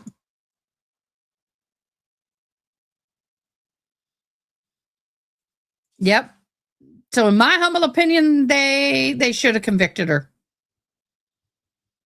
But because she left the AC running, and that does not equate to malice. So there you go. That's why they're doing what they're doing. And it sucks. All right. So we're going to come over here to the Brian Walsh. There's an interview and some court stuff. Answering those questions, we know that she made the statement to prosecutors that she believes that justice has been served. Outside the courthouse on the steps, she did answer one question. She said that she was here to honor her sister and be the voice for her sister, Ana. Michael? Yeah, and kudos to the court for waiting that day so she could have that opportunity. And Matt, I understand you were able to catch up with Brian Walsh's mother. She was in court pretty much the entire trial. After today's hearing, did she have to say anything? Yeah, par for the course, not answering my questions yet again. I ask her each and every day if she would like to make a statement. She's been in court for the 8 days of the trial, listening to those 48 witnesses that took the stand. She's been supporting her son, wearing a brooch that he gave her each and every day. One day she was trying to pass him a note. That was the beginning of the trial. And today the judge remarked about the letter that she submitted, a character letter in behalf of her son. And the judge said, I don't agree with this letter at all. She didn't read it out loud. But I asked Ana Walshe about that as she left court today. Take a listen. Mrs. Walsh, did you hire a private investigator to look after Ana after you visited a spiritual advisor? Do you still believe that your son is innocent? What was in the letter that you wrote, Mrs. Walsh? What was in that letter? Anything you want to say about your grandson? Did you know that her body was in the home when you came to visit? What will happen with the children? Inside the courtroom, this convicted killer. As much as I love to hate that woman, She's smart. She kept her mouth shut because you know what? Anything she say can and will be used against her. And I know they've investigated her. Charges have not been brought yet against her, but one little utterance can change that entire trajectory. Who killed his wife, dismembered her, and then tossed her remains like trash, according to prosecutors. When he left today, he didn't look in the direction of his mom. And he usually does each and every day. He usually glances over at her and says something to her. Today, he didn't look in her direction. And they had no moment is what she tries to create each and every day. Now he's going to just see four walls for the rest of his life as he heads to prison, Michael. Yeah, and Maddie's already had some. I want to say something. In general, I don't care how anybody spends their money. But if you're earning $18 an hour job and you find a way to pay $4,500 times 3 for a butt lift, on food stamps, on welfare, if you could find a way, first of all, where's that extra money coming from? Because you got rent, water, electricity, yours in California, all of that sky high. All I'm going to say is you don't get enough money from working, plus the food stamps and the child care is free. And then you want to pay $4,500 times 3. And even if you do it on credit, why couldn't you have at least found a way? If you can find a way on that tight of a budget, to come up with that kind of money. Girl, I can't even come up with money to pay for glasses. And that's a medical necessity with me. I'm deaf without my hearing aids. I rely on lip reading, and I am without glasses because they are broken and 5 years out of prescription. And I can't come up with $1,200 to buy glasses right now. Okay. But if she can come up with that $4,500 for that one session, why in the hell could she or would she not have gotten a babysitter for 2 hours, 3 hours? That's my point.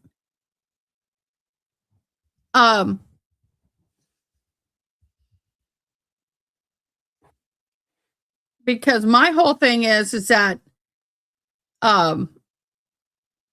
unfortunately, I don't have a baby. If I did, I could not imagine leaving them anywhere unsupervised, long weather. Yeah, I agree 100% with that. I agree. But when it comes to her spending money, I don't care what she spends her money on. When you look at the fact that she chose to put $4,500 in her ass and sit on it, which is what she's going to be doing in prison, because if she paid for it via credit, she's sitting on a free ass. Then she could have and should have paid for childcare. And if she didn't have enough money for $4,500 plus childcare, then you don't do it. Even if it's on credit, I don't care. You don't do it. You don't take your children and leave them in a car to get liquid crap flushed into your ass. It is alleged that she was doing other side things because of her social media accounts and the way she was looking. And for somebody who's only earning $18, $20 an hour in California with the expense of rent, June, how much is a one or two bedroom apartment in California? It's outrageous compared to Texas. Outrageous. Even if she was getting $20 an hour. And I know I'm going off on it, but I'm still floored that if you're going to do something like that, get a damn babysitter. Yeah, I know, right? Issues in jail a little earlier. We'll see how prison works out for him. All right, Matt, thank you so much for that report. Appreciate it. Live from Dedham, Massachusetts. Let's bring in our guest still with us, criminal defense attorney and former prosecutor Jack Rice. And Jack. Or even better, bring a friend to watch them. They could have sat in the car with them. You know, mom was always this sort of shadowy figure in this case, in my mind. But, you know, the machine that is the criminal justice system sometimes can be a little harsh. But I got to say, as I mentioned. Okay, so let's just say it was a means of $2,000. We'll go $2,000 a month. That's 2 months plus $500 for one injections or one treatment of a butt lift. Why are you on food stamps if you can afford a butt lift? I understand. Look, get me. I've been on food stamps. I understand it. Sometimes you want to do something nice for yourself, but that. It's one thing to be on food stamps and go spend $45 to get your nails done every once in a while. I have no problem with that. But go into debt, $4,500 times 3. And we don't know where she was in that process. That may have been the first, second, or the third injections. We don't know. Yeah, I know. So, bitch, please. If I was a fraud investigator, I'd be all over that. I would be looking at her income a lot closer. It's one thing to be on food stamps and for your birthday buy yourself a steak. It's another to get your steak that you sit on plumped for $4,500 a session.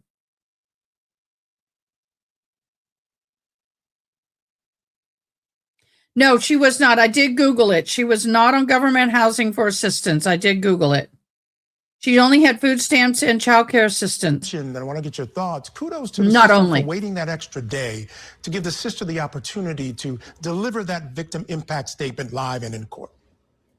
Yeah, no question, Michael. When we think about this system as a whole, I mean, we deal with tragedy every day, and we deal with it in countless numbers. It's not just once, it's hundreds of times over decades and decades and decades. And sometimes we can be flattened by what that means, the brutality of what that means in an individual or in a family's life. That's a reality. And sometimes that is what brings us back into the reality of what it means too. And you realize just how critically important a sentencing is. And in many ways, the most important part of the sentencing really are the voices that get to be heard, finally. They get to talk about the person that was stolen, the person that was taken, the brutality that was placed upon that person, and really to air out what this means for them, for their families, and most importantly, the memory of that person that they never get to hold ever again. Now, just FYI, I double checked my information.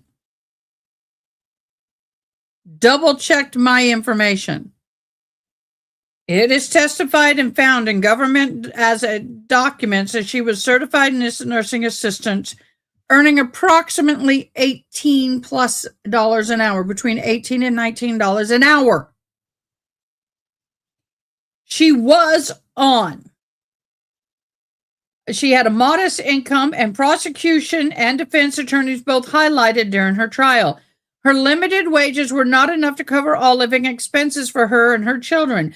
Thus, she was on CalFresh food stamps. That smells CalFresh. That sounds almost like fresh cow manure. Food stamps provided monthly benefits and Med-Cal, health care costs for her and her children. And that is it. Her occupation was $32,000 a year, below the California wage. So $32,000 a year before taxes. Before taxes. That is why I'm struggling with her. Based on that first-degree murder conviction by this jury, Jack, the court had no option. It was life without parole. But the rhetoric of the judge, I think, was pretty strong. You don't often hear judges call defendants barbaric. Love to get your thoughts on that.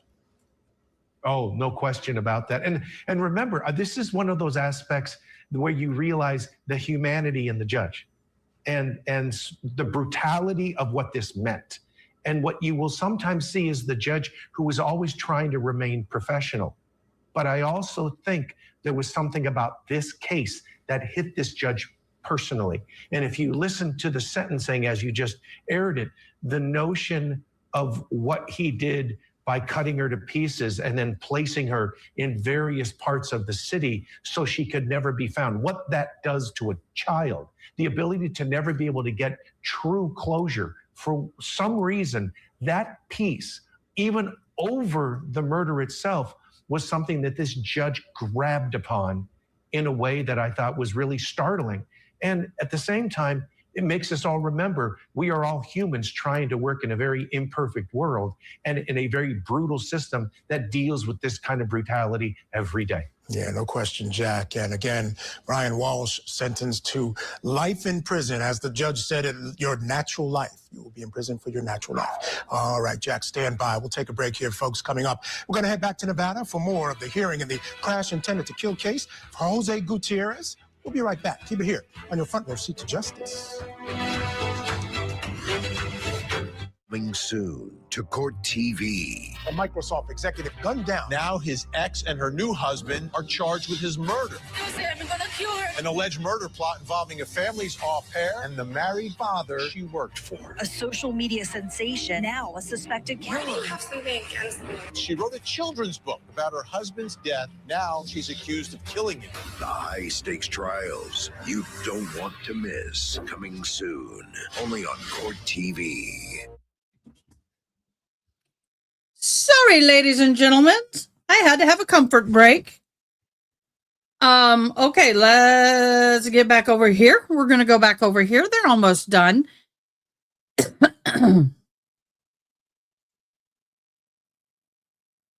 Yeah, in California, that's what I was wondering. I thought that was very low for California.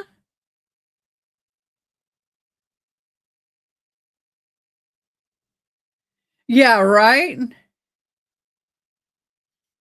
Look, I in general do not care what you spend your money on.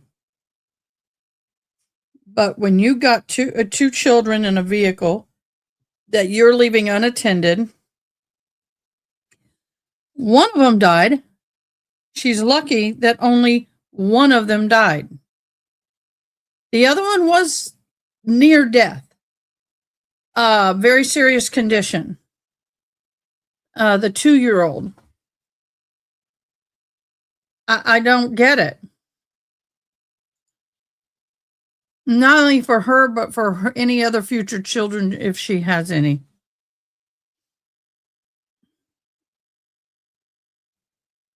Yeah, 32,000 is low even here. Nowhere near as low as there.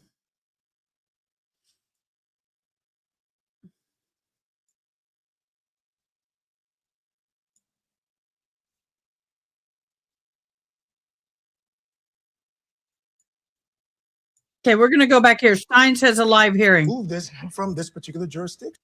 A group of 100%. I think it's going to be Let's go back. Institutional attorney Chris Ann Hall. Chris Ann, this is yet another case. We've seen lots of these that we've been covering at Court TV with video. The video tells the story. And how hard is it, or is it helpful to have the video for something like an insanity defense? Well, again, it's a cost-benefit analysis here. It helps some and hurts others. I think the video helps the prosecution a lot because most people have a visualization of what a crazy person looks like. And I don't believe in this situation the sheriff looks crazy. I mean, we can think it's crazy for a sheriff in his position to do this to a district judge, but what is really behind this? I think the biggest factor in this case is this is a town. This is a small town. This is the sheriff. This is a judge. Everybody's going to know about this and everybody's going to be involved. And everybody's going to have an opinion too, which is why obviously his attorneys want that change of venue. It sounds, Chris Ann, like you're someone who would argue for that. And in this circumstance, I got to say, I think it's a serious consideration.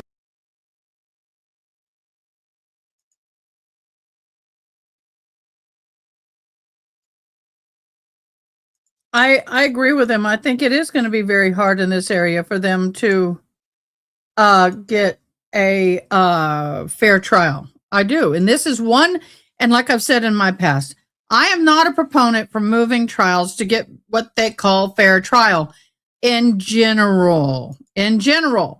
However, in this situation, I'm more apropos for them to move it, in my humble opinion, because I don't see with this situation how that man's going to get a fair trial. What are your thoughts on it? We're waiting for the judge to show up. There is the judge. We have no sound. We're waiting for sound to come on. What are your thoughts? Do you think they should move his trial?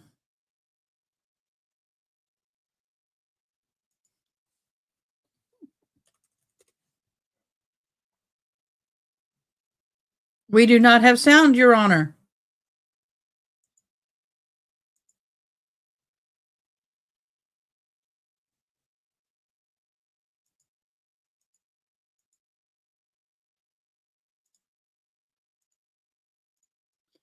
It would be nice to have sound.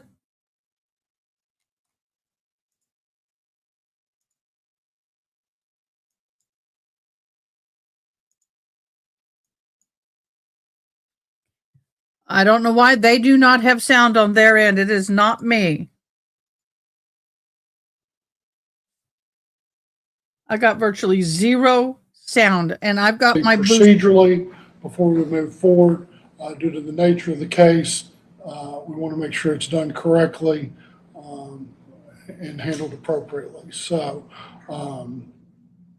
once that issue is addressed, we will reset the date for all pending motions. Anything else on behalf of the Commonwealth? Will we approach your honor? Sure.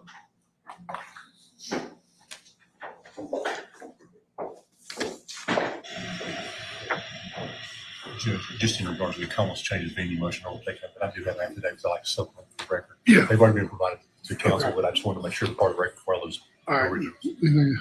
Anything else? Nothing else. All right. Thank you.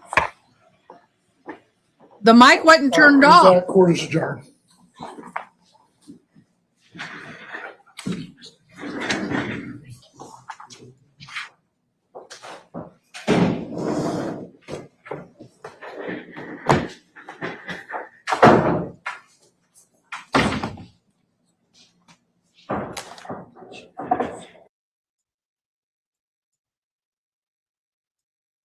Is that it? That is it? That is it? Want to make sure. Let's go back to the hot mic. Anything else on behalf of the Commonwealth?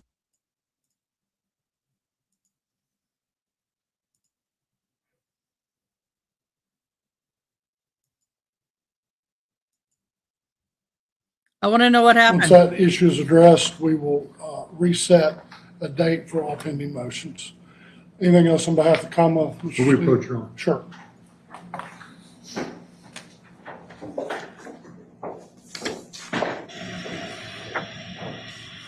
Just in regard to the Commonwealth's change of venue motion, I will take it, but I do have affidavits I like to supplement for the record. Yeah. They've already been provided to council, but I just wanted to make sure the part of the record before I lose. All right.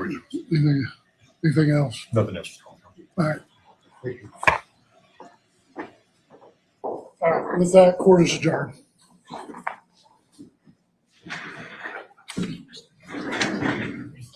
That's it, y'all. So let me give you a recap of that wonderful 30-second hearing.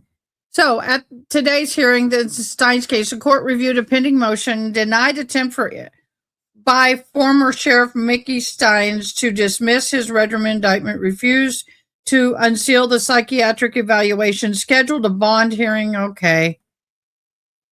The hearing was preliminary status update to check on the progress and add motions from both sides.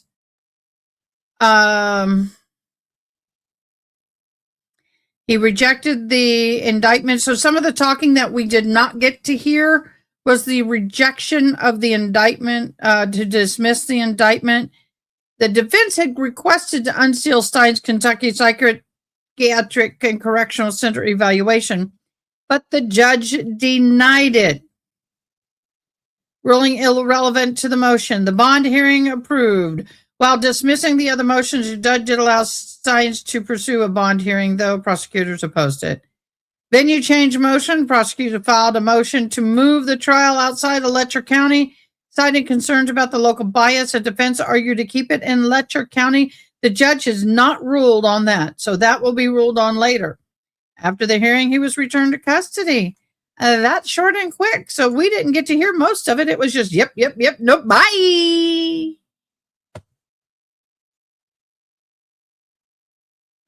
I think they should.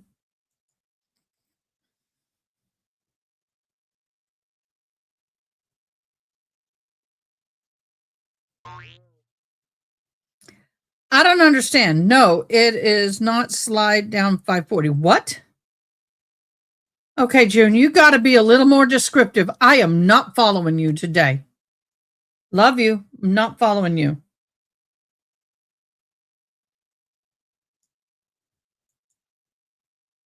$540 here. I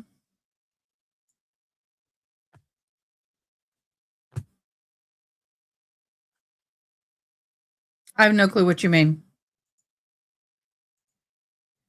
The defense wants to keep there because I think the detained jury pool, I think they would get more sympathy there, depending on what the reasoning is for his situation. Now, understand, Mickey Stein's daughter is spoke out. Man, she's gorgeous. Stunning.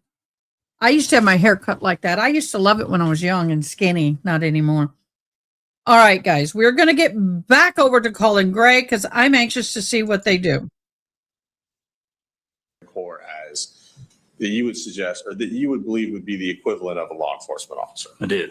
And what kind of experience was that? It was about 9 months as a military police officer. Okay. And when you said you received a tip. Mm-hmm. Is that right, from the FBI? Yes. Okay. Well, my supervisor received the tip. Okay. He sent it to me. So your supervisor received a tip, sent it to you. Mm-hmm. Why was it sent to you? Was it because of the specific job or specific role you had in the agency? I was the on-call investigator for that. We do week-long. June, if you get it up, I'll put it on your feed because I am not following you because I am at 540 on my feed and I have nothing here. Look, 540 on my feed right here. Full volume, nothing.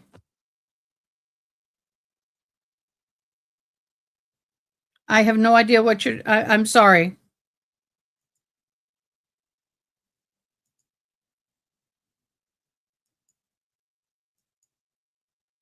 No volume, no volume, no volume.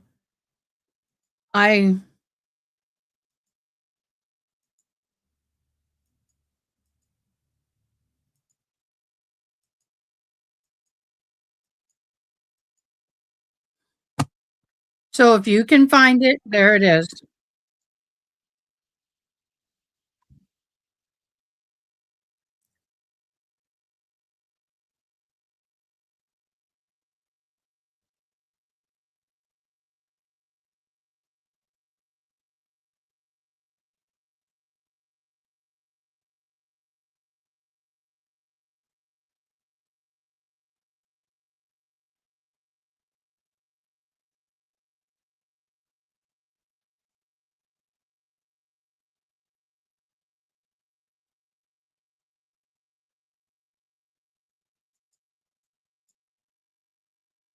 Yeah, sometimes these feeds are very difficult, guys.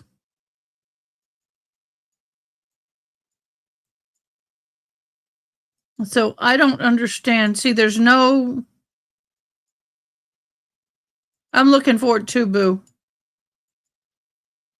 There's no volume on my end. See, your time and to my time are different. See, I'm in 12 minutes on that end, June. How did you do that? Because right now mine's at 12 minutes and 49 seconds, and I'm about where you are on my slider.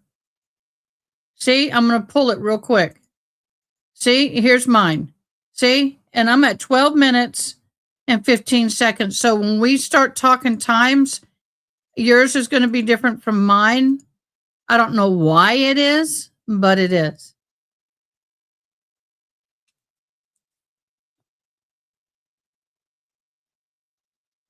That is what we just played.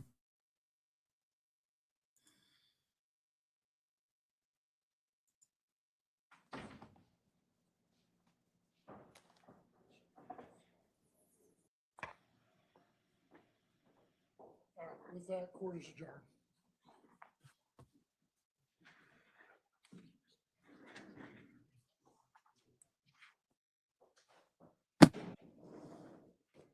I'm going to remove you. We're going to get back over here. For on-call duties. That was my We particular tried. week. Okay. And how would you, We tried, y'all. That was a crappy run hearing. if you could, describe what kind of tip it was? Can you clarify that? I'm not. Yes. Thank you for asking. What was the tip was in reference to what? What were you being asked to investigate? It was in reference to a school shooting. Okay. And this is just to make sure we're on the date, not confusing. Do you recall approximately when this was, what date it was? I'm not sure I understand what you're. Sure. What day did you? I don't remember the specific date. Remember the year? It was 20. Gosh, I'm gonna have to go back in my memory banks. 23. Okay. Or no, actually, it would have had to been. Yeah, it was May of 23, wasn't it? I'm not sure. I really can't recall, honestly. I'm not going to hold you to it, but it was okay. And so you went out and spoke to Mr. Gray that day, yes, in reference to this tip. Is that correct? That is correct. Okay. And did you have any special training? It sounds like you were the on-call investigator that week. Correct. Was there any special training you had that made you better suited to handle this type of case, or is it just completely because you were the investigator? Completely because I was on call. Okay, gotcha. I do remember it was a Sunday, so that would excuse me, that would anything that would happen on a Sunday that required a follow-up investigation would be assigned to whoever was on call. Okay. And after that particular interaction with Mr. Gray on that day, did you ever have any other interaction with Mr. Gray? Phone calls, anything phone calls, like that? yes. Was there, when was the follow-up phone call? Like the next, not the date, but the next day, 2 days later? I think it was either Monday or Tuesday of that same week. Okay. So within a week of the initial. Yes. meeting. Okay. Can I have 1 second, Judge? I think I'm almost done, Deputy.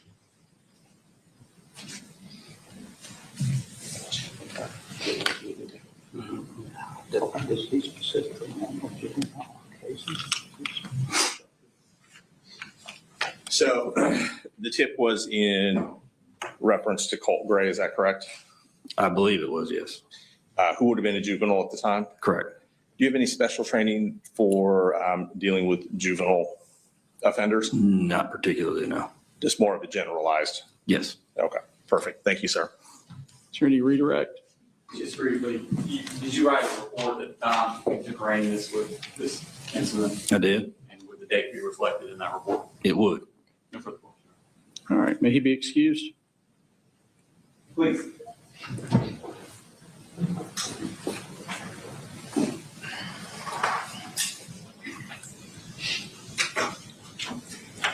All right, we have additional witnesses. Any witnesses from the defense? No, sir. All right.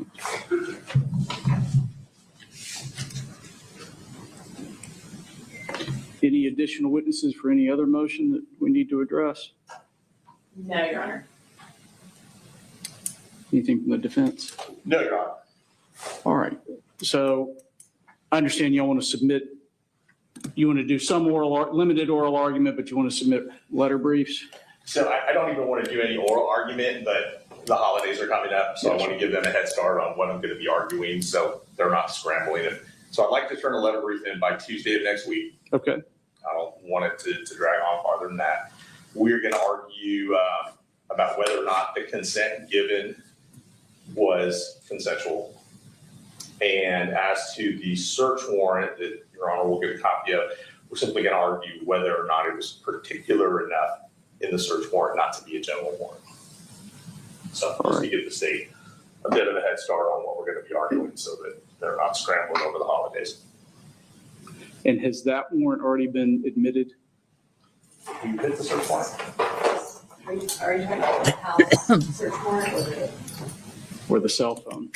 The cell phone.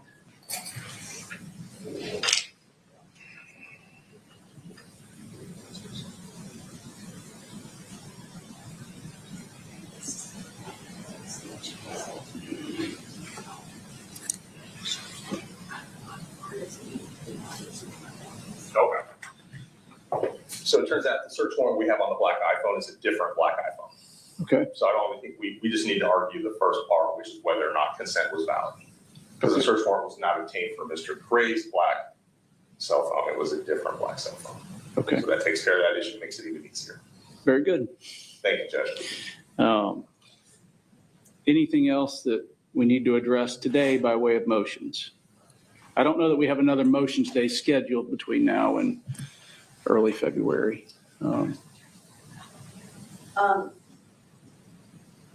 we going to have argument on the Jackson Deno hearing or? Judge, so the Jackson Deno hearing in regards to Deputy Miller, we don't have argument on that. I think the state wanted to just kind of cross all the T's and dot all the I's. Okay. We weren't really challenging that statement, but the state's right. It's better to have that motion and deal with it. Ms. Brooks? No objection to that. But as far as Agent Ward's, are we having argument on that or? Are you gonna... No, I'll just do a quick letter briefing and get that to the court by Tuesday. The state has not filed any specific motions related to evidence in this case. We filed some notices, like a notice of business records, a notice regarding our investigator remaining in the courtroom. So the only motion that we filed that I don't believe they're objecting to is just what can be viewed by like recording devices. There's certain like crime scene photos and things of that nature that we're requesting not be allowed to be put on any sort of recording device. But I don't think the defense is objecting to that. So I don't believe there's any motions that we have that are pending. Okay. I would agree with that. We did get a notice of business records. We'll review that. There's quite a few. Okay. I don't foresee there being any issue, but we may follow up with the custodians just to make sure everything is the way we think it should be. we would certainly let the state know if there were any issues. I did see the motion about the investigator yesterday. We don't have an objection at this point. I'll chat with Ms. Brooks just in regards to if that person is testifying or you're planning on that person testifying. But I'm sure that they will tell that person not to discuss the case or testimony with any other witnesses. So at this point, there's no objection to that. And as the photographs, we'll sit down with the state. We'll go over all that, but I don't have an objection. Okay. How long would the state like to respond to the letter brief that I'll be getting by Tuesday? Since that would include Christmas, I believe, so you're saying Tuesday of next week would be the 23rd? I'll get it to you Monday. Okay. Yeah.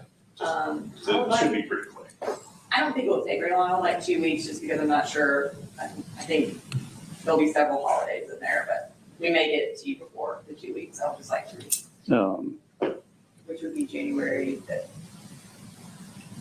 End of business on January 5th. Right. Any issue with that? None. All right. So the state's going to respond no later than January 5th.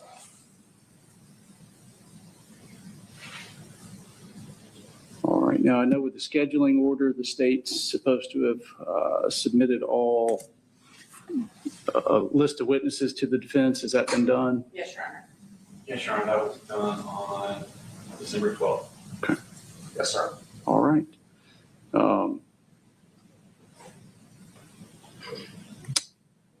So we're on track for, I think it's February 9th. I know, Mr. Berry, you still have that trial in Cherokee County? I do, Judge. That we had motions on that about a week and a half, about 2 weeks ago. So we're still on track for that. We hope that we will be through by the 9th. We do have some witnesses in that case, so it's going to take us a minute. Okay. I'm sure Mr. Hobbs will be ready to go in your absence. I don't know about that. Do my best, Judge. We'll get through as quickly as we can. All right. One other issue, Judge, Yes, I don't know when we want to sit down and talk about the voir dire process and how we're going to kind of go through the jurors as to their knowledge of this case. Okay. So I don't know whether you want to try to schedule another time that we can sit down and do that. Yeah, I'm happy to do that. And I do have a couple little blocks carved out between now and then just for anything that we need to address.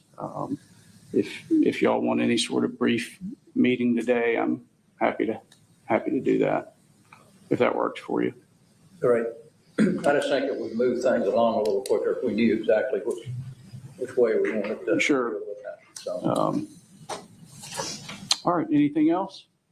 Nothing from the state, Your Honor. Okay. Thank you very much. Y'all have a good Christmas. Thank you, Judge. You too. You got a minute.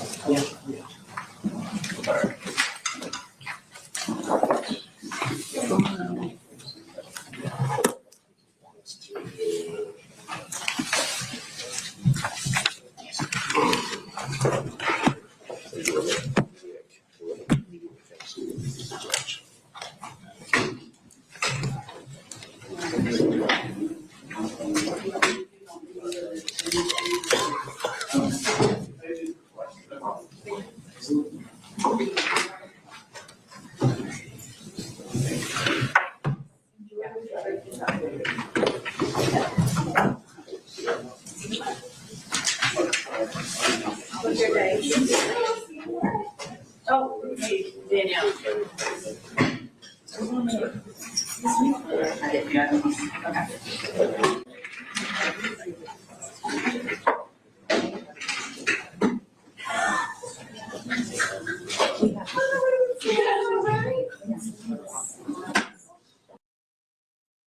I'm trying to get something. I may get the Ian trial. Hold your horses. I'm trying to download an app. 112. Nope, that's not what I'm looking for. Oh, I'm searching for an app.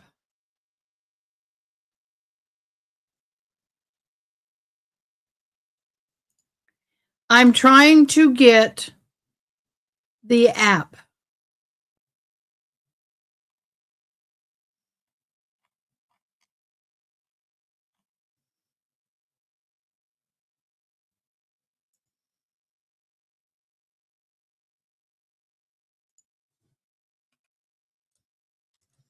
I'm trying, guys.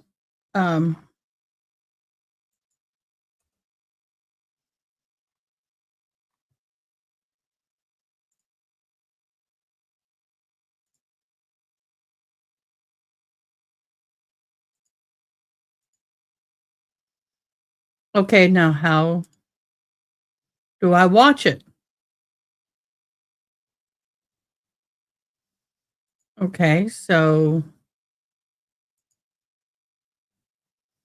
I don't know about Roku, guys, so I'm learning. I'm learning. Trying.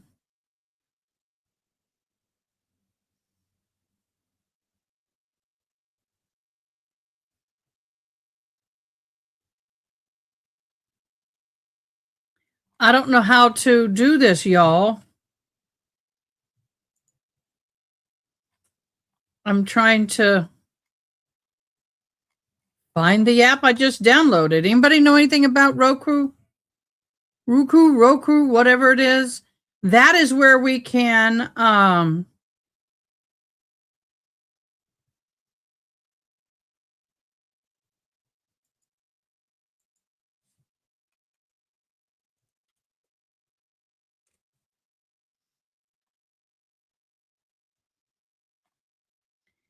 I'm trying to find the Ian trial. That's what I'm trying to do.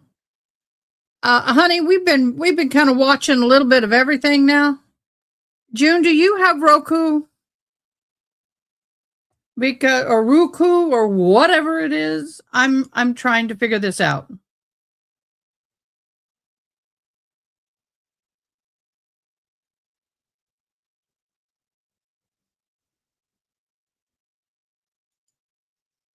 Because I downloaded the app. Now I can't find the app.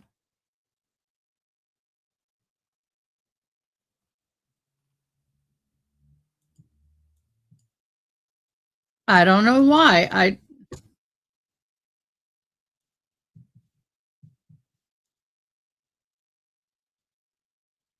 I got some weird music going off in my ears.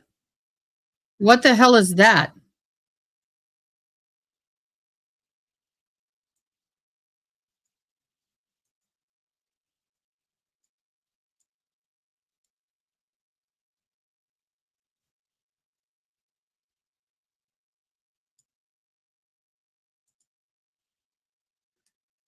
Oh, was this somebody's weird show music? Oh my God, that scared me.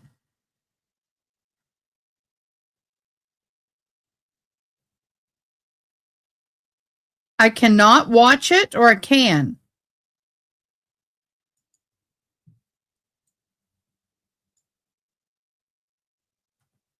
But we have to download the app. I signed into my account and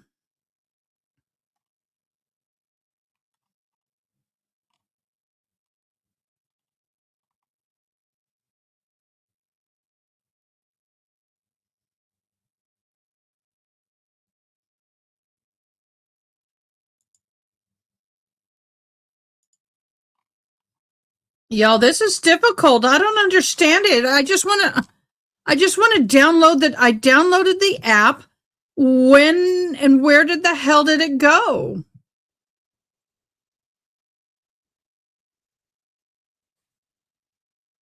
I'm going to share this screen because I need help. Anybody's good with Roku? Is it Roku or Roku? I don't know the freaking R word.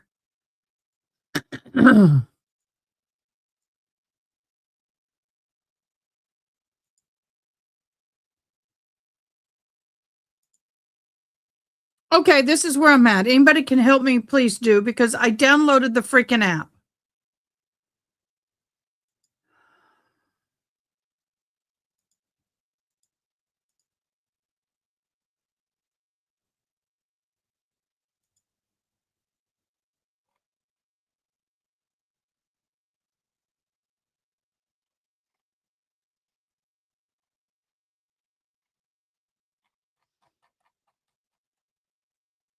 Yeah, they have an app and I downloaded it, but now I can't find it. So help.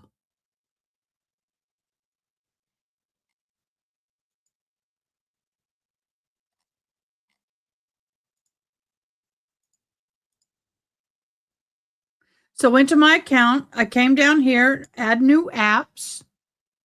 I did.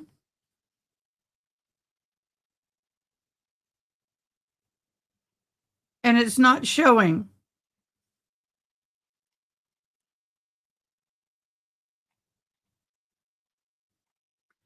So I'm going to go here. I'll show you what I did. 112 plus additional. And it is this one here, details.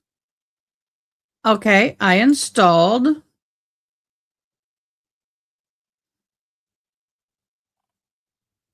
Why can't I watch?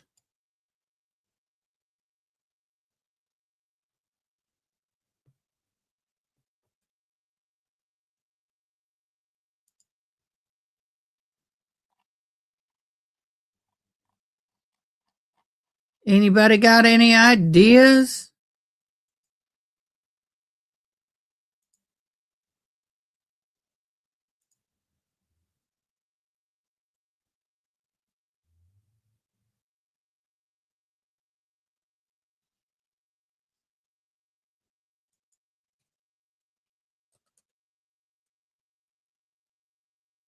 I can if I spell it right. Yeah, it pops up. Sort of. A lot of stuff pops up.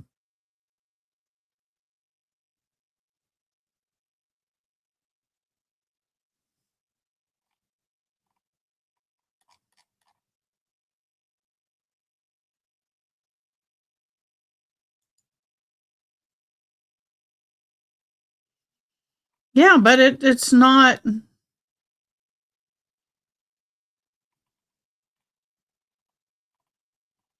See, it's not showing up and I downloaded it. I'm usually tech savvy, but this is really pissing me off.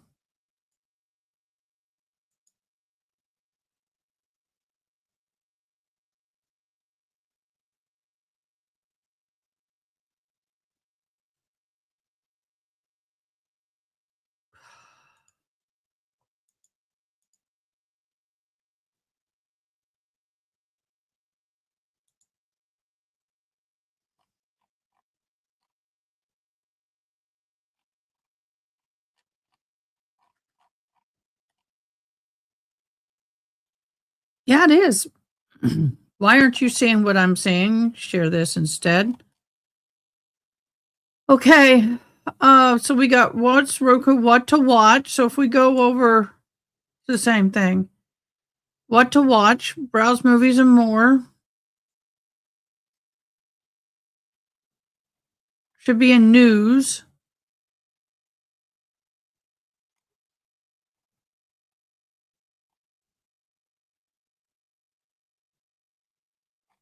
I'm trying to get the Ian Mitchum trial. Now, it also said you could go to Apple TV. So I went to Apple TV. I'm going to share as soon as I get in and tried to find it there as well. What is MLS? Oh, no. So I'm going to open Apple TV. Open. Now I got to share this.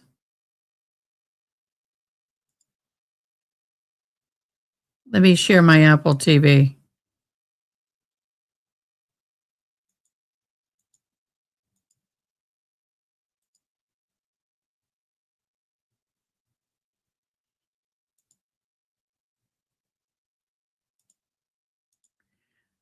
Okay, there's the Apple TV.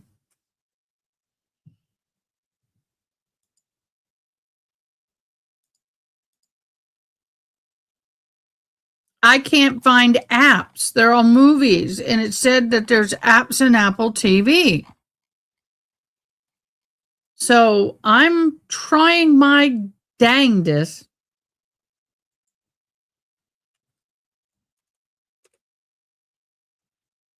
+12 news. See, nothing's coming up. They're TV shows and movies. They don't even have apps in the Apple TV. Fly, get the frick away. Library. So there's no apps. So this channel 12, this TV station, you are freaking pain in my ass. Yeah, I said it. Because y'all, this is ridiculous. I mean, they say they have these things, but they don't. Anybody else have any bright ideas? Because this is frustrating. I want to watch the Ian Mitchum. I think it's bullshit that they sit there and pulled it.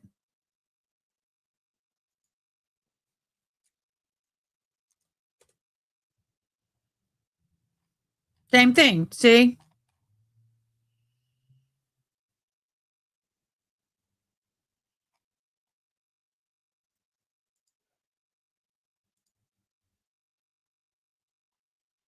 So go down to add new apps.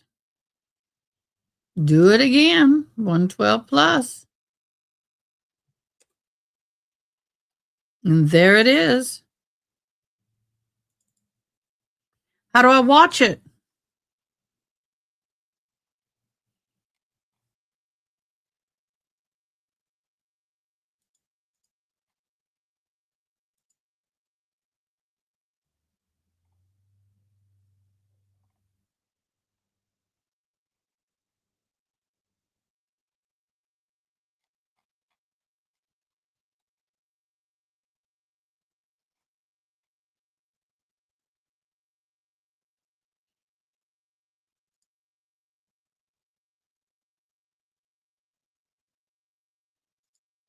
Let me see if I can do this.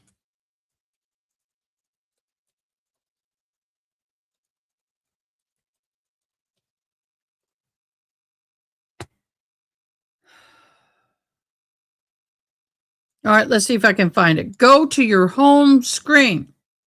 Is that this? All right. I don't have a remote.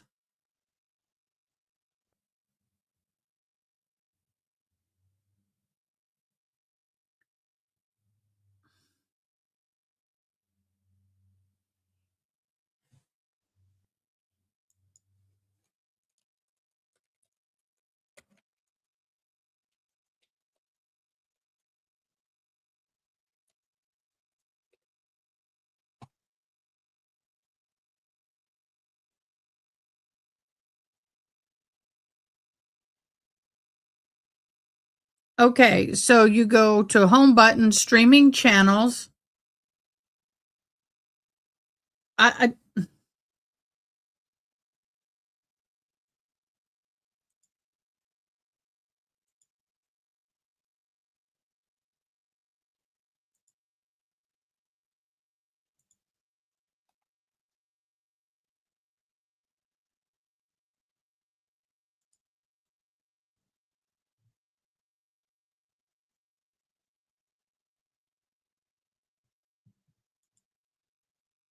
I have Roku. Why do I need to do that?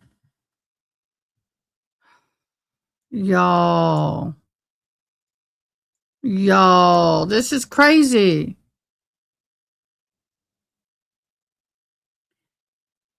Go to add new app on the left side, Ada. I did, and I installed it. I did install it. I did download it.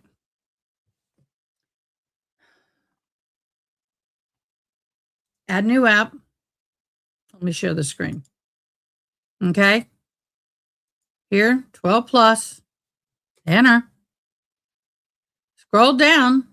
Details. Installed. It's there.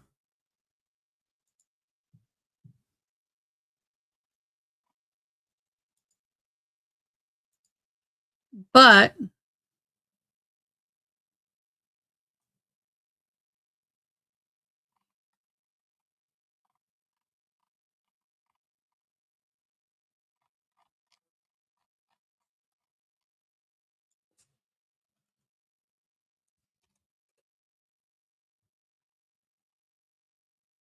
See, he gives us right back there.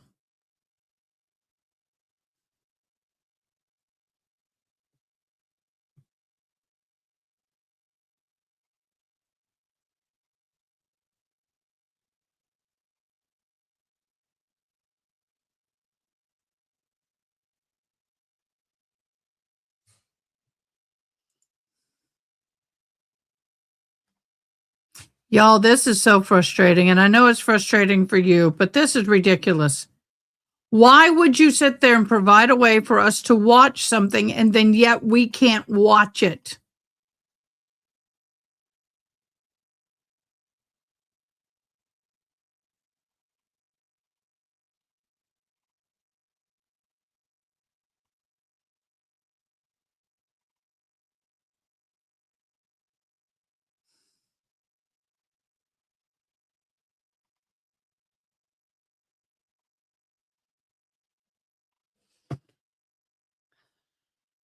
So what I'm going to do is we're going to run something else, and then I guess I'll try and start working on this. It also says you can run this in your Apple store, which to me is crazy because I have Apple TV and I can't find it.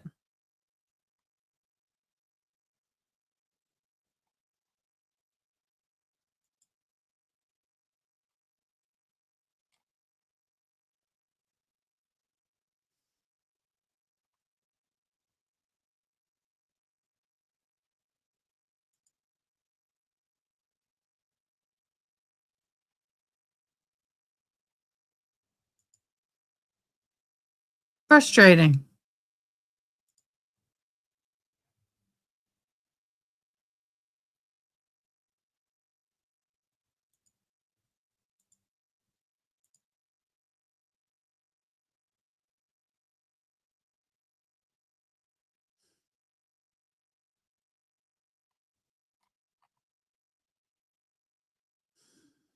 Okay, so let's see if I can do this again. So we are going to try this again.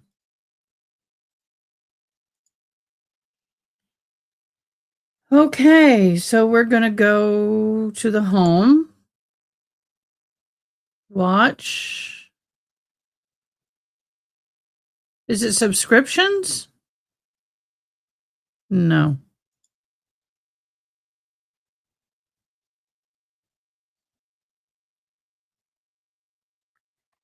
How do I get to the new?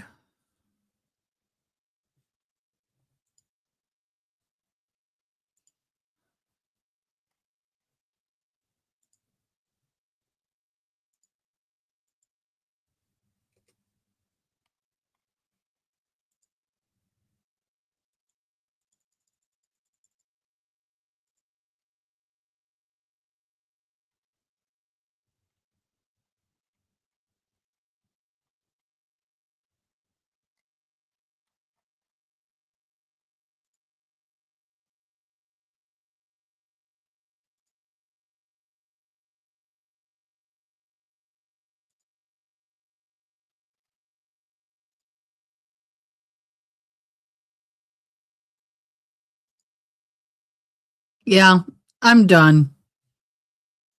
It just totally pisses me off. Anybody have any other ideas? June or Angela?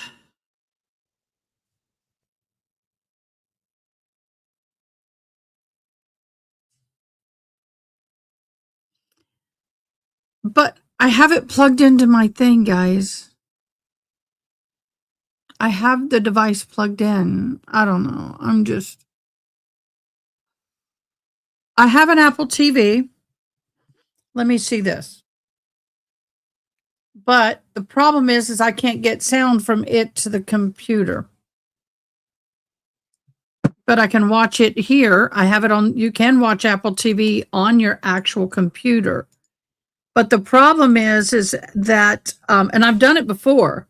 I've streamed stuff from Apple TV before for you guys. Go there. Give me a second.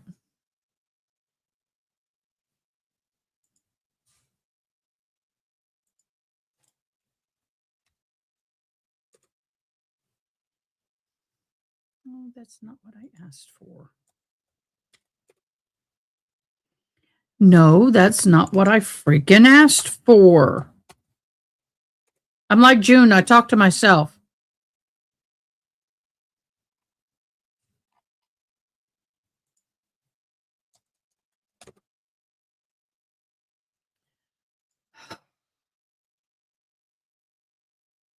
It's giving me, when I hit the 12 plus, it's giving me mathematical equations.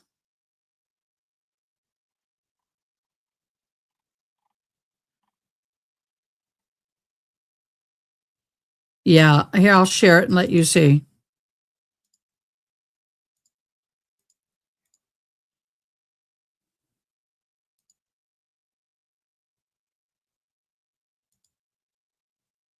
So why don't I try taking out the plus, doing 12 news. And it's, where is it? Phoenix?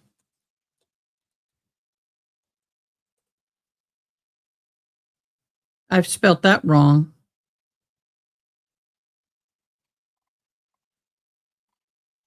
It should just say, it said just type in 12 plus. Damn it. I said 12, not 23.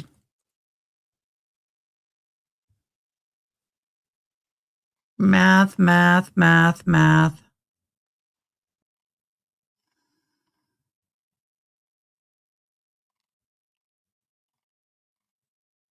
See, that's what gets me is that they tell you to just go in. I have the instructions right here in the App Store. Go in, type in 12 plus, and it's right there.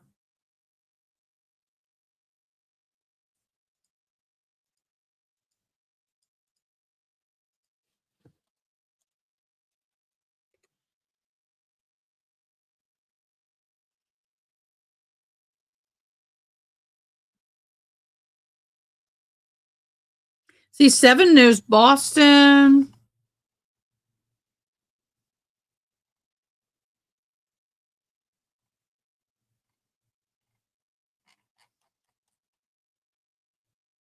I said apps, not all departments.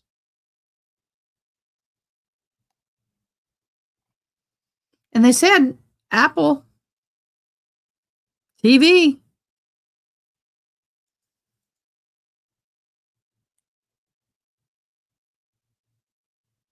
Angela says, I'm literally on Roku now and 12 News isn't listed. I have searched as well and I am on the Roku channel. See? So you guys are assholes. I said it. They're assholes. Because you're sitting here telling us to do this and we're doing it and you know dang well. Here, it says. Okay. How to find the content in Roku. Got that. Didn't work. App in Roku. Okay, let me try it.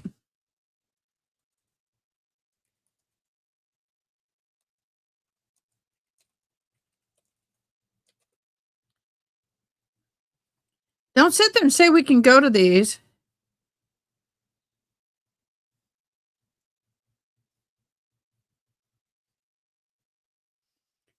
Okay, so I'm going to go to the home. Go to the app. Here are all the apps. I need news. No, I want to go back. Clear that out. Is this Arizona, right?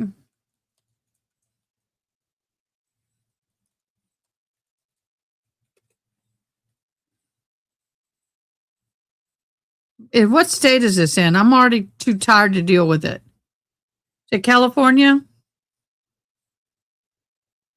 Where's this freaking case at? Arizona. Okay. Apps.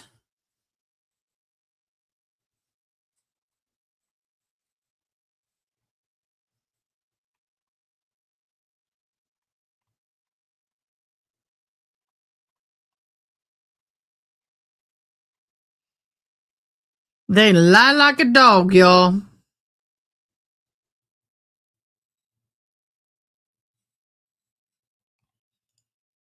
Look, I have the box. I have the apple. I have gone everywhere, even on the Apple.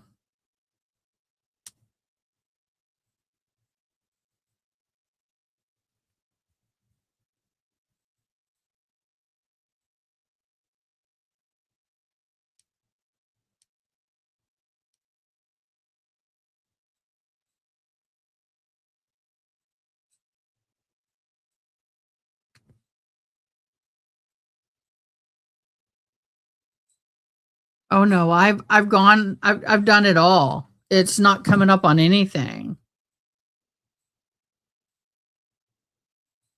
Hello, Britt. What did you find it on?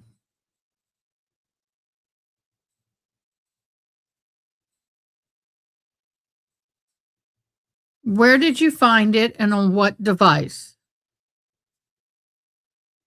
Please share.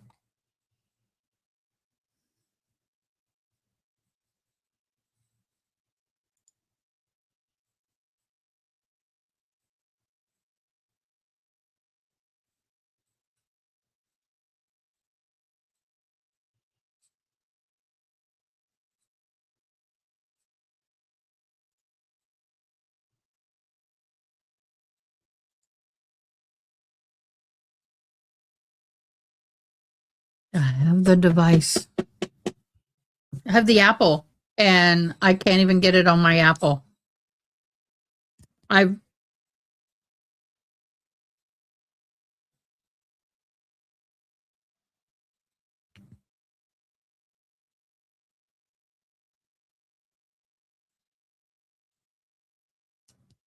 Yeah, this is frustrating. Do you want to, can I give you the link and you pop in and you share your screen with us? Hello, it Britt. I don't know what else to do.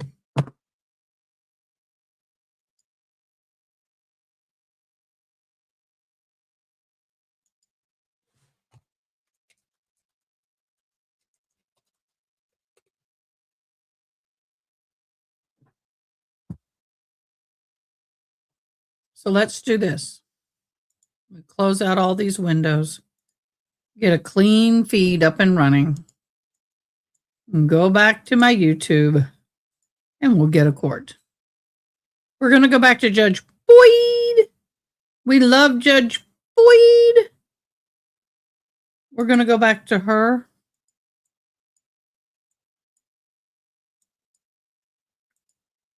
You didn't go. Oh, that's an old one. We love Miss Boyd, so we're going to go to Judge Boyd. We'll watch her while we continue to try to work this out.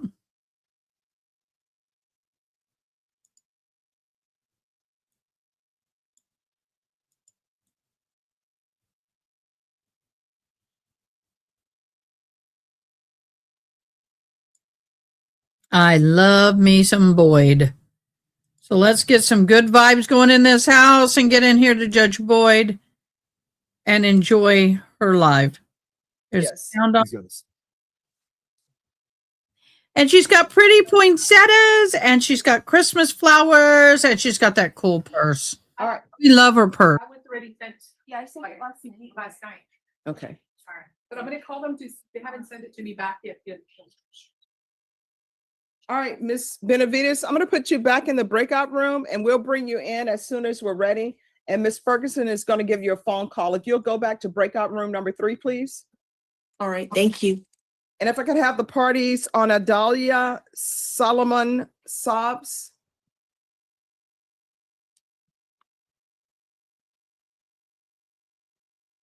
All right, this is not the person who needs the interpreter, is it? No.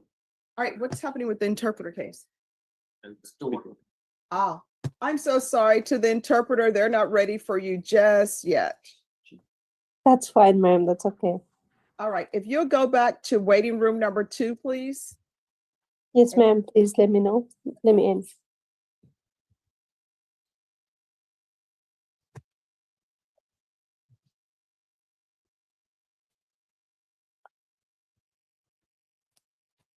All right, the court is calling 2025 CR 013374 State versus Adalia Sobs. Could I have parties announced for the record? David Rodriguez for the defendant. And are you Ms. Sobs? Yes, yeah, No problem. And I'm sorry, what page is Sobs on? on page 14. Thank you. Fourth one down.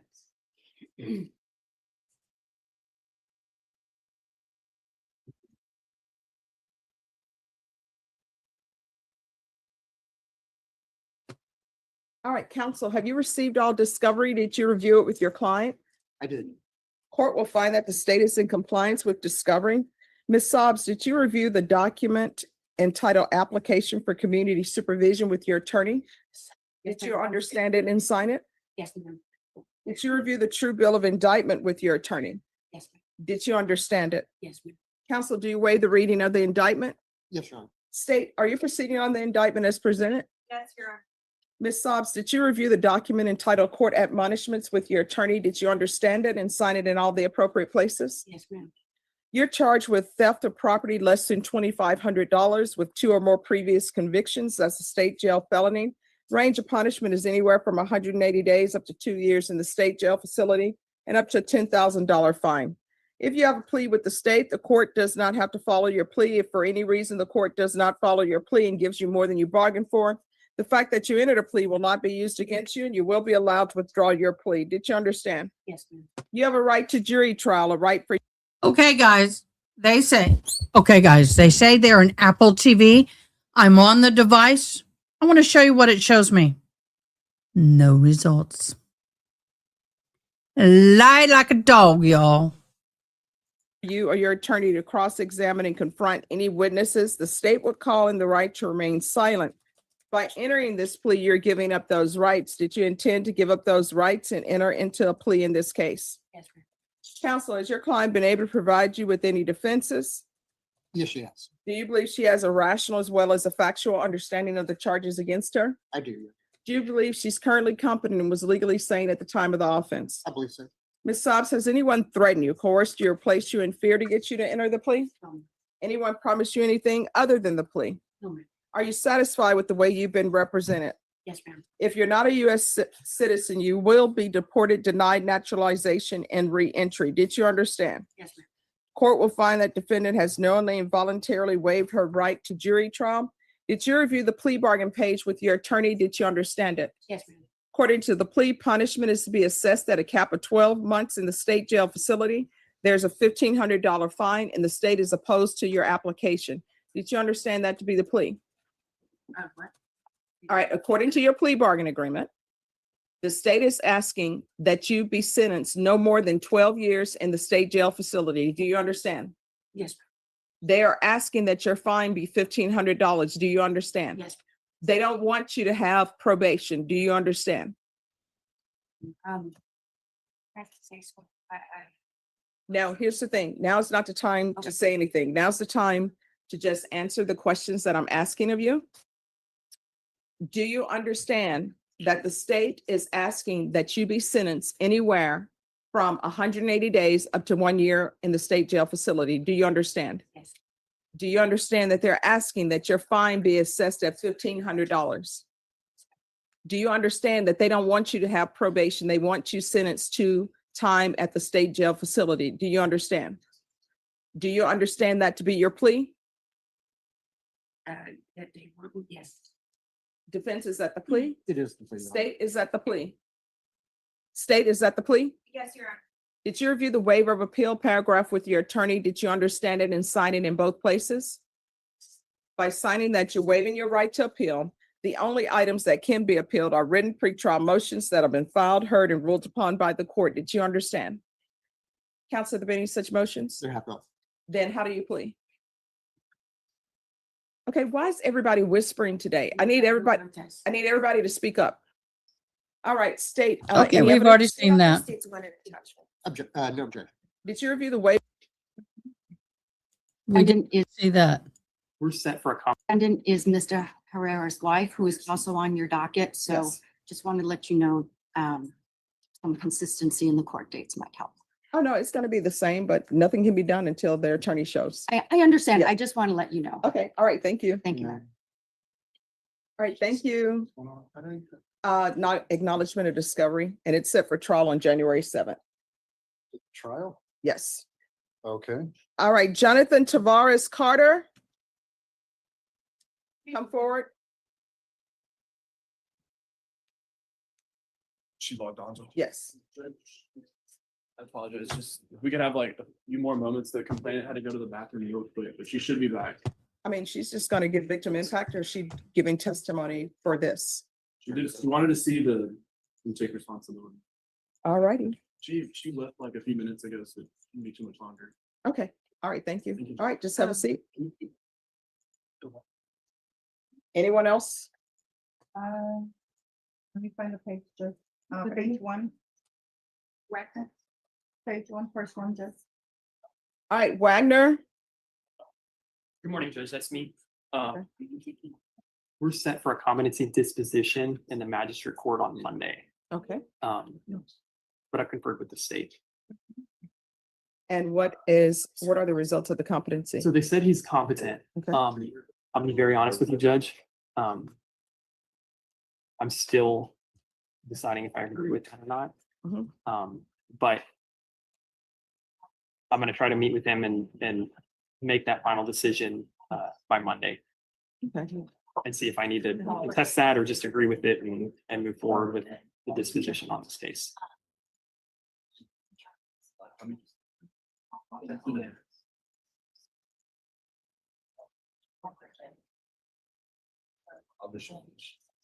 Judge, we're ready whenever you are. All right. Ms. Ferguson, Yes, ma'am. on this case, Wagner, Yes. recall it for final discovery in January, 30 days. Yay. I could be the 22nd. I think think that's- Thursday I or the think- 20th. I think both of those will work. If you just let me check real quick.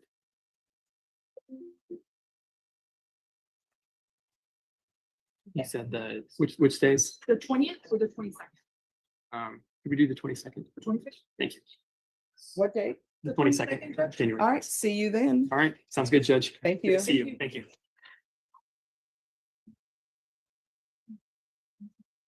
Oh, he's next. All right, and Alma Benavides client, Yes, Judge. have they already been sworn in? No, ma'am. I'm still waiting for paperwork to come in. I talked to the deputies in Denton County, Mhm. and they're gonna email the paperwork. All right, Ms. Benavides, if you remain in breakout room number 3, because at some point the clerk is going to have to come in to swear your client in. Okay, Judge, just to let you know, they sent me some paperwork. I'm not sure why they sent it to me, but I just forwarded it to Norma. All right, thank you. She's received it. Okay, thank you. Judge, I'm gonna print it in the back. So. All right, Jonathan Carter.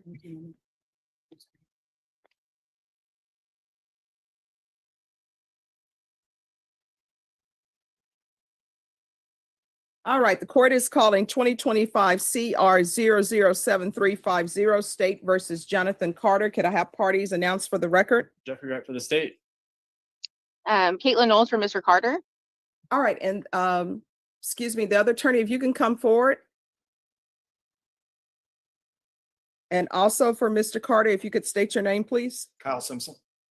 All right, have both parties, I'm sorry, defense counsels, have you received discovery from the state and did you review it with your client? We have, Your Honor, and we did. All right, court will find that the state is in compliance with discovery. Mr. Carter, did you review the application for deferred adjudication with your attorney? Did you understand it and sign it? Yes, ma'am. Did you review the true bill of indictment with your attorney? Yes, ma'am. Did you understand it? Yes, ma'am. Counsels, do you waive the reading of the indictment? We do. Did you review the court admonishments with your attorney? Did you understand it and sign it in all the appropriate places? You're charged with the offense of publishing or threatening to publish intimate visual material as a state jail felony. Range of punishment is anywhere from 180 days up to 2 years in the state jail facility and up to $10,000 fine. If you have a plea with the state, the court does not have to follow your plea. If for any reason the court does not follow your plea and gives you more than you bargained for, the fact that you entered a plea will not be used against you, and you will be allowed to withdraw your plea. Did you understand? You have a right to jury trial, a right for you or your attorney to cross-examine and confront any witnesses the state would call, and the right to remain silent. By entering this plea, you're giving up those rights. Did you intend to give up those rights and enter into a plea in this case? All right, why is everybody whispering today? All right, that's okay. It's like people are whispering for some reason. I can't hear. Court reporters having a hard time hearing. Did you understand you have a right to jury trial, a right for you or your attorney to cross-examine and confront any witnesses the state would call, and the right to remain silent? Yes, ma'am. All right. Did you understand if the court were to grant your application for deferred adjudication, if for any reason your deferred adjudication were revoked, the court could find you guilty and sentence you up to 2 years in the state jail facility and up to a $10,000 fine? Yes, ma'am. Counsels, has your client been able to provide you with any defenses? Yes, Your Honor. Yes, Your Honor. Do you believe he has a rational as well as a factual understanding of the charges against him? I do. He does. Do you believe he's currently competent and was legally sane at the time of the offense? Yes, Your Honor. Yes, Your Honor. Mr. Carter, has anyone threatened you, coerced you, or placed you in fear to get you to enter the plea? No, ma'am. Anyone promised you anything other than the plea? No, ma'am. Are you satisfied with the way you've been represented? Yes, ma'am. If you're not a U.S. citizen, by entering this plea, you will be deported, denied naturalization, and re-entry. Did you understand? Yes, ma'am. Court will find that defendant has knowingly and voluntarily waived his right to jury trial. Did you review the plea bargain page with your attorney? Did you understand it? Yes, ma'am. According to the plea, there's a $2,000 fine and the state recommends deferred adjudication. Did you understand that to be your plea? Yes, ma'am. Defense is at the plea? It is. State is at the plea. Yes, Judge. Did you review the waiver of appeal paragraph with your attorney? Did you understand it? Yes. Just for a moment.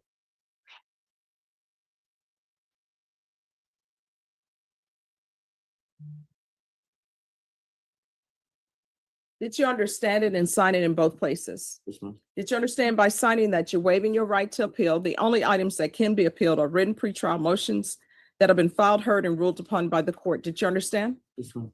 Counsel, are there any such motions? No. Outside the No. agreement, thank you. Outside the agreement, the state is recommending that your deferred adjudication be for a term of 2 years. There'll be 100 hours community service restitution, TAP evaluation. The state has put zero tolerance. I don't do zero tolerance. You know, either you violate your probation or you didn't, and then I make decisions on that. A mental health evaluation, parenting classes, anger management class, BIP class, no harmful or injurious contact with the complainant. Did you understand that to be your plea? Yes, ma'am. Defense is at the plea. Defense is at the plea. Yes, Your Honor. State is at the plea. Yes, Judge. I'm sorry, not the plea. Did you understand that those recommendations are recommendations from the state and the court does not have to follow those recommendations? And those are the recommendations that the court previously read which is the state is recommending 2 years. So I don't have to give you 2 years. I can give you more than 2 years. 100 hours of community service restitution. I can give you more than that. The mental health evaluation, parenting classes, anger management class, BIP class, and the no harmful or injurious contact. You understand that? Yes, ma'am. Then to the offenses charge, how do you plead? Guilty, not guilty, or no contest? State any evidence. State offers State Exhibit 1 and attachments. Without objection. All right. And No state, objection. thank you. And state, have you spoken with the complainant? Yes, Judge, and she's here today. All right. Mr. Carter, did you review the waiver and stipulations of testimony with your attorney? Did you understand it and sign it in all the appropriate places? Yes, ma'am. Again, did you understand you have a right to jury trial, a right for you or your attorney to cross-examine and confront any witnesses the state would call, and the right to remain silent? Yes, ma'am. Did you understand that today the state will be presenting evidence in the form of witnesses' statements and police reports, but most importantly, there will be no live testimony? Did you understand? Yes, ma'am.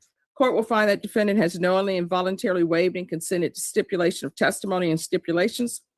Court will accept into evidence states exhibits 1 and attachments and review the same.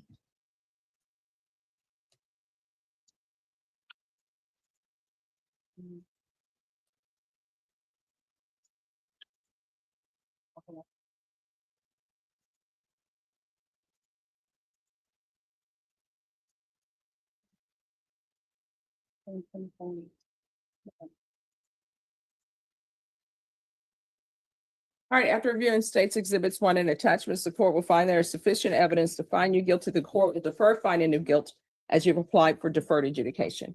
Are you proceeding with sentencing? Yes, Your Honor. Yes, Your Honor, we'll waive PSI. All right, anything you wish to say on behalf of your client? Yes, Your Honor. So this, the offense as charged, right? Whenever you see that offense on paper, you know, it gives a certain impression. Our client was in the throes of custody issues. He understands that he made the wrong decision to take his anger out in that way, rather than, you know, addressing it in a healthy manner. Mr. Carter volunteers as a football coach at a local high school. He is a former NFL player, and he is giving his talents and giving back to the community in that way. He is fully committed to continuing that path. He is fully committed to working on himself, and this incident does not define him. He is remorseful, and he's ready to change under your supervision. All right, why is there a request for BIPP? I'm sorry, you're not the attorney on this, but I mean, was there, I understand that this is seen as a form of abuse, but isn't BIPP for physical? Battery. Yes, Judge, and I can just imagine, because it's someone who was a spouse of his, and someone, this is not just some random person, and so. I mean, I'm not gonna order that. How old are you? 46. All right, why are you threatening to send out videos? I made a mistake. No, you didn't make a mistake. You made a choice. I made a choice. I made a bad choice. And didn't think why. Like why? And why were you knocking on her door or knocking on her window? What were you expecting? Talk about my daughter, but it didn't help at all. Well, what time did you go to talk about your daughter? What time was it? Late. What does late mean? Yeah, so this time 10 o'clock, I think. Well, All right, nobody's knocking on somebody's door at 10 p.m. to talk about their daughter or talk about their child. They're usually there for something else. Did you call her? And I see you called her and she blocked you. this one. All right, so it appears that she doesn't want you anymore. I don't know why people can't accept that. And it's not like you're a teenager. Even teenagers, when somebody doesn't want you anymore, you can move on. As my grandmother would say, cry on the inside. Don't let that person know they've broken your heart, and just move on. I understand why you don't understand that. If I may, I think context matters here. Oh, My understanding is that the complaining witness was withholding visitation from my client, and he had no way to do it. A custody suit has ensued, and they're working that out.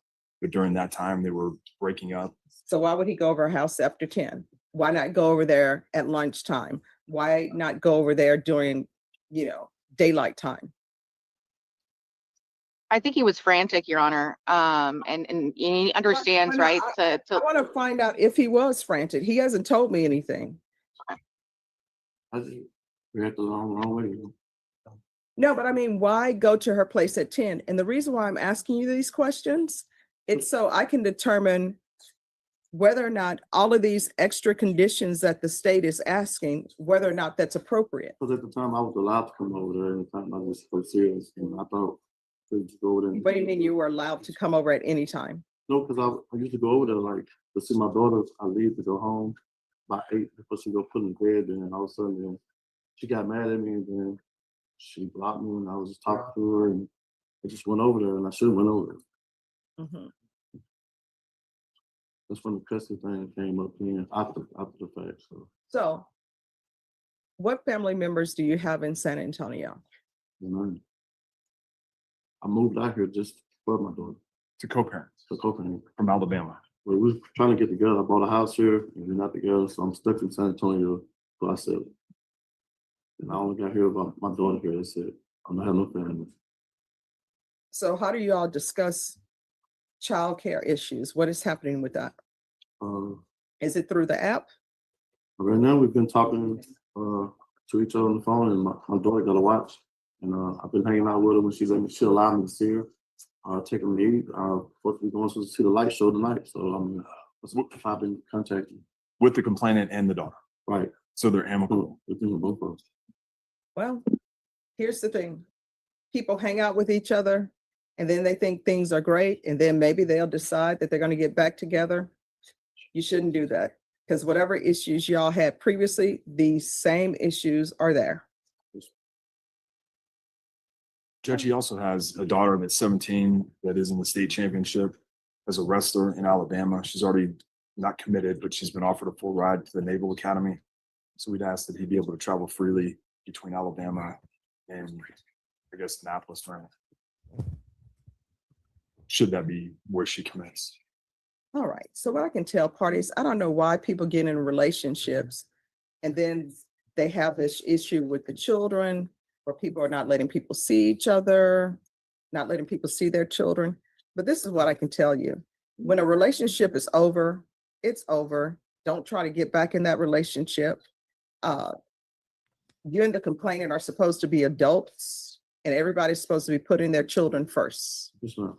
And when people hurt the mother of their child, the father of their child, just being petty, then you're hurting the child. Do you understand? Yes, ma'am. I understand. And I can tell you, until things were explained to me, I was close to giving you jail time as a condition. But now I'm able to see everything and the state was not asking for jail time as a condition. Judge, again, context, complaining witness and my client went to the same school, Troy University, Alabama. And he played football for the school and she was an athletic trainer, correct? Yeah, I've been on a lot. So it's been on and off relationship for 20 some odd years. Is that right? 6 years. It's been a lot. Then the baby came along and tried to do the right thing, moved to Texas to co-parent, and things happen. All righty. This See, is what that- the court that is was going more to do. information I Court is wanted. going to sentence you to 2 years deferred adjudication. There's to be regular reporting by Zoom or in person, regular random UAs, proof of employment within 45 days. There's to be no employment as a home health care provider or with minors. The coaching that you do, are you paid for that? No, ma'am. Okay, so. I'm gonna get paid for it. All right, so there's to be no there's to be no employment as a home healthcare provider with minors. There's to be 100 hours of community service restitution. Ms. Abrams, if you verify that he's actually coaching, that can count towards his community service hours. Field visits 1 time per month for 3 months. And the complainant is requesting the no harmful or injurious contact. Yes, Judge, and the idea is for the child custody and transferring. All right, There- there's, yes. He has total and permanent disability with the NFL, and so he's not allowed to work for that. He'll need to provide proof of that. Okay. All right, so proof of employment within 40 days or proof of inability to work.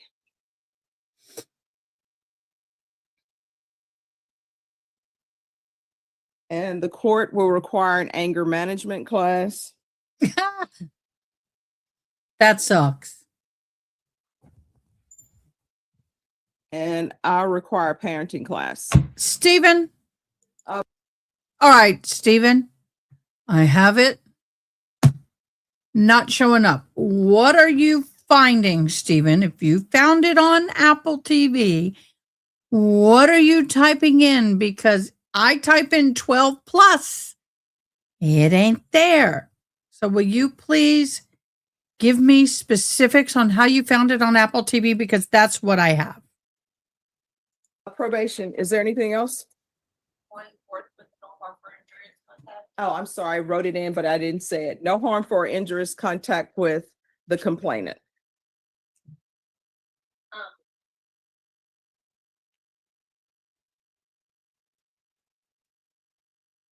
All right. Is there anything else that you need from the court to be successful? All right. Did you review the document entitled Trial Court Certification of Defendant's Rights to Appeal with your attorney? Did you understand it and sign it? Yes, ma'am. All right, because this is a plea bargain agreement, because I followed your plea bargain agreement, and because you waive your right to appeal, you do not have the court's permission to appeal. Do you understand? Yes, ma'am. All right, if you complete everything early, the court will consider early termination. And Judge, I may have not on it, but did you allow travel? Ms. Abrams, he's allowed to travel to Alabama. events with his other daughter. So he's allowed to travel to out of state.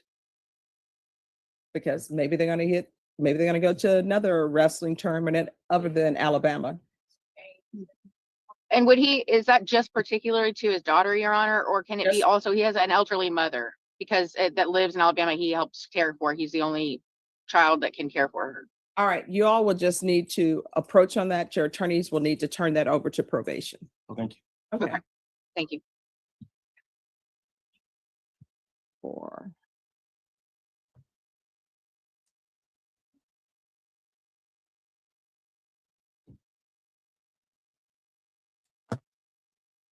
All right, Vashon, just go ahead and say he's allowed to travel out of state for his child and also for his mother, and there's to be UA upon return.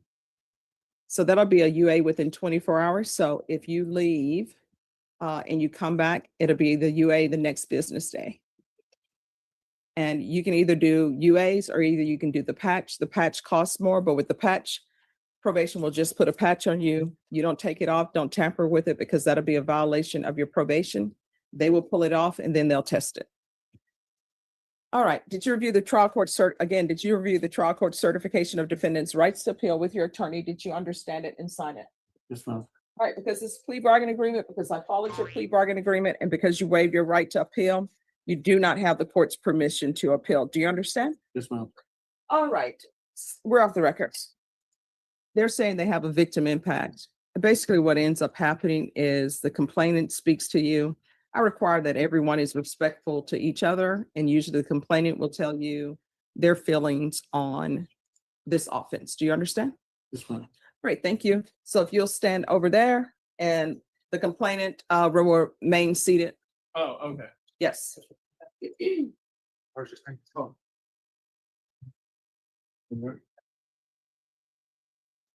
Okay, so they do that off camera. We will not get to see that portion.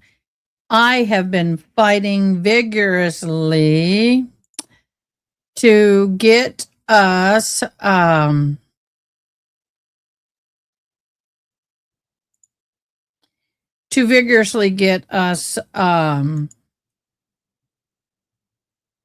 into that trial, and it's not working.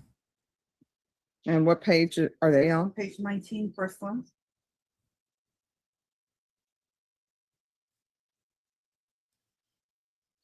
Nicholas Vaquera. Hey, June, are you back? Did we miss you?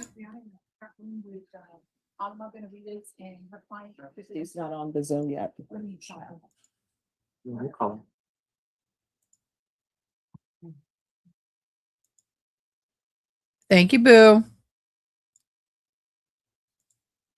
All right, just one moment. I'm pulling this up on Odyssey.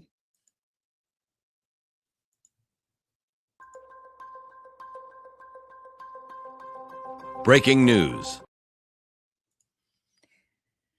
The authorities have identified the person in interest in the hunt for Brown University Red Rumor. Law enforcement has identified the person of interest in connection with the Brown University mass shooting nearly 120 hours after havoc unfolded on the campus. As identified, gunmen opened fire on Brown campus in Providence, Rhode Island, Saturday, and investigations have so far failed to track the attacker down.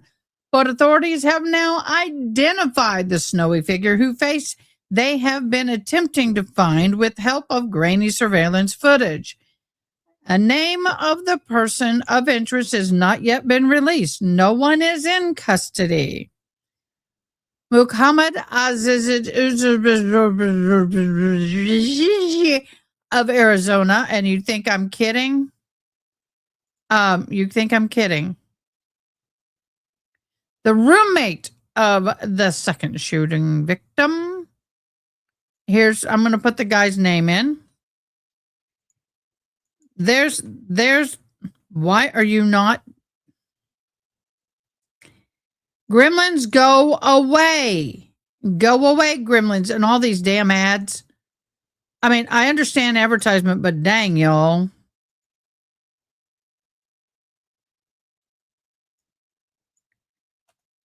There's the guy's name. Is the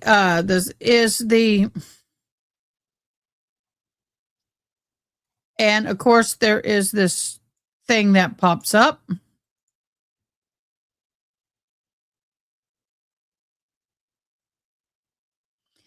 Yeah, that the Muhammad is one of the two students who was red room. Anyway, now I got all this stuff popping up. Sorry. Virginia, Ella Cook of Alabama were fatally gunned down during the mass shooting on Saturdays. I just can't say his name. They were in a study session held at the Ivy League School Engineering Barris and Holly building when the gunman burst in shortly after 4 p.m., opening fire. Gunman fired about 40 rounds, killing 2 students and wounding 12 more. The update comes only hours after a fresh link was made between Brown's horrific shooting and the assault at MIT researcher Neuro Laurio. Okay. Why can't people have simple names? For dyslexic neurodivergent people. Is what it is. 2 days after Brown's shooting around 8:30 p.m. Monday evening, married father of 3, Laurio was unalived in his home in Brookshire, Boston. The neighbors and friends of Lewis Collins said that she discovered his body after hearing shots disturbing the peace after a beautiful area on Gibson Street. Collins has said she was lighting a menorah candle when she heard the shot fired. She rushed to the hallway of their building and found Lorino lying on his back. The professor's heartbroken wife was also in the entry along with another neighbor as they scrambled to dial 911. Lorino was taken to the hospital but died the next day. His neighbors remembered him as a kind-hearted, wonderful man, while students flocked to the candlelight vigil in memory. Is this the same thing? Yeah. This comes as Brown University President Christina Paxson landed in hot water for her response to the grisly shooting as she pinned the attack on a gun reform. The Ivy League University president said she was deeply saddened by the people questioning her response to the horror. As time goes on, there is a natural instinct to assess responsibility for the tragic events, like Paxson, who reportedly made over $3.1 million in 2023, said Tuesday. Anxiety here is very natural, and the shooter is responsible. Horrific gun violence took the lives of these students and hospitalized others. It's deeply sad and tragic that the school across the country are targeted violence. Brown is no exception, she added. But Pax's latest comments did nothing to assuage the anger of many who once again turned their ear at the university leader for what they consider to be an inadequate response. Guys, I'm not going to touch that. So there we go. And they've ID'd the person. He's not in custody at this time.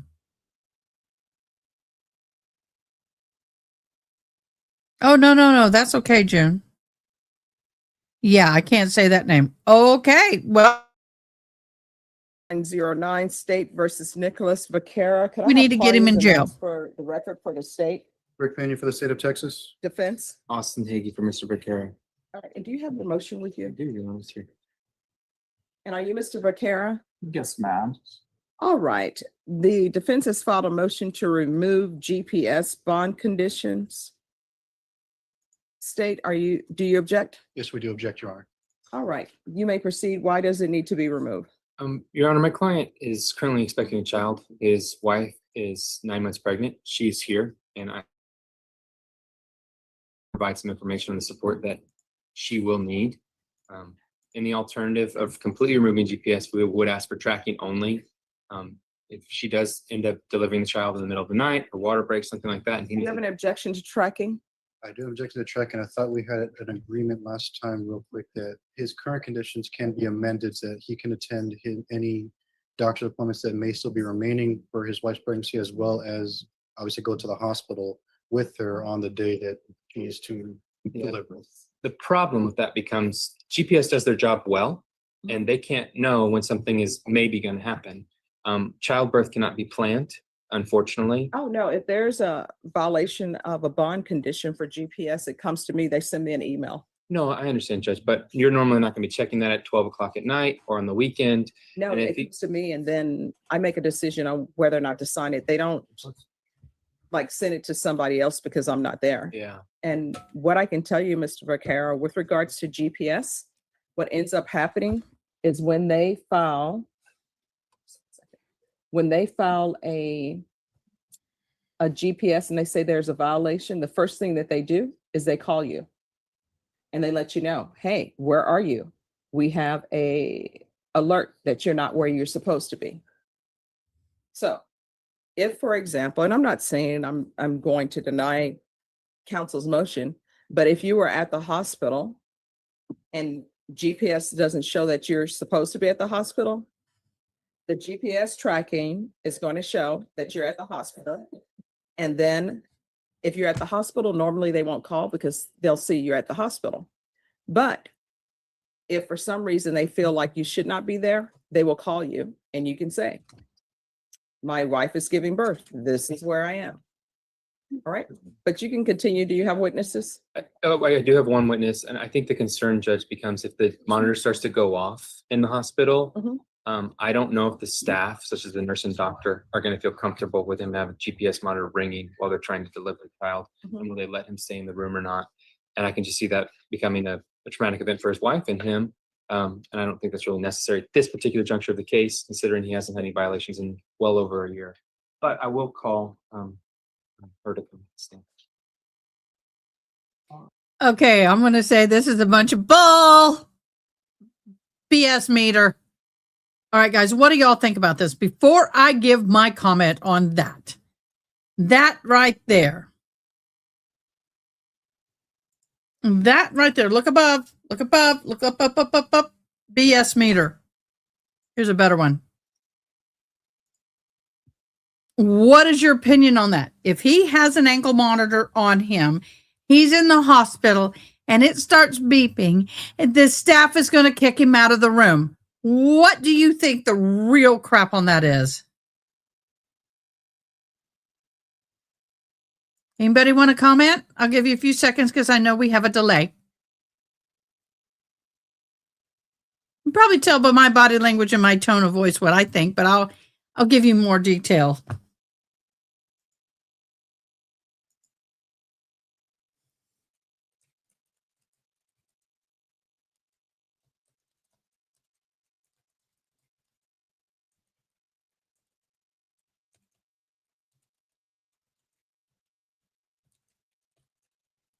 No answers?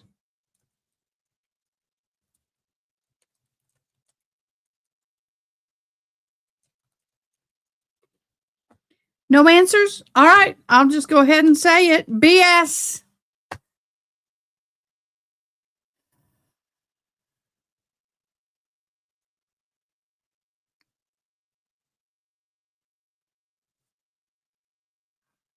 Okay. If you are at the hospital and you are there as a patient and you have an ankle monitor, okay, I know this for a fact, and it starts beeping, they're not going to mess with it.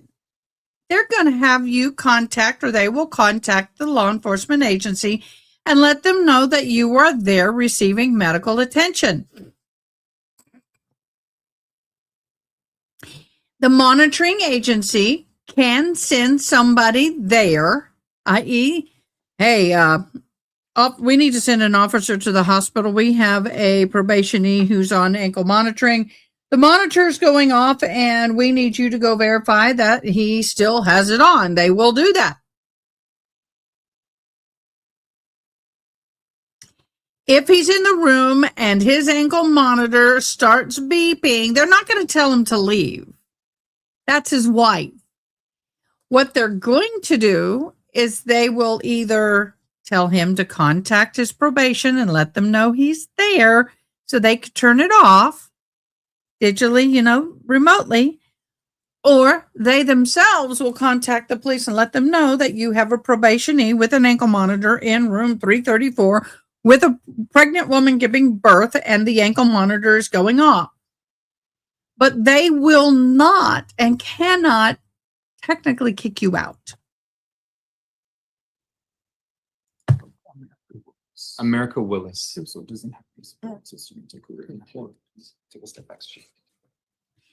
But that's a good try to keep from getting one, though. That is one of the best I've ever heard of someone giving an excuse as to why they should not have an ankle monitor.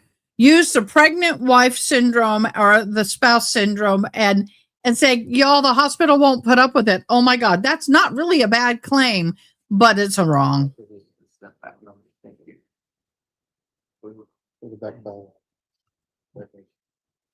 All right, can you raise your hand?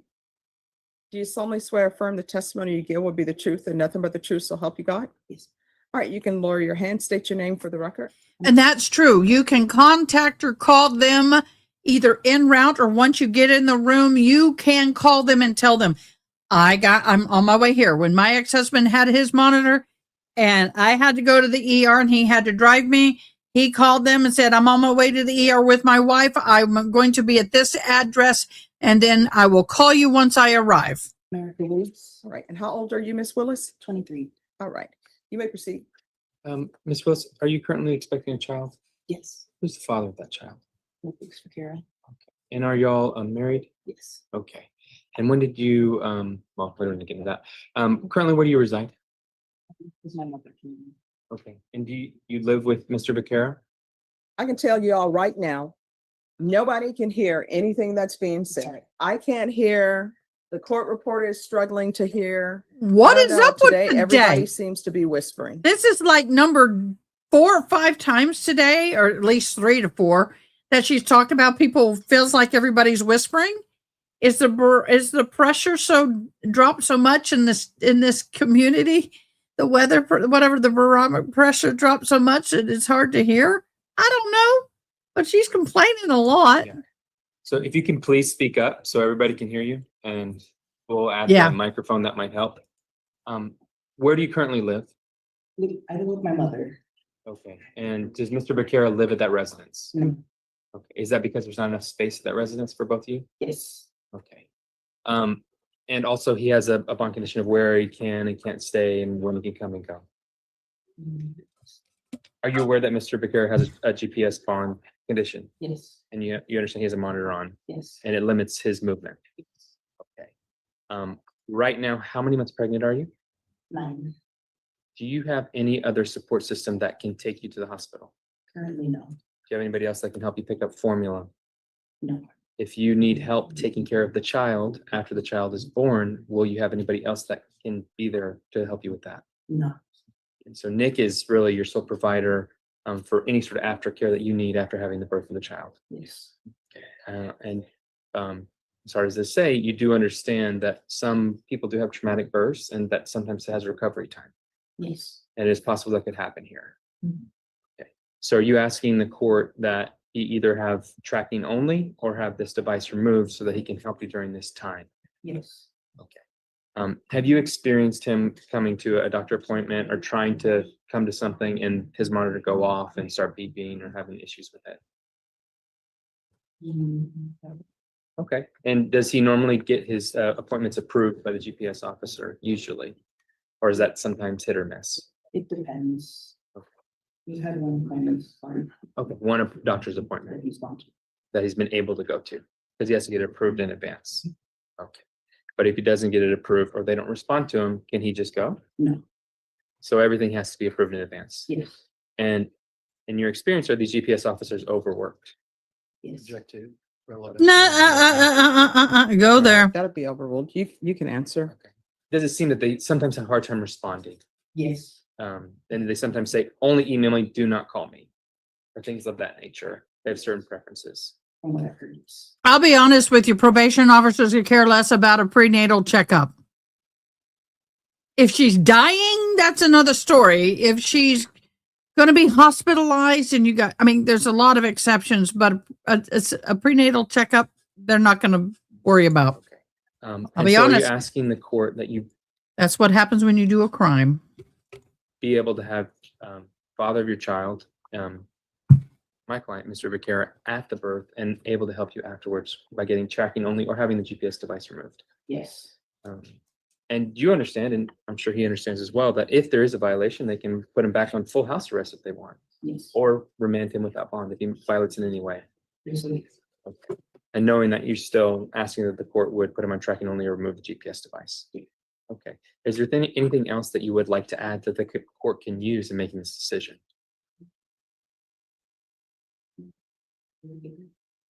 Thank you so much for your time. You can give me that back, and you can please go sit down. No. I have questions. Oh, I'm sorry. Yeah, of course. Yeah, go ahead. If I may, Your Honor? Yes. You said your name was Miss Willis? Yes. When did you first meet Mr. Vaquera? 2 years ago. 2 years ago. So that would be when you said you're 23, correct? So when you were 21, you met? And how soon after you met did you guys get married? We got married. Then for the last years, and probably over a year. December. Okay, so December 2024. Okay, and when did you first realize you were pregnant? April of this year, okay. As of right now, do you have any remaining, I believe they call them prenatal appointments? I don't think you know.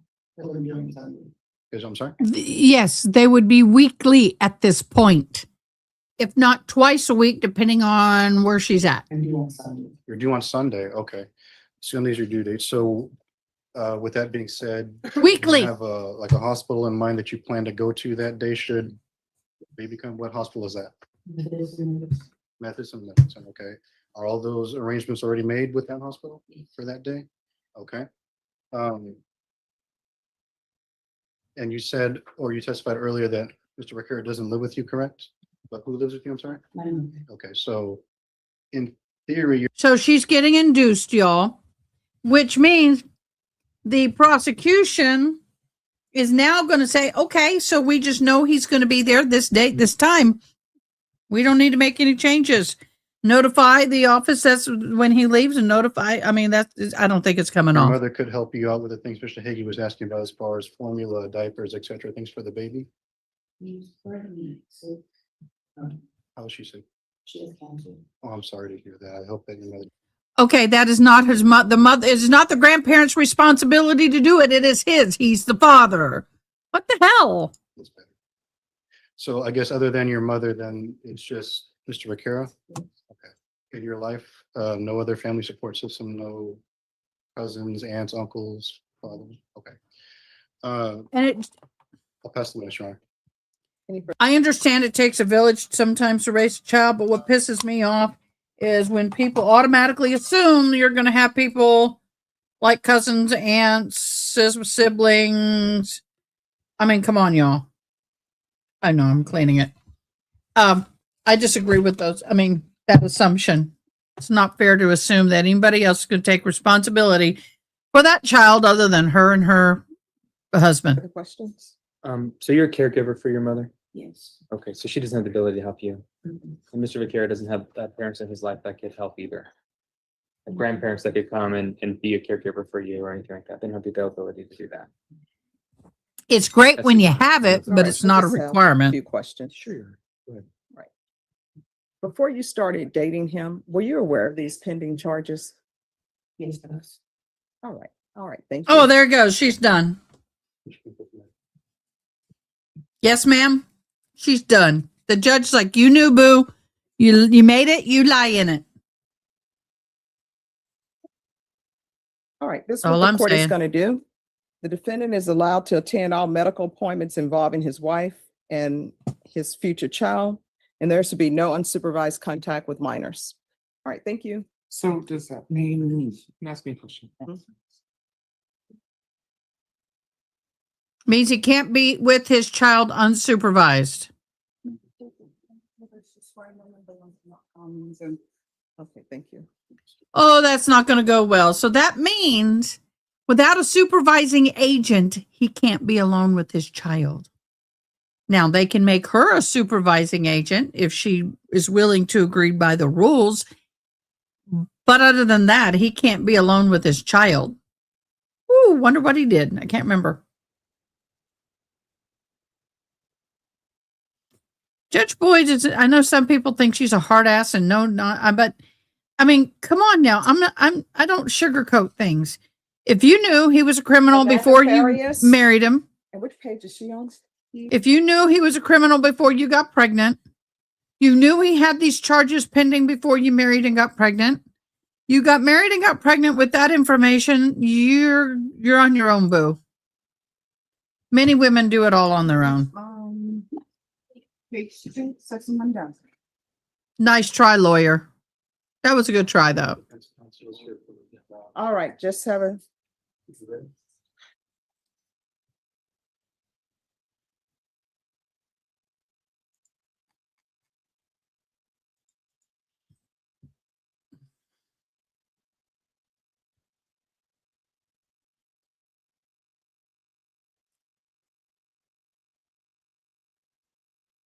All right, anyone else?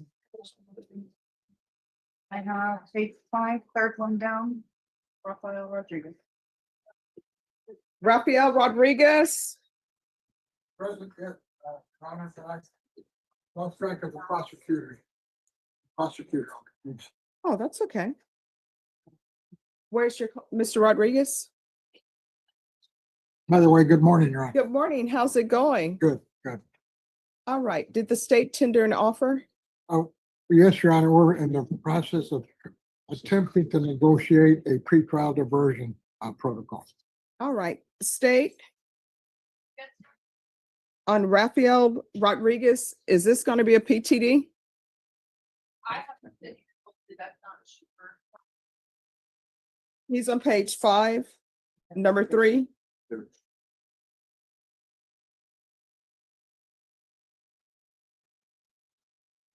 Oh, Rafael Rodriguez? Yes.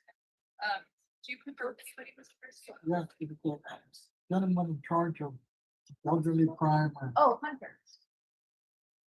He was here a while ago now. This is Hunter's case, Ron. Let me text him. Okay. You want us to back up? Yeah, just have a seat and I'll call you back up. And Melissa, if you can just text him to see if they have come to an agreement on a PTD. All right, who's next? I have. And just so everyone knows, 11:40, the court is taking its recess and you all will have to be back at 1:30. There's no need to rush the court because you're gonna have to be back at 1:30.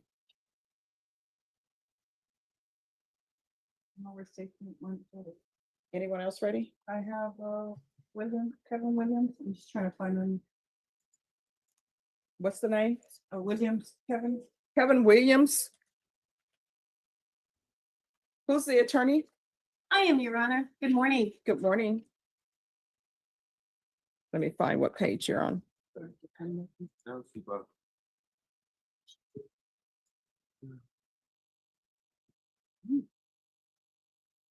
Oh, page 13, Judge, third one down.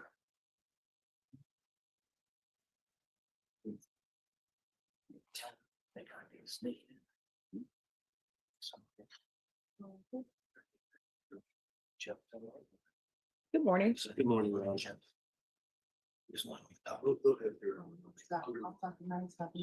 All right, have you received an offer?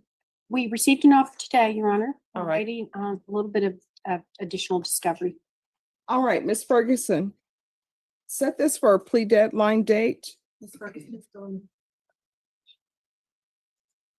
All right, this is going to be set for a plea deadline date in January. And I will set you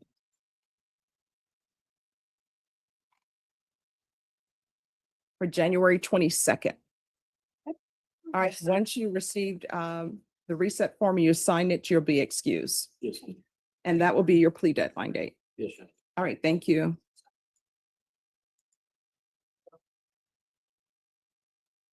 Yes. Hunter said that he is going to consult the complainant and then he will let him know if he's gonna give him PTD. All right. And what is your client's name? Rodriguez, Rafael Rodriguez.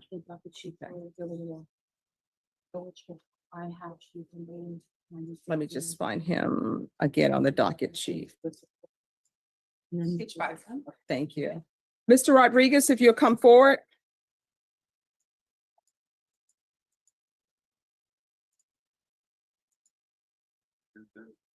All right, Mr. Rodriguez. I'm going to recall your case in January, and it's for the state to make the decision on whether or not they're going to proceed with a PTD for you. All right, so I'm going to recall this for January 15th. All right, once you sign the reset form, you'll be excused. So just have a seat, be patient. Thank you, Your Honor. Thank you.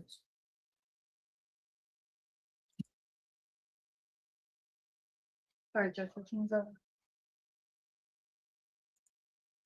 It's Rodriguez.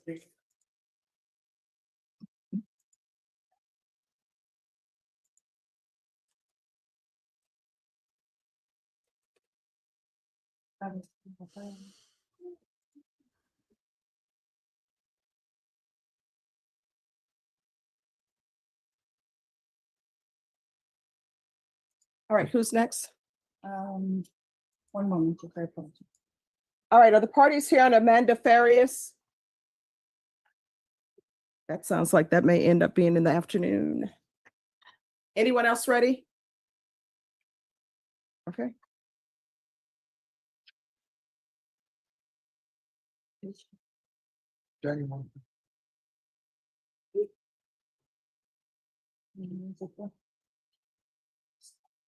What did she say as well? Whether we're gonna qualify for. And Miss Benavides, we're just waiting for you. I'm just waiting for them to give me your paperwork.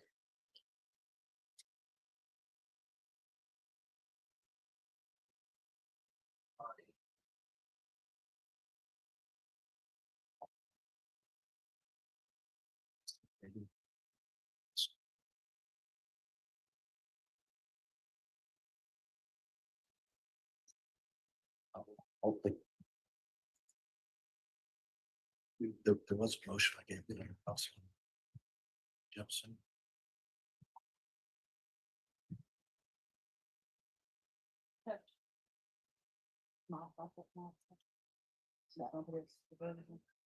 All right, is that person here?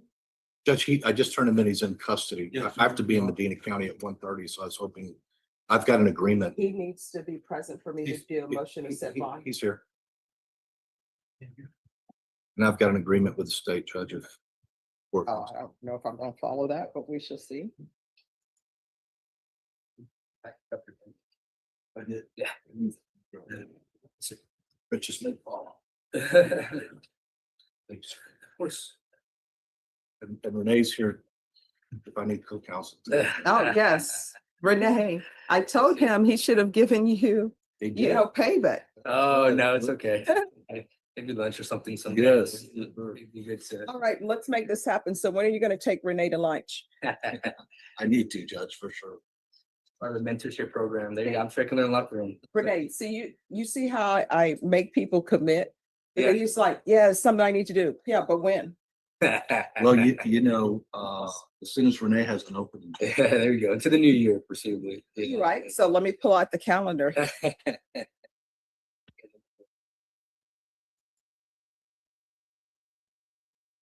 So Renee, are you available for lunch with Mr. Hancock on January 15th? Sure, Judge, sure. All right, so he's available January 15th? It is, okay. We'll be in contact. Yes, sir. Thanks, thank you, Judge.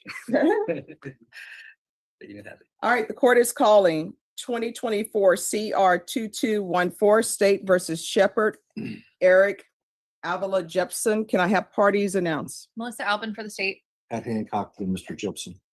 And are you Mr. Jepson? Yes, Your Honor. All right. Defense has filed a motion asking that bond be set in your case. Was there not a bond previously set? There was, Your Honor. He has an MTR filed, so his bond, he was remanded. All right, does anyone have a copy of the MTR? Mr. Hancock had one, Your Honor.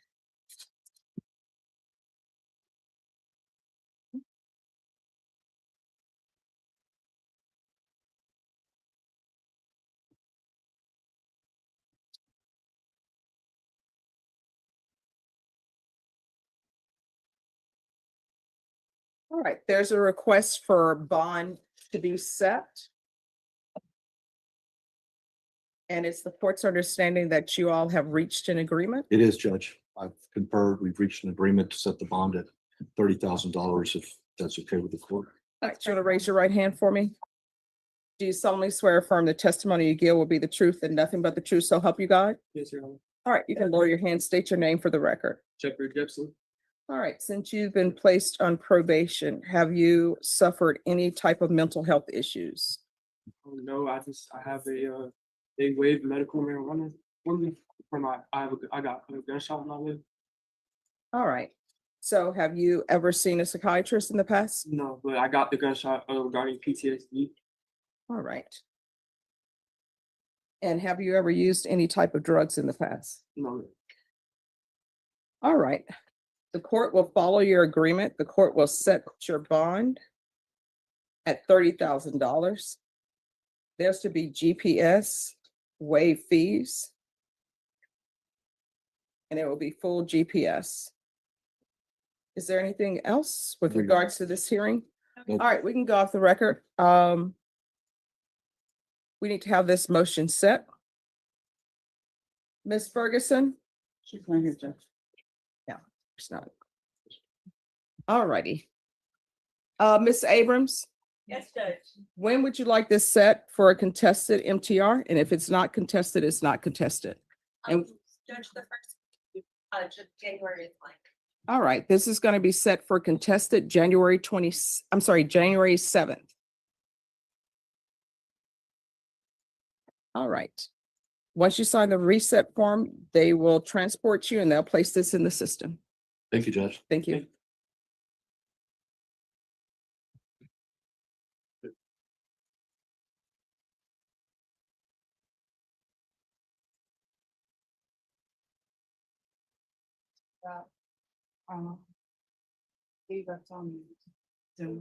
All right, thank you. See your sign up sheet.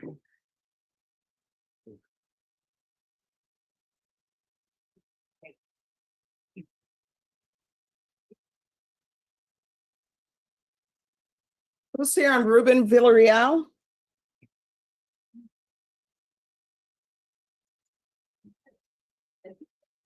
All righty. Yes, ma'am. All right, thank you. And Judge, before we do this, I have the paper copy of the judgments. I didn't want to scan them as to not break the seal of them being certified, so I. All right, totally is there going to be any objection to that, defense? You're on mute. This is on page 7 of your document. Thank you.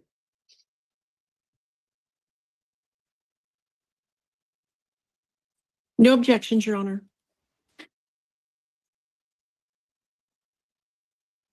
All right, the court is calling 2025 CR 009602, State versus Ruben Villarreal. Can I have parties announced for the record for the state? Lauren Espinoza. Defense? Alma Benavides for Mr. Villarreal. And are you Mr. Villarreal? Yes, Your Honor. All right, did you review the document entitled Defendant's Consent to Appear by Video with your attorney? Did you understand it and electronically sign it? Yes, Your Honor. Court will find that defendant has knowingly and voluntarily consented to appear by video. Did you review the discovery? I'm sorry, defense, have you received all discovery? Did you review it with your client? Yes, Your Honor. Court will find that the state is in compliance with discovery. Mr. Villarreal, did you review the true bill of indictment with your attorney? Did you understand it? Yes, Your Honor. Counsel, do you waive the reading of the indictment? Yes, we do, Your Honor. State, are you proceeding on the indictment as presented? No, Your Honor. State moves to waive the enhancement allegation and proceed solely on count 1. No objections, Your Honor.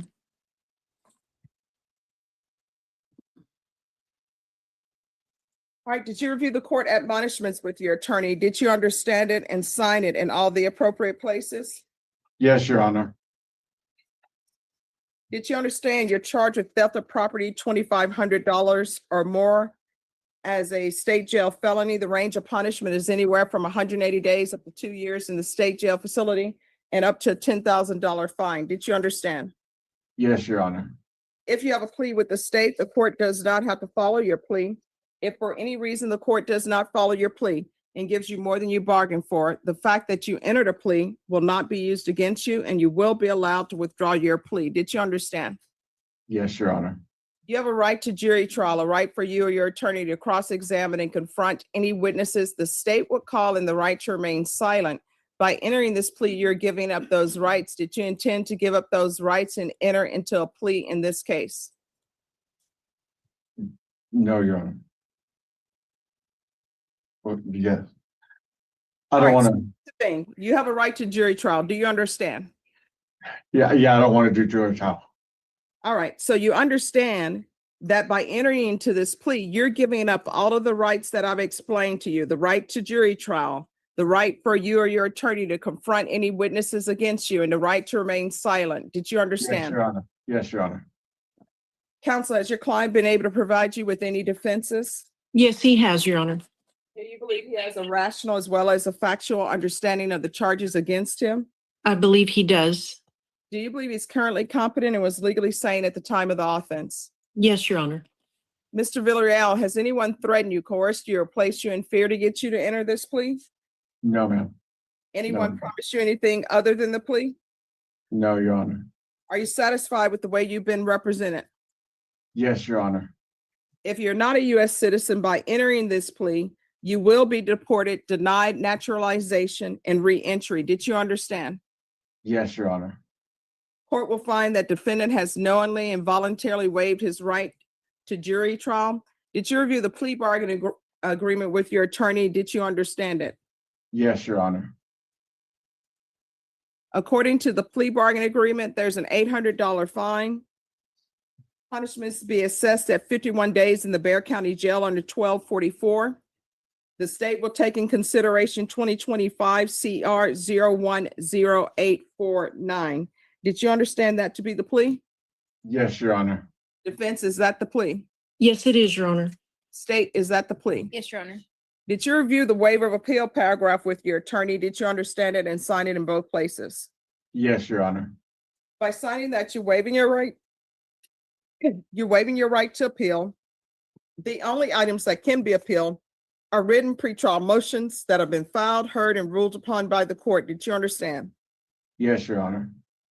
Counsel, have there been any such motions? No, Your Honor. Then and outside the agreement, the state is requesting that you have no contact with HEB at 10660 Calabria Road, 78251. Did you I know that HEB. I used to shop at that HEB. Wow. understand that's a recommendation from the state and the court does not have to follow that recommendation? Yes, Your Honor. Then to the offenses charged, how do you plead? Guilty, not guilty, or no contest? No contest. State, any evidence? Yes, Your Honor. State offers States Exhibit 1 in all attachments. We've reviewed them, Your Honor. No objections. All right, state, you may be excused. Did you review the waiver and stipulations with your attorney? Did you understand it and sign it in all the appropriate places? Yes, Your Honor. Again, did you understand you have a right to jury trial, a right for you or your attorney to cross-examine and confront any witnesses the state would call and the right to remain silent? Yes, Your Honor. Did you understand that today the state will be presenting evidence in the form of witnesses' statements and police reports? But most importantly, there will be no live testimony. Did you understand? Yes, Your Honor. Court will find that defendant has knowingly and voluntarily waived and consented to stipulation of testimony and stipulations. Court will accept into evidence States Exhibits 1 and attachments, and the court will review the same. Yes, Your Honor. All right, after reviewing States Exhibits 1 and attachments, the court will find there's sufficient evidence to find you guilty, and the court will find you guilty. Are you proceeding with sentencing? Yes, Your Honor. Anything you wish to say on behalf of your client? Judge, we're asking the court to follow the plea bargain, and we wanted the court to take note that Mr. Villarreal was taken into custody on October 29th of this year. and he has been in continuous custody at the Denton County Jail. Okay. All right. Is there anything else? Nothing further, Your Honor. All right. The court will sentence you to 51 days in the Bear County Jail under 1244. Give you credit for any time served. There's an $800 fine. Take in consideration 2025 CR 010849, and there's to be no contact with HEB. Did you review the document entitled Trial Court Certification of Defendant's Rights to Appeal with your attorney? Did you understand it? Yes, Your Honor. And did you electronically sign it? Yes, Your Honor. All right, because this is a plea bargain agreement, because I followed your plea bargain agreement, and because you waived your right to appeal, you do not have the court's permission to appeal. Because this is a felony conviction, you're not allowed to own or possess any weapons or ammunition. If you have a question over what that is, you will need to speak to an attorney. Do you understand? Yes, Your Honor. All right. Good luck to you, sir. Stop stealing. Otherwise, you're going to find yourself living in the jail or the prison, okay? Yes, Your Honor. Thank you, and Merry Christmas. Oh, Merry Christmas to you. I'll be too. right back. Thank you. Thank you, Attorney Benavides. Thank you, Judge. May I be excused? Yes. Thank you. Is the person here on Amanda Farias?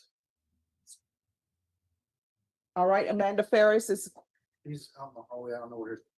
all right, so that's going to be 1:30. Anyone else ready? I'm still working on. Can we approach real quick? Yes. There's a contested MTR on the docket for Angel Cantu. I know we got an issue with bringing inmates over, and defense counsel really needs to confer with his client. And his client clear via Zoom potentially, and I think that may resolve. Well, the intention, Judge, is whether a hearing is necessary, and I know the state are witnessing, so I want to be able to, so that they can go about their business. If it is not necessary. You'll have to talk to the deputies to see if that's possible. Okay, thank Well, you. it's okay with Your Honor? Sure. Okay. Just want to be efficient, Judge. No, appreciate it. Just a quick approach on those by the end. It's on page 17, third one down.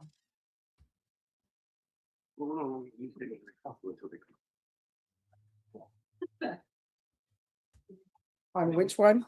On Rose Padilla, Yes, page 17. yes, third one down. yes.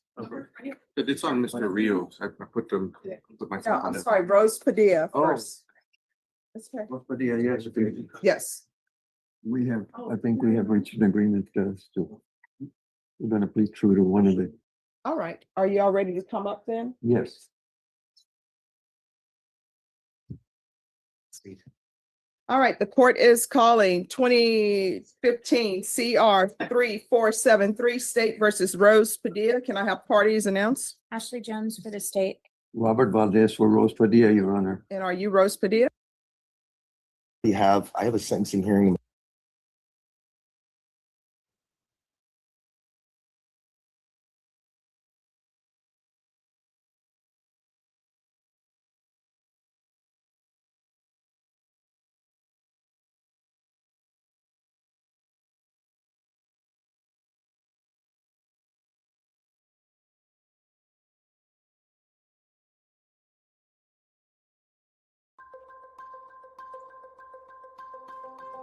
Breaking news. It is with great sadness that it is announced and confirmed that Greg Biffle and his family have passed away in a plane crash this morning. The NASCAR universe is mourning the death of Greg Biff. I remember him well, and his wife and two children. All of them died in a fiery plane crash in North Carolina airport this morning. The 55-year-old Cessna C-550 private jet was seen burning on the runway at Statesville Regional Airport at 10:15 a.m., 9 months after he obtained his pilot license. Biffle and wife Christina Grusso were married January 23. They shared a child, Ryder Jack, who was born September 2000. He and his first wife, Nicole, were married in October 2007 and later had a daughter, Emma Elizabeth, who was also killed in the crash on Thursday. Whew. The total 6 people died in the tragedy, according to the authorities.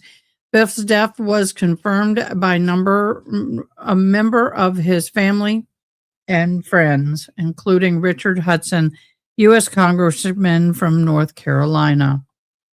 I am devastated at the loss of Greg and Christina and their children. My heart is with all who love them. Houston wrote on X. They were friends who lived their life focused on helping others. Greg was a great NASCAR champion who thrilled millions of fans, but he was an extraordinary person as well. And we will remember him for his service to others as much as for his fearlessness on the track. Named one of NASCAR's top 25 greatest drivers in 23, Biff was born into a racing family. Instead, the Vancouver, Washington native came up driving in dirt tracks in the Pacific Northwest, famously being recommended to legendary team owner Jack Rouse for the driver turned announcer Benny Persons.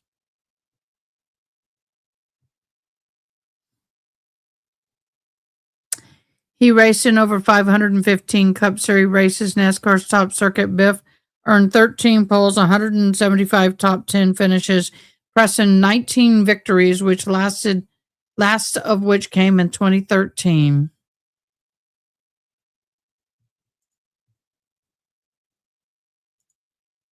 That is the family that passed away.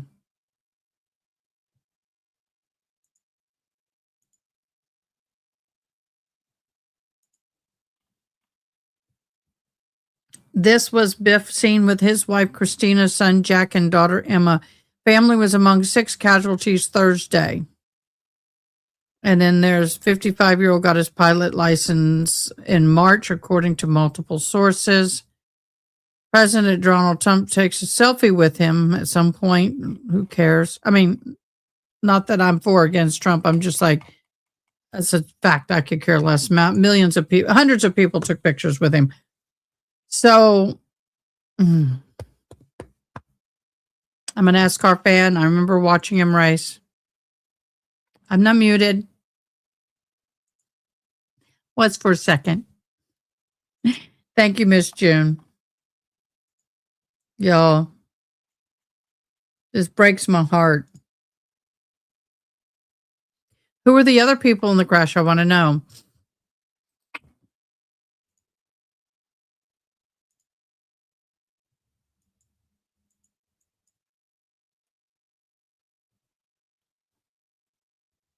I'm trying to see who else was in the crash.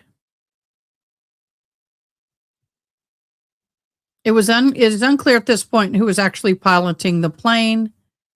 It initially took off from the airport and circled back before the deadly landing, meaning there might have been some mechanical issues.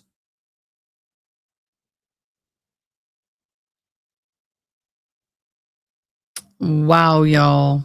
I'm going to share this picture. Give me a minute.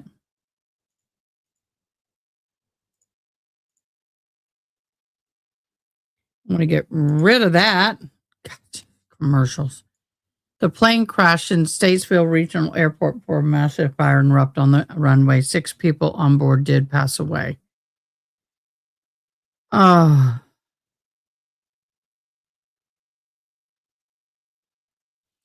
According to the FAA records, the aircraft did belong to the semi-retired NASCAR driver who was seen in a smiling snip at the in February. Okay, he married.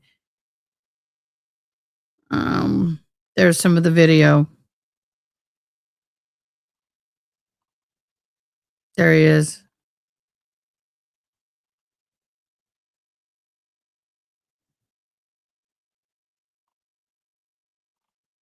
And there's another picture of the family.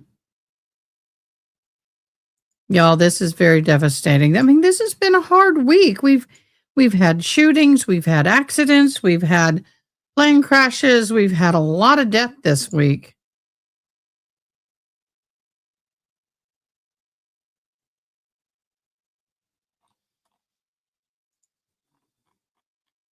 Yeah. It's I am not going to show that too much, y'all.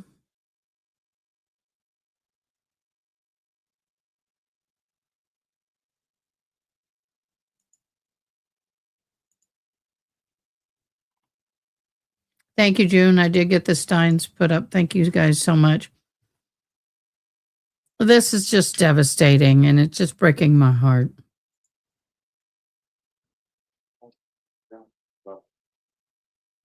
Good morning, Your Honor. Good morning. All right, State, were you able to tender an offer? Yes, Your Honor. All right, I need an acknowledgement of discovery done Yes. before you leave here today. And Ms. Ferguson, I need a plea deadline date. You know, we want. Sometime Uh, in January. Yes. I can do January 15th. All right, January 13th is your plea deadline date. You need to let the court whether you've reached an agreement after that. If you have not reached an agreement, your next setting will be jury trial, and the court will not consider any plea bargain agreements without good cause. Otherwise, you have to plea open to the court. Do you understand? Yes, sir. All right, thank you. Thank you, ma'am. Yes. Yeah. Oh, no problem. Yeah. Wanted to introduce myself. My name's Brandon later. Oh. I'm going to be in the second chair for next year. So I just want to Awesome. come see y'all. Hey, welcome. Oh, thank you, Judge. Thank you. Just fit in here. So Okay, thank you. How are you doing? You too. All right, who's next? I'm still working on police judge. The please. You ready to? Gotta be 1:30. You're ready to approach on Caroline Herrera, Judge? Make sure you were posted on.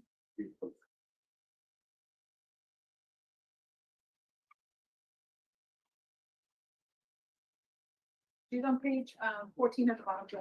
All right, counsel, your case is coming back for, Your Honor, yes, her and her husband are charged with the same offense, Judge. I believe the court's already set her husband for January 7th trial date. I have a sentencing hearing in Medina County that morning. And I've been talking about, we're not anticipating severing this. I've been talking with co-counsel, or her husband's counsel. She wants to approach on a motion for an investigator and get an investigator on this. I just want to tell you where she's coming from on this. I've spoken and conferred with the state. He's got to get with his chief in order to determine if what we've discussed is kosher and copacetic with the district attorney's office. so y'all have to have that worked out by January 7th. Yes, Your Honor, but what do I do with the conflict in Medina County? I'm already set on a felony sentencing. I would suggest coming here. All right, I'll see what the district court judge wants out there. All right. That setting, I just want to apprise the court. No, I appreciate that. That setting was made. We had an MTR, the sentencing hearing. That setting was already in October. So I don't know what Medina County is Okay. going to want to say. We'll see what happens. Yes, Judge. All I right, thank appreciate it. you. Thank you, Your Honor. Thank you for your time. I have one more case. I'll be back Sure. straight after. All right, thank you. All right, who's next? And we're bringing her back what date, Judge? January 7th, and that's jury. Ma'am? Do the discovery acknowledgement, Judge, or do I? Yes. Thank you.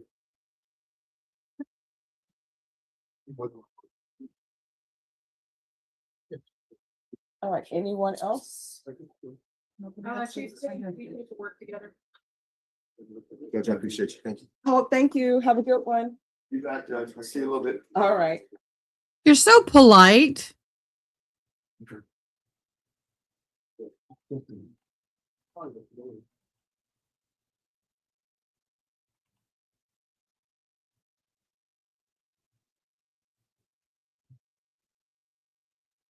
So pleasant and polite, aren't they?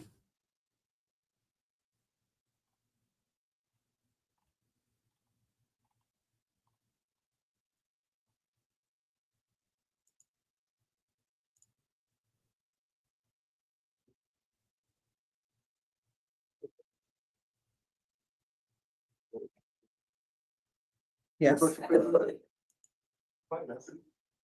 go ahead. Okay. It's on the docket, Your Honor. Norma, everybody's coughing. What's going on? It's the pre-Christmas. Are we patient zero and we don't know it?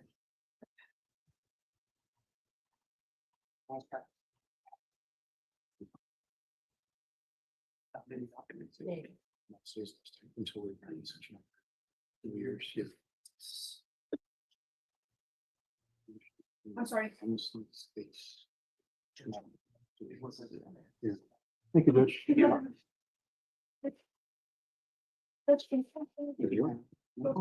Yeah, Coach, Your Honor. Yes. I had stepped out. Unfortunately, I had to go to the 175th. And you called Amanda Frias. Paperwork's ready. Clients here. We're ready. Amanda Frias. Did you give? I'm sorry, Amanda Farias.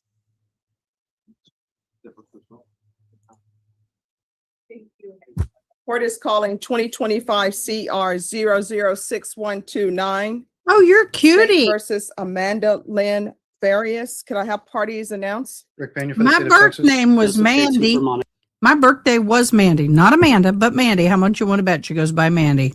Gadetto. And are you Miss Farias? All right.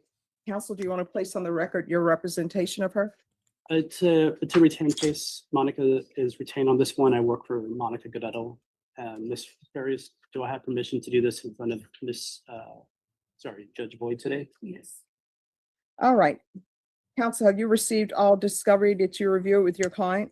We have, Your Honor. Court will find that the state is in compliance with discovery. Ms. Farias, did you review the application for deferred adjudication with your attorney? Did you understand it and sign it? What did you do? Did you review the true bill of indictment with your attorney? Did you understand it? Yes. Counsel, do you waive the reading of the indictment? Yes, Your Honor. State, are you proceeding on the indictment as presented?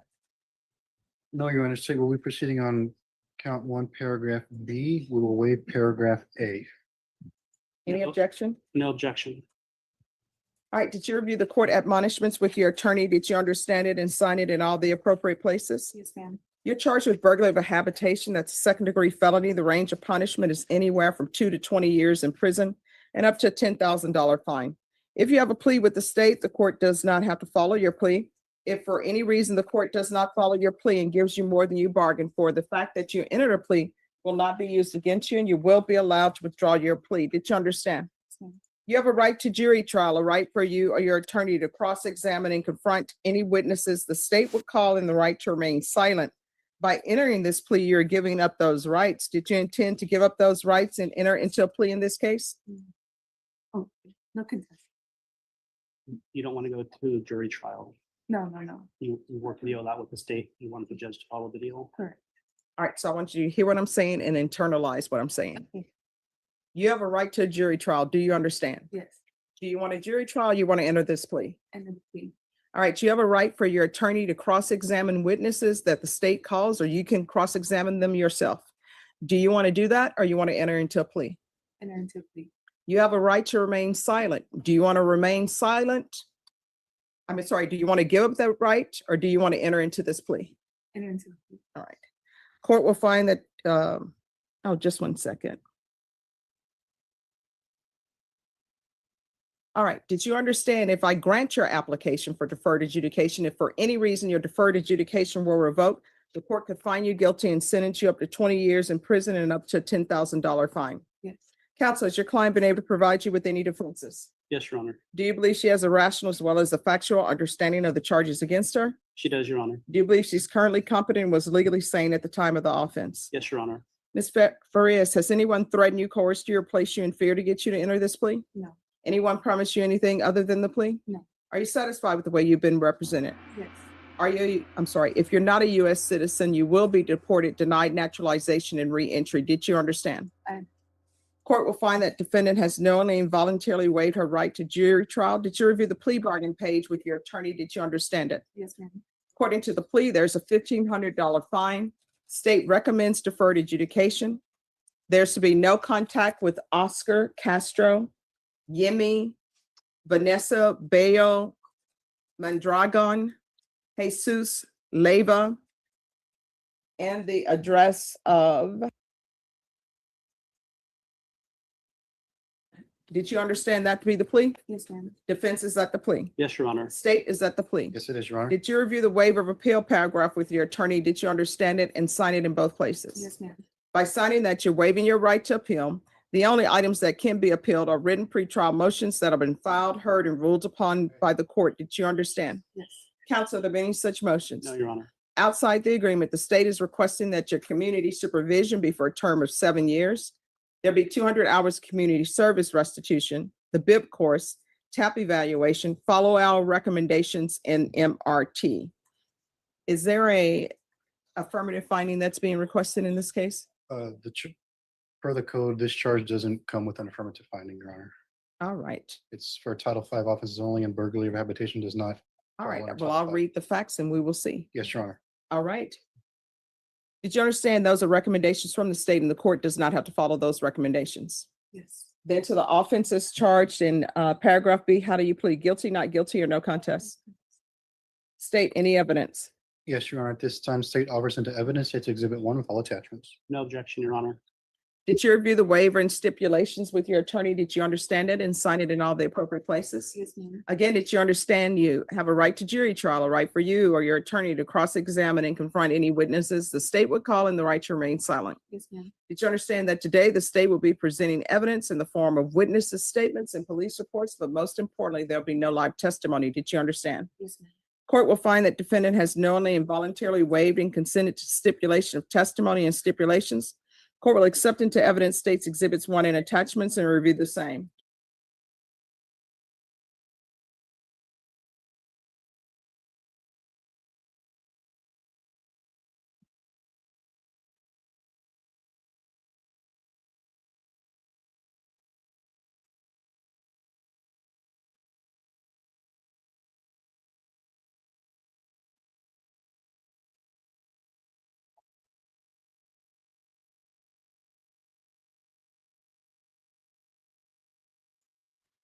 So it has been horrible, and I'm trying not to pull it down on myself.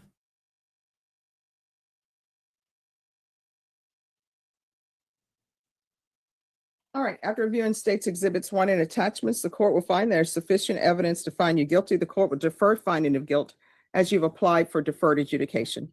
Are you proceeding with sentencing? Yes, Your Honor. Anything you wish to say on behalf of your client? Our client's remorseful that this had happened. What's not in your, the stipulations, not to your knowledge, is that there was some abuse, possible molestation from the complainant against her child. And that led to this event. Well, have there been charges filed for that allegation? Not to my knowledge, Your Honor. Any evidence presented to anybody for that? This is the first time I'm hearing about it. Okay, all right, you may proceed. The client is employed, self-employed, does meal prep. There's a $1,500 fine. However, she may not have consistent income. I know this is for 7 years. I was hoping that the fine could be probated.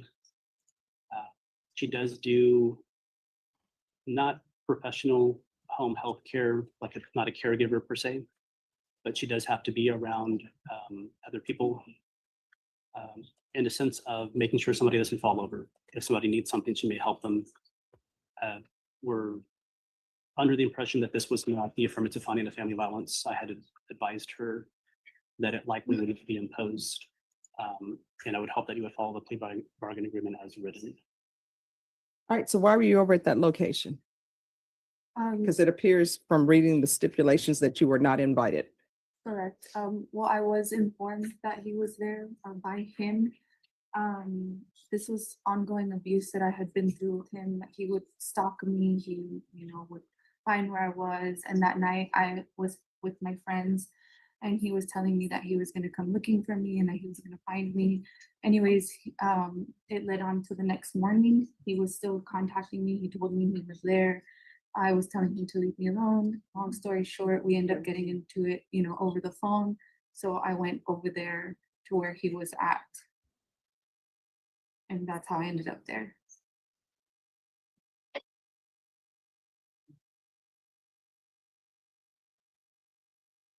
I don't understand that. I don't understand why you would go to a location. Your attorney is saying you're in fear of him, but you go to the location. And then did you see the photos? Yes, ma'am. And He's currently out. He was guilty of putting his hands on my son, and myself as well. He's out right now. I think deferred. I don't know. I couldn't tell you the legalities of that, but and that wasn't his only time. After I was arrested with this, he came to my house looking for me again with a gun and put it to my head. And because there was a restraining order, he had one on me. I ended up getting arrested. And so this is, even me on house arrest, he was still messing with me. So I understand that I wasn't supposed to be there or I went looking for it. But I think that just me being, provoked and going through what I was going through with him, I snapped, I guess.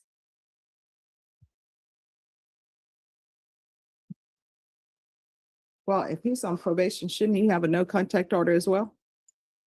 Yes. Well, Yes. I believe that was all done prior to this taking place.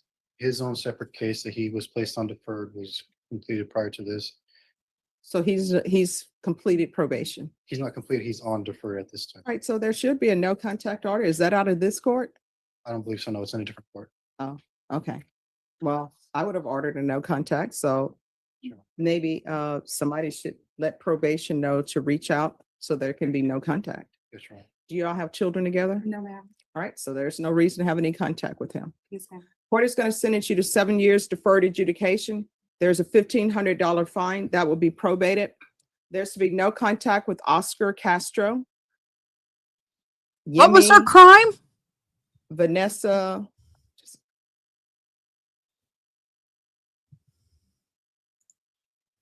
What was her crime? 7 years of probation? Y'all, what was her crime? Where are we at this in this video? I'm going to come back to this point. 305. I'm going to come back. I want to see what her crime was. I didn't hear it.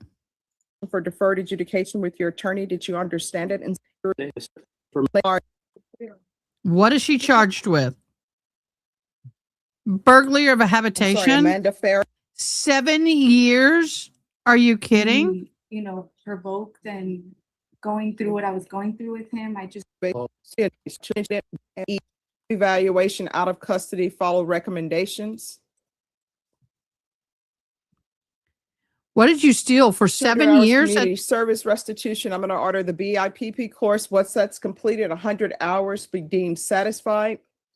The MRT course, once that's completed, 100 hours be deemed satisfied. Field visits once. How many hours did she get? Maybe somebody should let probation know to reach out so there can be no contact. That's right. Do you all have children together? no, ma'am. All right, so Thank there's no God. reason to have any contact with him. Yes, ma'am. Court is going to sentence you to 7 years deferred adjudication. There's a $1,500 fine that will be probated. There's to be no contact with Oscar Castro, Yemi, Vanessa. So it was a group of them. And Ms. Abrams, that's Yemmi, Vanessa, Bello, Mondragon, Mondragon, Jesus Leva, Levya, and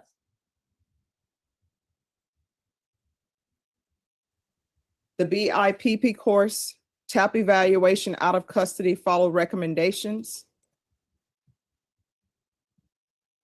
Look at that officer getting 200 up hours on community her. Service Have you noticed he's standing awfully close? restitution. I'm going to order the BIPP course. Once that's completed, 100 hours be deemed satisfied. The MRT course, once that's completed, 100 hours be deemed satisfied. Field visits one time per month for 6 months. Regular reporting by Zoom or in person. Regular random UAs, proof of employment within 45 days, no employment as a home health care provider or with minors. Probation, is there anything else? Is there anything else you need from the court?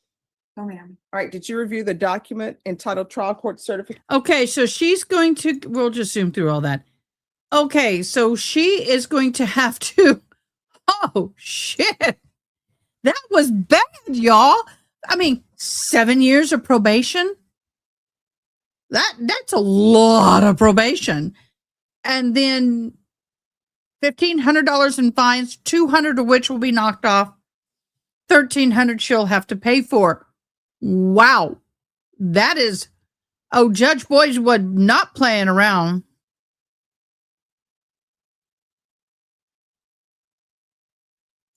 Okay, June, I don't know if you can hear us. Angela answered, I don't think we have any cases tomorrow. Tomorrow is a Friday. I have got to take a day off unless we have a case.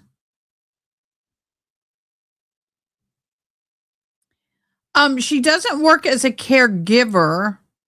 She works as a food preparer for elderly people. So she could make the food and drop it off, but she cannot be like a CNA, a PNA, or an in-home healthcare worker. Unless they're bracketing a food, she worked, I thought they said that she was self-employed and she's a meal prepper. So if she preps meals at home and just delivers, that's one thing. But she can't go in home and prepare meals.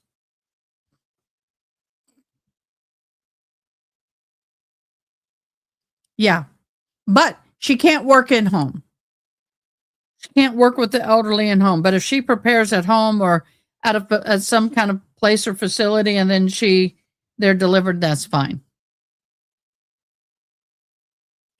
Okay, guys, so it's okay with my mods. Let me know now, yes or no, about us taking tomorrow off. If something pops, we will come on. I have got to get in there and work all day at my sister's house and get things taken care of. I got people picking up furniture. I got to get that work done because I got to get everything out by the 30th. And so we got Christmas, we got time. I mean, I got to get done. I got to get going. It's not a super ton a lot, but it's enough that I got to get things done. I got to get it taken care of as quickly as I can. And I want to get some things done. Okay. Tonight, I'll be going to a glow in San Antonio. I may go live on Facebook with it. Who knows? I don't know. We got some fun things going on. I need to be around some of my people that I haven't seen in a long time. I love my Aglow, the organization that I've been a part of for, almost 15 years. So you were flying tomorrow. I'm flying out tomorrow, so you do you. Safe flight. Be praying for you. Safe journeys. Wow. Okay, hold on.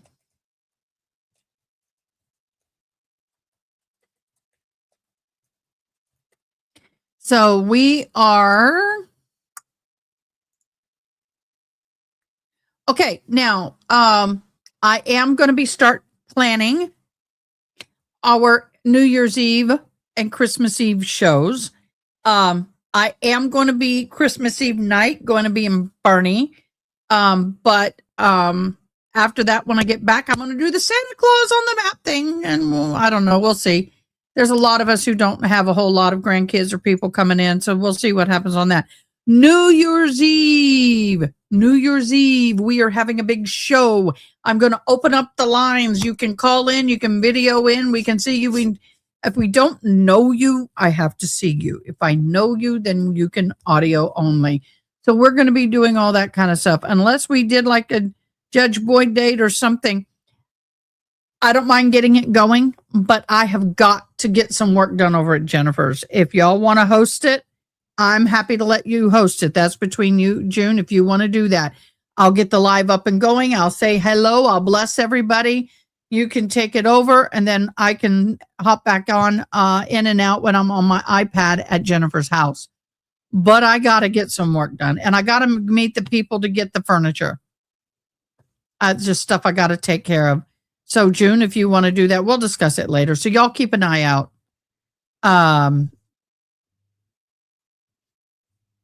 Yeah, keep an eye out. New Year's Eve, you're having German night with my friends. We're going to make German food and celebrate. Well, you can hop in and say hello. Yes, you can.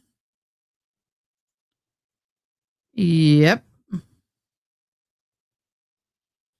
All right, guys. You guys have been so amazing. Thank you so much. Today we covered a lot of ground.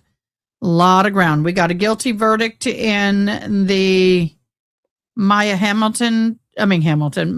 Hernandez trial. Partially guilty. Guilty on counts 3 and 4, but not on counts 1 and 2. They were hung. We also got to see the sentencing of our fabulous friend, Mr. Walsh. Life without possibility. We knew that was going to happen. We have watched Judge Boyd. We've had a lot of disasters happening. We've talked a lot about just world events have gone on, and we've posted about those. So, guys, we've had a busy day.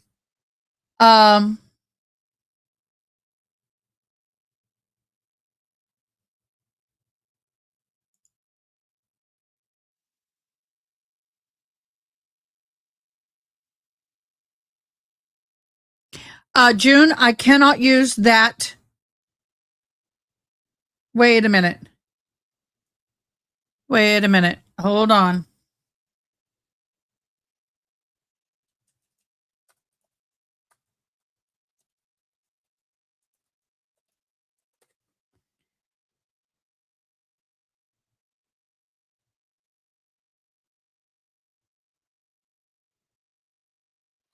Do we have the shooter, June? Can you tell me? Do we have was the brown shooter caught? If not, somebody has done clickbait.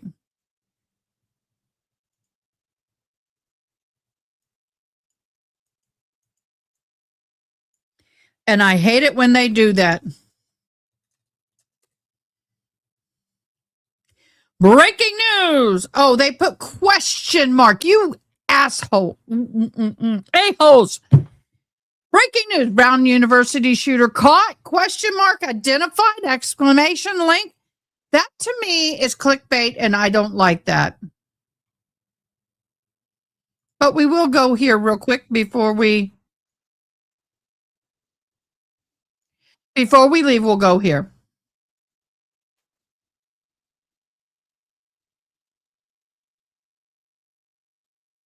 Any type of access control, and that he could have gained easy entry and then took advantage of that opportunity. In this particular case with the MIT professor, certainly a targeted violence, certainly targeted a person as opposed to a location. And so, again, they're different, but again, the commonality of higher education is certainly part of the tips and leads that law enforcement is following. And when you talk about the commonality, what types of evidence are typically? Okay, we do know he has been identified. We do know there has been an identification, but whether or not he's actually been caught, I have not seen.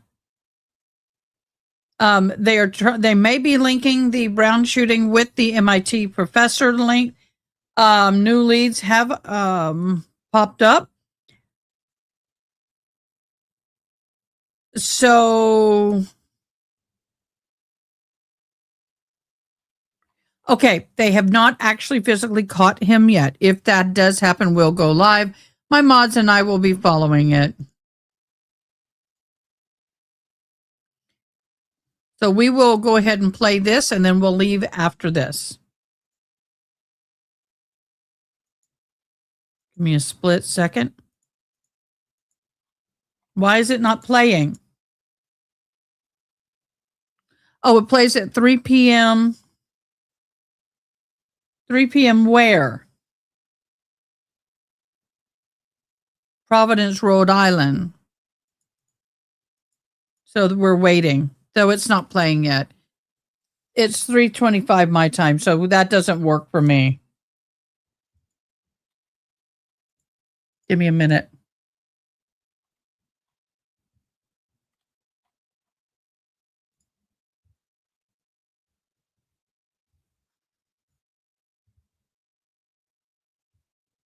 Yeah, we'll wait. We'll wait for a minute. I do want to see this, so we're going to wait.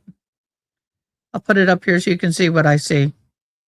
Do you see what I see? Do you see what I see? So we'll wait a minute. Yeah, they're running a little late, but that's okay. Yeah, so they may be giving us some information. So we'll wait for that. I need something fun and laughter. That's not copyrighted.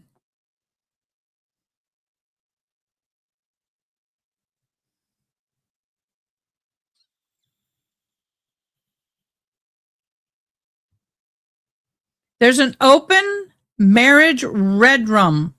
Where did that get off?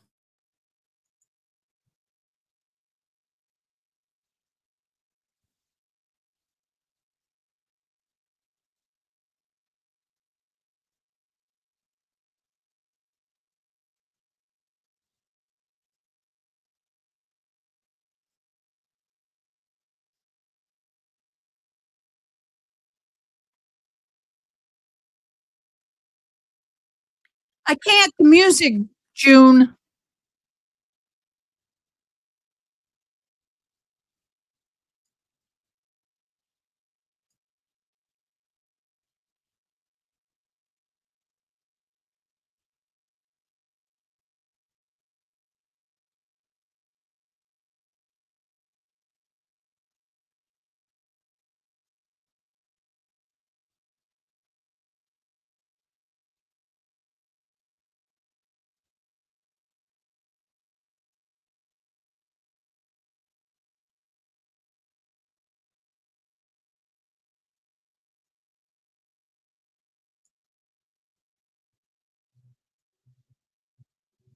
I'm looking.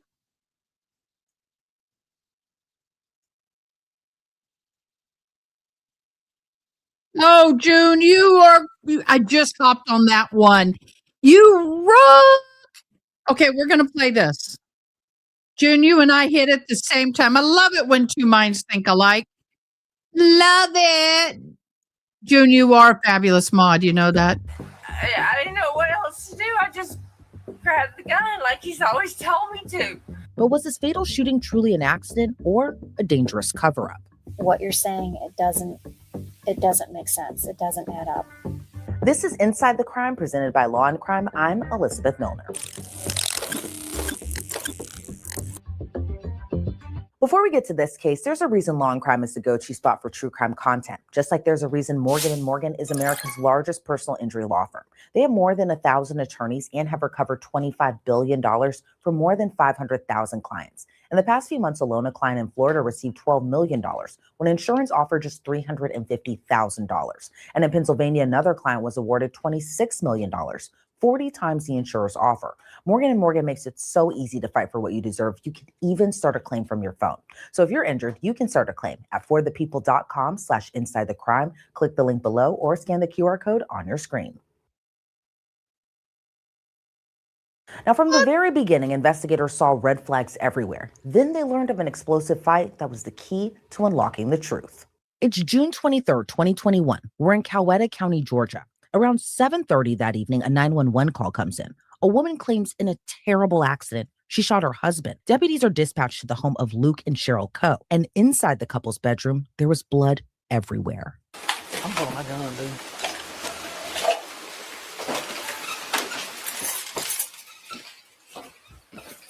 Sheriff's office. Sheriff's office.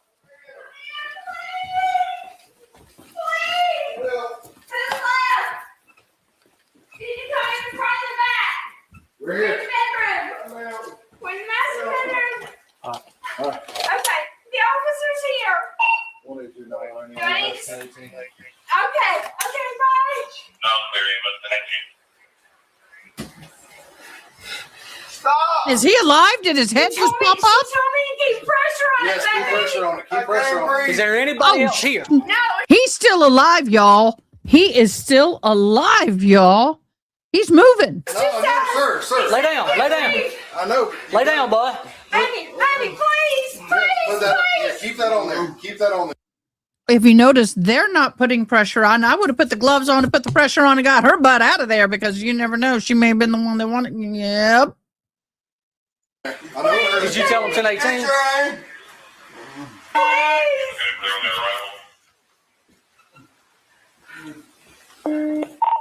172 911. We need 1018 EMS. 1018.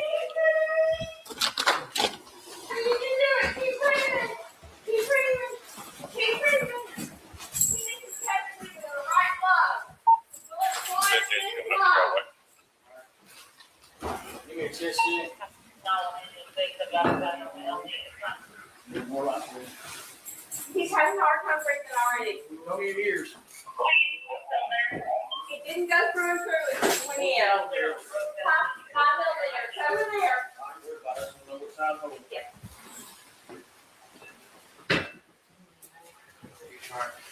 Give me chest.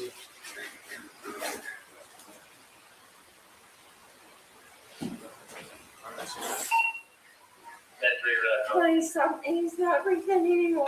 Baby, come on. Don't give up to me. What? What? No. What just happened, y'all? Gremlins out.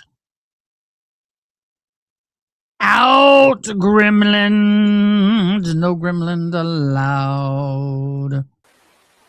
Out, Grimmies. Grimmies out. Please stop. He's not breathing anymore. Baby, come on. Don't give up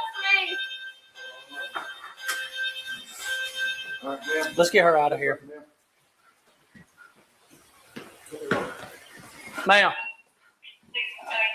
Get her, man. Let's get her out of here, buddy. Hey, buddy. Hey. We ain't gonna take, man. Here, man, come out here. Okay, listen. You just have a seat right here. Have a seat. Easy, good hands now, okay?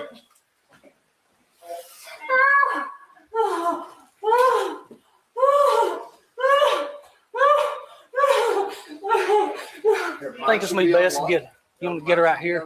If y'all want to pull down here and give EMS access up here. Luke is clinging to life as questions mounted on whether he'd survive his injuries. But the scene around him began to tell a different story than what Cheryl claimed. Did you get what happened?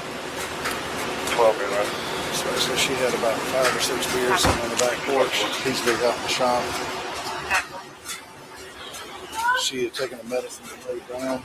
He came in yelling about something, and she scared her, so she grabbed down the shop. That doesn't explain why he's new, and it doesn't explain anything. It makes no sense to me. You want me to fill it out or you want to get it? It don't matter to me.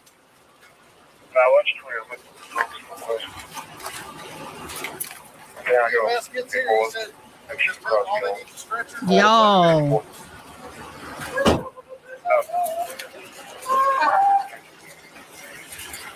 Yeah, but it's something to watch.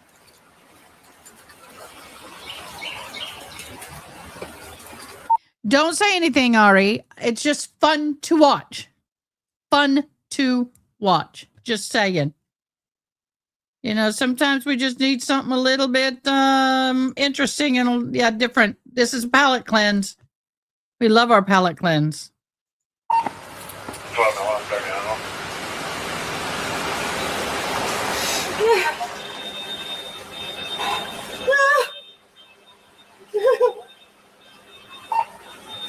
Oh God, please help me. Please help me out. Oh God, please. 116, minutes off that one as well. Oh God, please.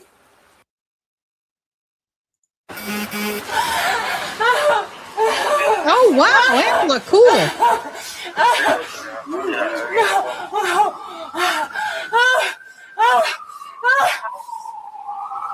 Oh my God.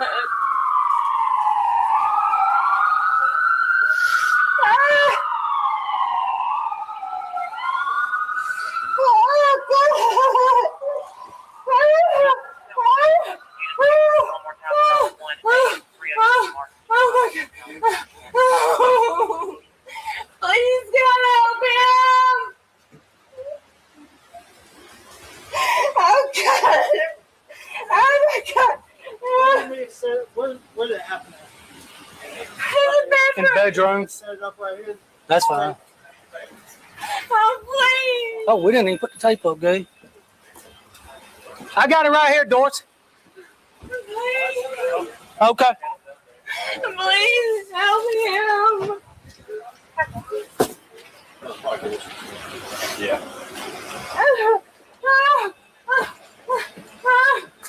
Hey. 7126. Go ahead. Right there. I think. Good Good enough. Oh, you mean son? Yeah. Oh, right here. No, that's good. Okay. Please help him. Please help him. Oh, God. Oh, my God. 12 hours. I'll start that. Oh, my God, please. Oh. Hey, Doris, can you grab that crab seat tape from one of those rolls? Ma'am, come over here. Come over here, ma'am. Let's You need to take her on out. Yeah, let's go down by the trucks. Come on. Go down by the trucks. Well, they're coming up now. Hey, can y'all move? And I'll grab whatever we need.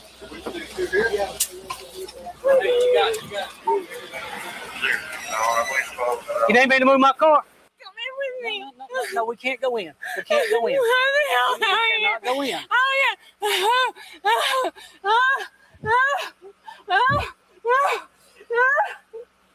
We can't go in, okay? Oh, God, please. Why don't you just have a seat over here? Just have a seat. Oh, please. Why are they all out here? No. No. Why are they all out here? Where is he? You want a chair? You want a chair? Where is he? What? Where is he? You want a chair? No, I just want to know what's going on with my husband. I think you already know what's going No, on. I don't. Why are they all out here? Oh my God.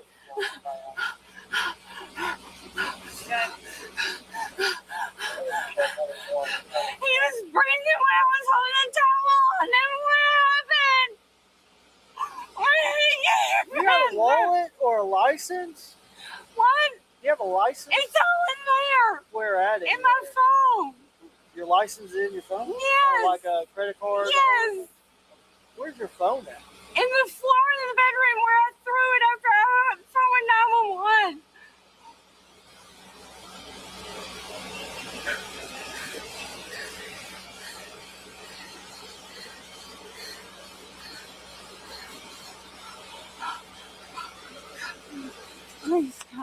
Please, God, land you. Faster.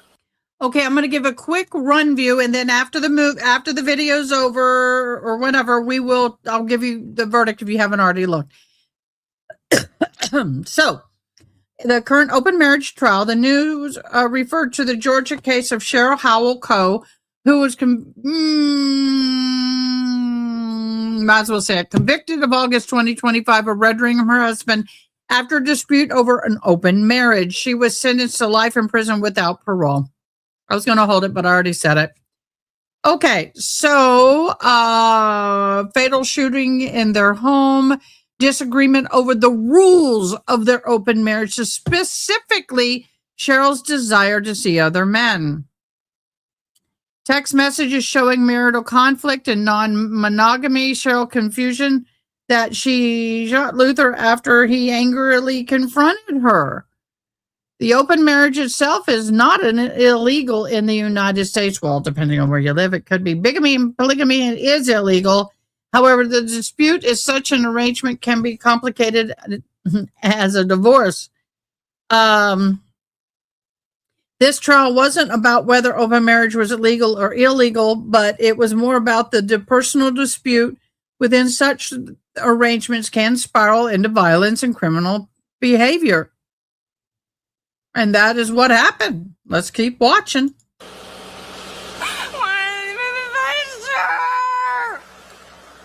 He's a what? Why Cheryl was completely hysterical. While Luke was still alive in his bedroom when deputies first arrived, officials say his injuries claimed his life. My name's Robbie. Can we take your blood pressure and stuff? Check on you? Can we do that? I'm not worried about me right now. You I'm what? just worried about him. I'm not worried about me right now. I know, but just let us check you real quick, okay? Do you have any medical problems, diabetes, seizures, anything like that? I have migraines, and that's the reason that I took my medicine before I went to bed. Okay, what do you take for your migraines? Clonopin and Phenergan, and I'm going through menopause, so I'm on progesterone and estradiol. Okay.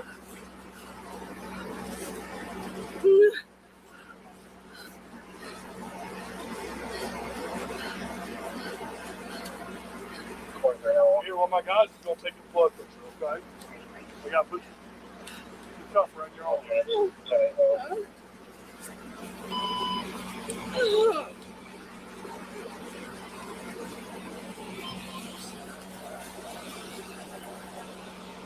Can I turn this off? I will. Okay. I can't hold it up.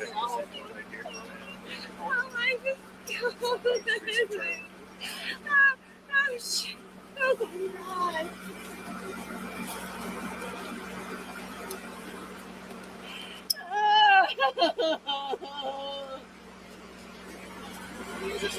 Oh, God. That's right. That's why I haven't turned it off yet. Okay. Not a problem. Oh, God. You got it? Try to relax that arm so you Deputies appeared pretty suspicious of Cheryl's behavior. One deputy noted spending an hour outside with her, but not seeing a single tear. She eventually had to be pulled off the ground so investigators could understand what happened. Sheriff. Hey, let's give it to her. Look here, come here. Sit up for me. Come on. Sit up. Sit up. Let's walk up here for her. Come on, stand up.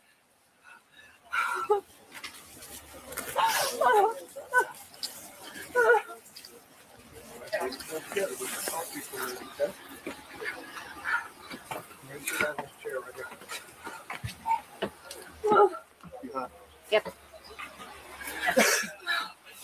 Okay. My name's Gary, okay? I'm with the coroner's office, okay? And this is Shauna. She's with Listen to me, hon. You need to listen to me. Sit up. We know what's going on already, okay? So, tell me, is your name Cheryl Coe? Yes. Right? Okay. How old are you, Cheryl? 51. 51? Okay. And your husband inside, right? Okay. Tell me what happened this evening. Just start with where were you before you saw him?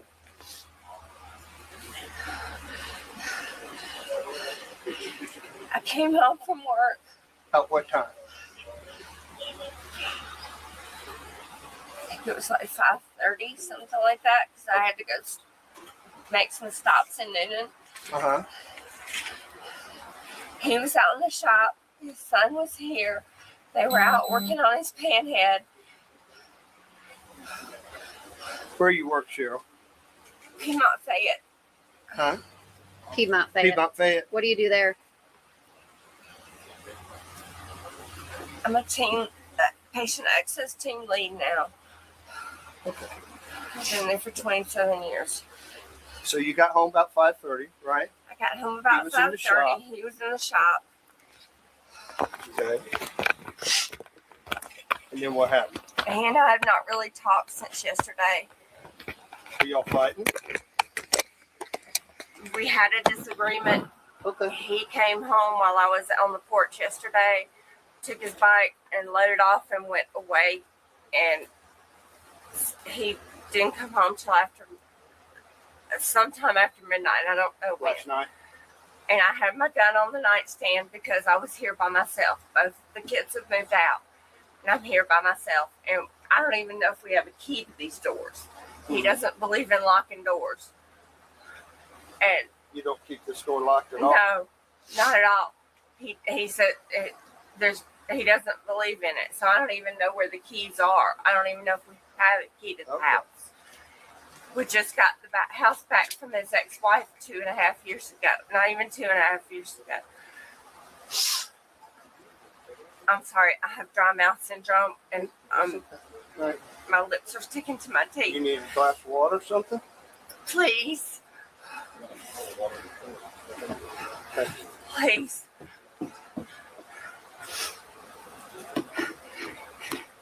So. Okay, first of all, get a shirt and cover up the cleavage, boo. Yo. I wonder if she's on drugs, because that's how that's how it looks to me.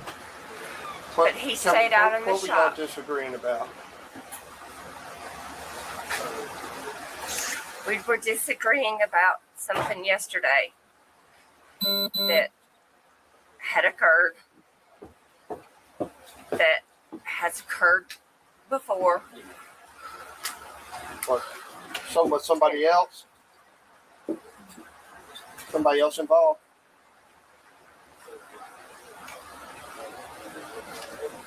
Not particularly. Okay.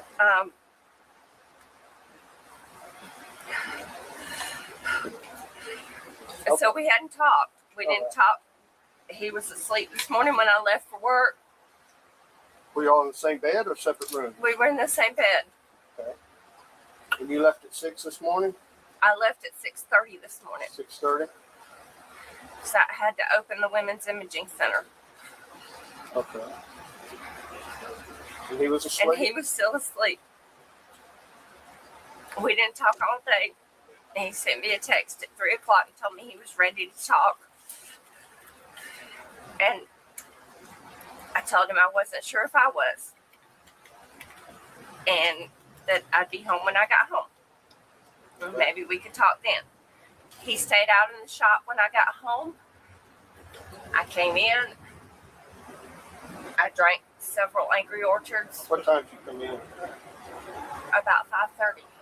You came in back in for the? Oh, you came in I from came work. home Okay. from work Okay. at about 5:30. Okay. I didn't see him.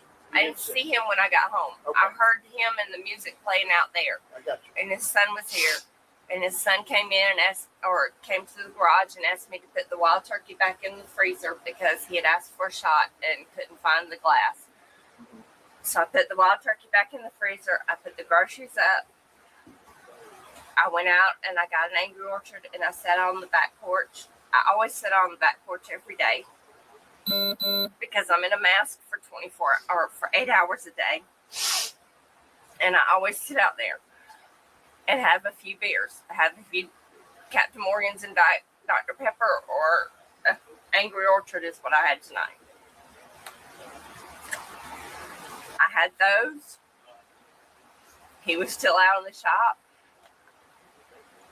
I decided I needed to go to bed because I have to open tomorrow. And I went in and I took my medicine. What time? I don't even know what time it was when I took it. Well, what time did you go to bed? Probably about 6:30, 7 o'clock is when I got in the bed. I probably took the medicine about 6:30 because I brushed my teeth. I took my medicine and I brushed my teeth. And then I got in the bed. What kind of medicine did you take? I take Klonopin and I took a Phenergan. And What are you taking the Phenergan for? the Phenergan I take for my migraines. No, boo. I took my progesterone, which is my hormones. Okay, guys, how many of us are on prednisone, have migraines? Phenergan for migraines? Phenergan's a nausea med. That's not an anti-migraine med. I'm not, I mean, for real, boo. I mean, I don't know about y'all. I mean, I'm okay. you guys may have a different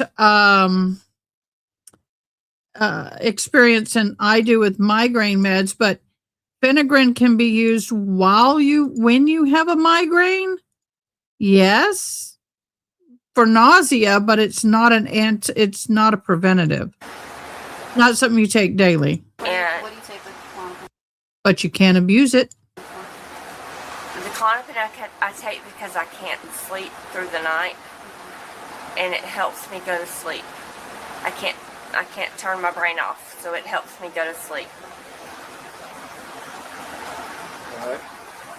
I took that and I got in the bed and I turned the TV on because I was in there by myself, and when I'm by myself, I feel better with the TV on. He was still out here.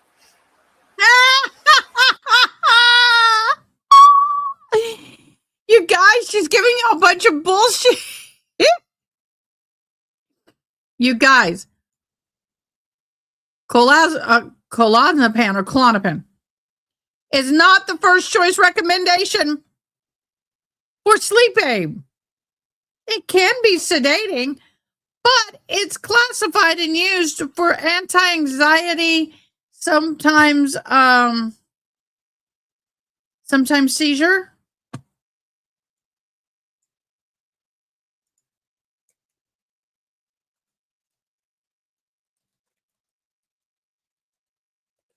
I'm like, keep spilling it, boo. I fell asleep.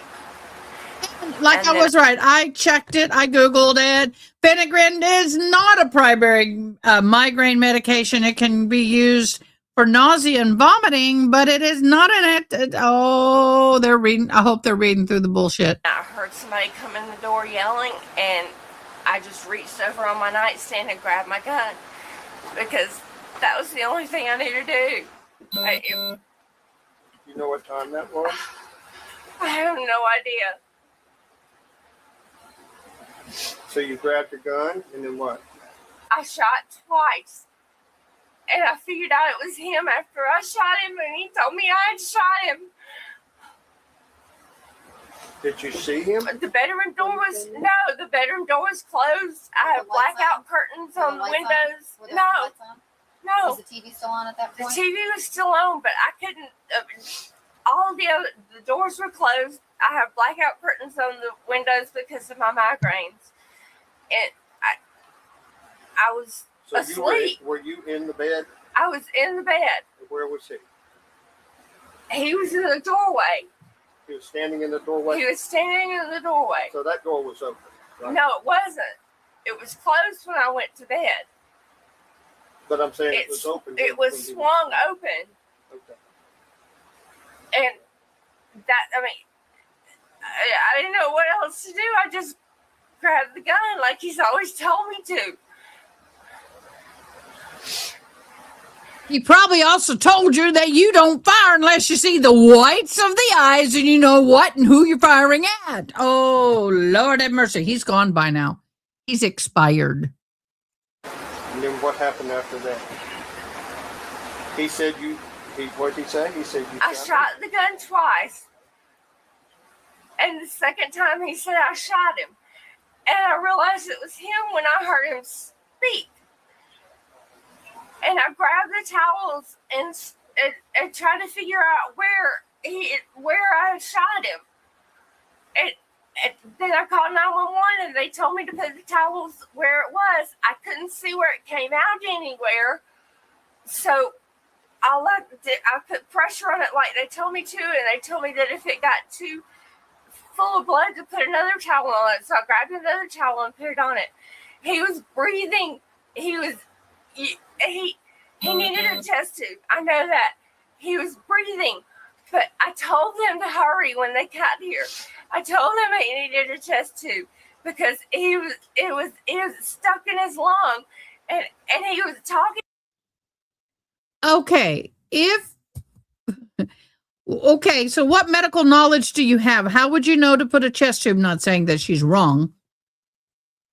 She probably could be right, but why are you telling them they need to put a chest tube in when, first of all, Probably, I think he's already gone. I don't know. To me, and he was talking to me when they came in. It was a wild story, but for detectives, the dots still weren't connected. Oh, Investigators she worked at a major hospital. As a hospital is She made okay. a lot of inconsistent statements. On June 24th, a day after the shooting, she was brought to the police station for another interview, but this time she was Mirandized. Do you understand each of these rights as I've explained them to you? She should not have been Having these talking at rights this in mind, point, do you y'all. wish to talk to us? At this point, she should have shut up. Just saying, I'm grabbing the wrong one. At this point in time, she should have shut her mouth. You heard the song, Shut the Door. Well, you should have shut the mouth. Subtitles. I'm gonna minimize these a little bit. I got them really big because we needed them earlier. Okay. Y'all, this woman needs to learn to shut up. I kid you not. I've talked to her. I know. And Yep. that was just kind of just talking to you in the beginning. But now we kind of just have some other questions for you too. Okay. I have the right to answer them and not answer them, correct? That's correct. You know, I answer what I can. Okay. All right, Sheila. So I know you told me about yesterday, and the events leading up yesterday until tonight. But if we can back it up, I guess, and start from Monday, just kind of go through your routine with me. Just kind of tell me, take me through your day, starting from when you first wake up, until you go to work, come home.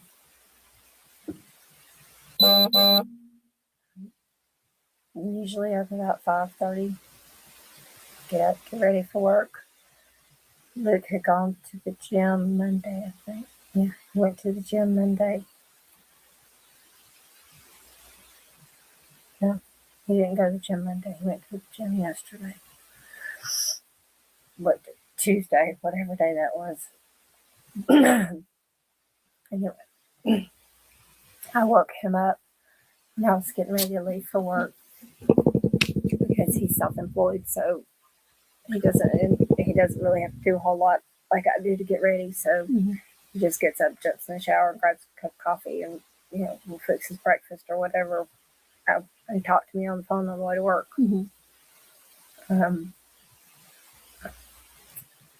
We had a normal conversation for us on the way to work on Monday. And I went in and opened the Women's Imaging Center, and for the first hour I'm by myself, so it's like I'm slammed with stuff. And then when it dies down, I'll usually text him and text other people that I talk to, good morning. I'm sure I text him that day because I was making plans for the week. And he disagreed with my plans for the week. He said it made his stomach turn. And I said, okay. I was asking. I wasn't telling. I was asking permission. Now, one thing to know about Luke and Cheryl is about a year before the shooting, they made a decision that appeared to change the course of their marriage, opening it up to others. But the arrangement would spark some tension in their relationship, including a huge fight in the days leading up to the shooting. You had messaged him about meeting up with someone, and he kind of shot that down. And I was like, okay.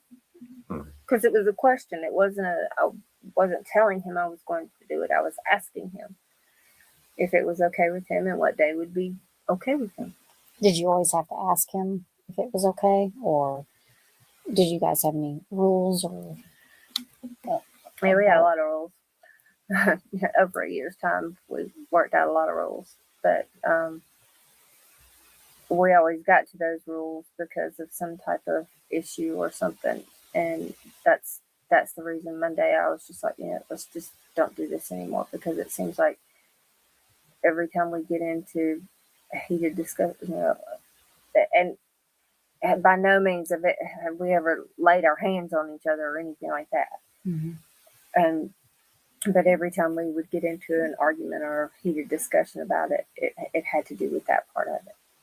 Now, did he ever have to ask you for permission to? Okay. Mods to So it wasn't just one studio chat, please. No, it was. I mean, he would plan something, and then he would be like, have you got anything going on that day? Are you okay with this? And that would be it. So if you said no, would he not do it, or would he follow through with it? No, he would not do it. Just like he told me no, and I was okay with that. I said okay, but when he told me that, it kind of made his stomach turn. I was like, that's when I told him, I said, let's just don't do it anymore. Now, did he knows this this person that you were messaging with, and you knew the person he was messaging with? Yes. Cheryl claimed that conversation sparked a cold war between the two. That night, they slept on opposite sides of the bed. And when Cheryl woke up, she just went off to work like normal. They were supposed to have a conversation about it later that night.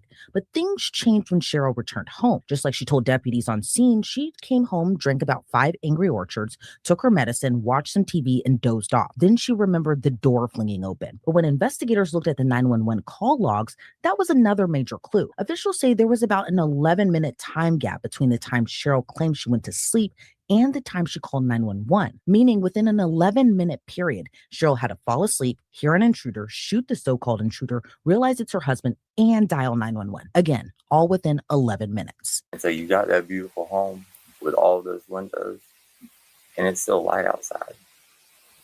And so even if you had blackout curtains in your bedroom, the light from all those windows would have shone through your bedroom window.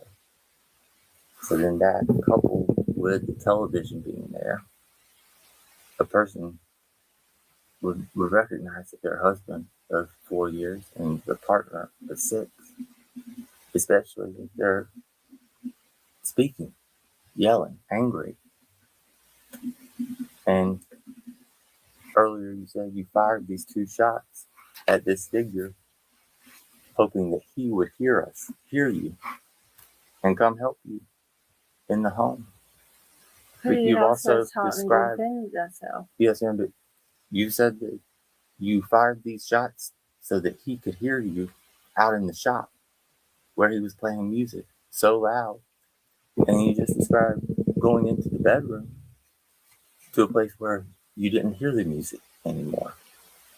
And so I'm having trouble making sense of how both you say you couldn't recognize even the silhouette of your husband through the door when all this light is shining through, and who is speaking to you, yelling at you. And then you would fire 2 shots in a room where you say you couldn't hear the music from the shop. Why would he be able to hear gunshots from inside that room? So help me understand that.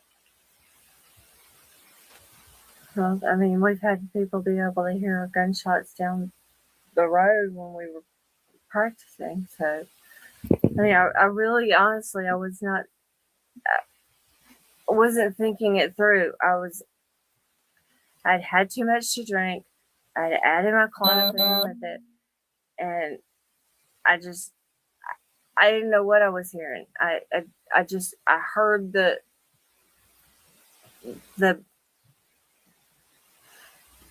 door slam open, and I couldn't.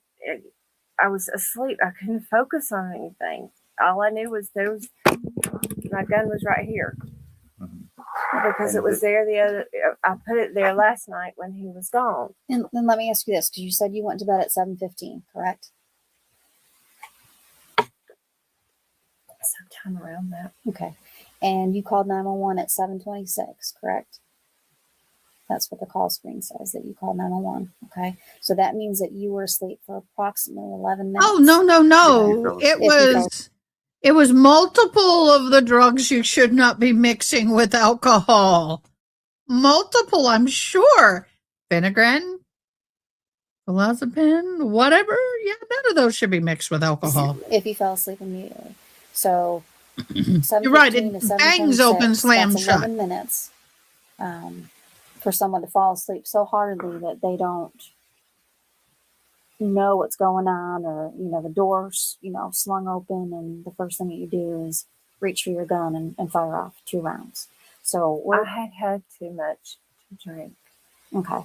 So when I talked to you previously, you stated that somebody slung that door open and they were shouting and screaming. And remember, I asked you, you didn't recognize if it was your husband's voice or not. And what did you say? Do you remember what you said to me? At this point now, I don't. Okay. You had said that you were too dazed and didn't really know who was screaming and yelling or what they were saying. So now you're telling us that somebody slung open the door and didn't say anything until you fired the second shot, and then he said, "You shot me," and then you realized that it was your husband. With the cracks in Cheryl's story showing, she ran out of options. He came in and he flung the door open, and he was yelling at me. Okay, when you say who's who? Luke. Okay. He was yelling and throwing things and grabbed hold of me and told me if I wasn't going to talk to him that I had to go sleep in the other room, and he was pulling me out of the bed and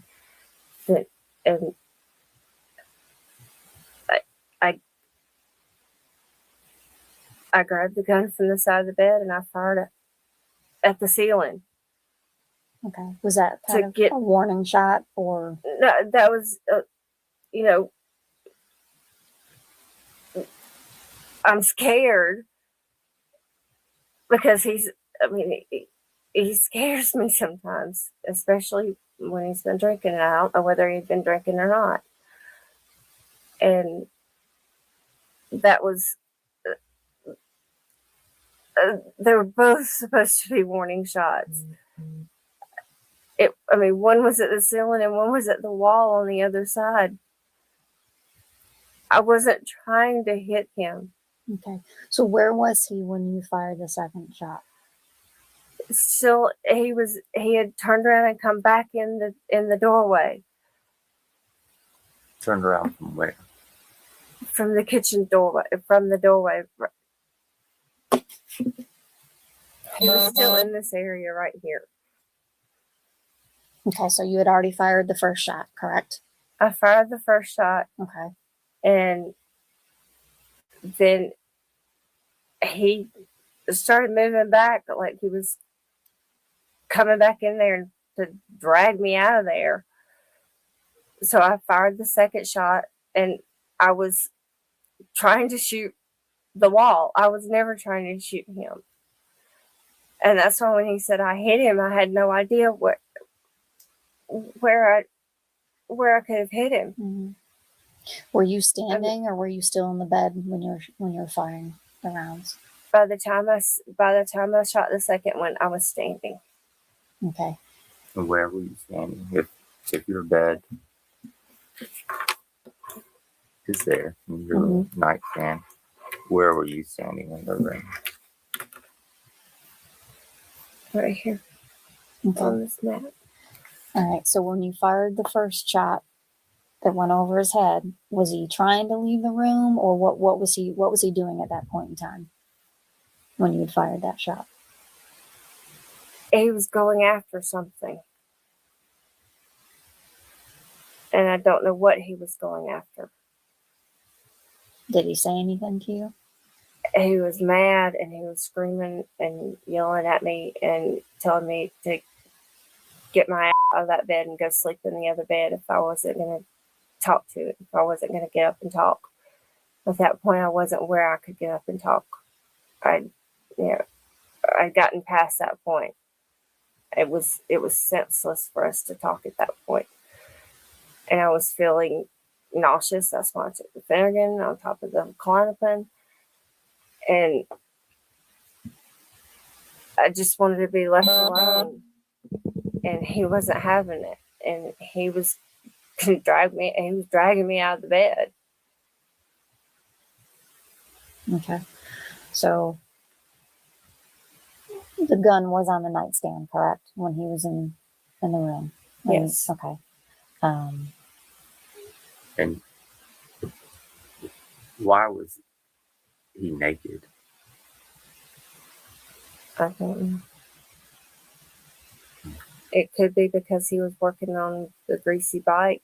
A lot of times he'll take his clothes off in the laundry room when he comes in so that he doesn't bring them into the house. Sometimes if he's really hot, he'll take his clothes off and jump in the pool and then come in. And the way that I saw when I went out there to get my flip-flops, the way that I saw all of his stuff lined up on that table is what he does with it when he decides to go jump in the pool.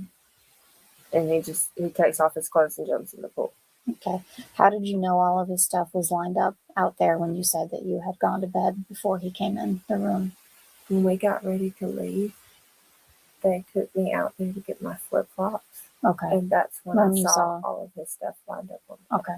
All right. Cheryl left officials no choice but to charge her. She faced charges including malice murder, felony murder, and aggravated assault. When the case went to trial, prosecutors revealed the medical examiner found muzzle compressions around Luke's bullet wounds, suggesting the gun might have been pressed directly on Luke's body, which doesn't match Cheryl's version of events because she claimed to fire from a distance. By early spring of 2025, nearly 4 years after the fatal shooting, Cheryl went on trial. According to Coweta County prosecutor, Cheryl got on the stand and told yet another story of what happened that night. And in March, the jury came back deadlocked. During Cheryl's second trial, prosecutors say she admitted under cross-examination to lying to the jury in her first trial and lying under oath. So the second time around, a Coweta County jury found her guilty of murder plus aggravated assault. And when it came time for sentencing, it was life in prison without the chance of parole. Online records reveal Cheryl Coe is serving her sentence in the McRae Women's Facility in Georgia. Thanks for tuning into this episode of Inside the Crime. I'm Elizabeth Milner.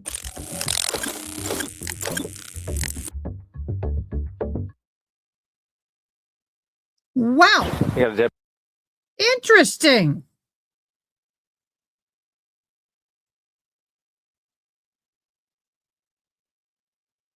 Oh, that guy. Oh, yeah. This is a pregnant woman. Yeah, and we're still waiting. And guys, I have to leave by 5:00. So, June and Angela, do we still want to continue to wait for this? We can. Oh, I didn't know I had the phone thing up. Sorry, my bad. June, you're slipping, boo. You didn't crack that whip on me. I love my June. Love my Angela. Both of them. They catch me. I think, guys, what we'll do is we'll go ahead and call it a day. I've got to get to San Antonio tonight. Tomorrow it's going to be an all-day cleaning out my sister's home. So it's going to be a long day, long evening. Yeah. Exactly. Military time, 5:15 p.m. A lot of people have a hard time with that, just minus 12. So anyway, y'all, we had a very eventful day, long day, and it's about time that we all go get some grub. Get some grub because this chick is hungry. And I'm going to eat at, well, let me make sure I don't have anything. I'm in live comm.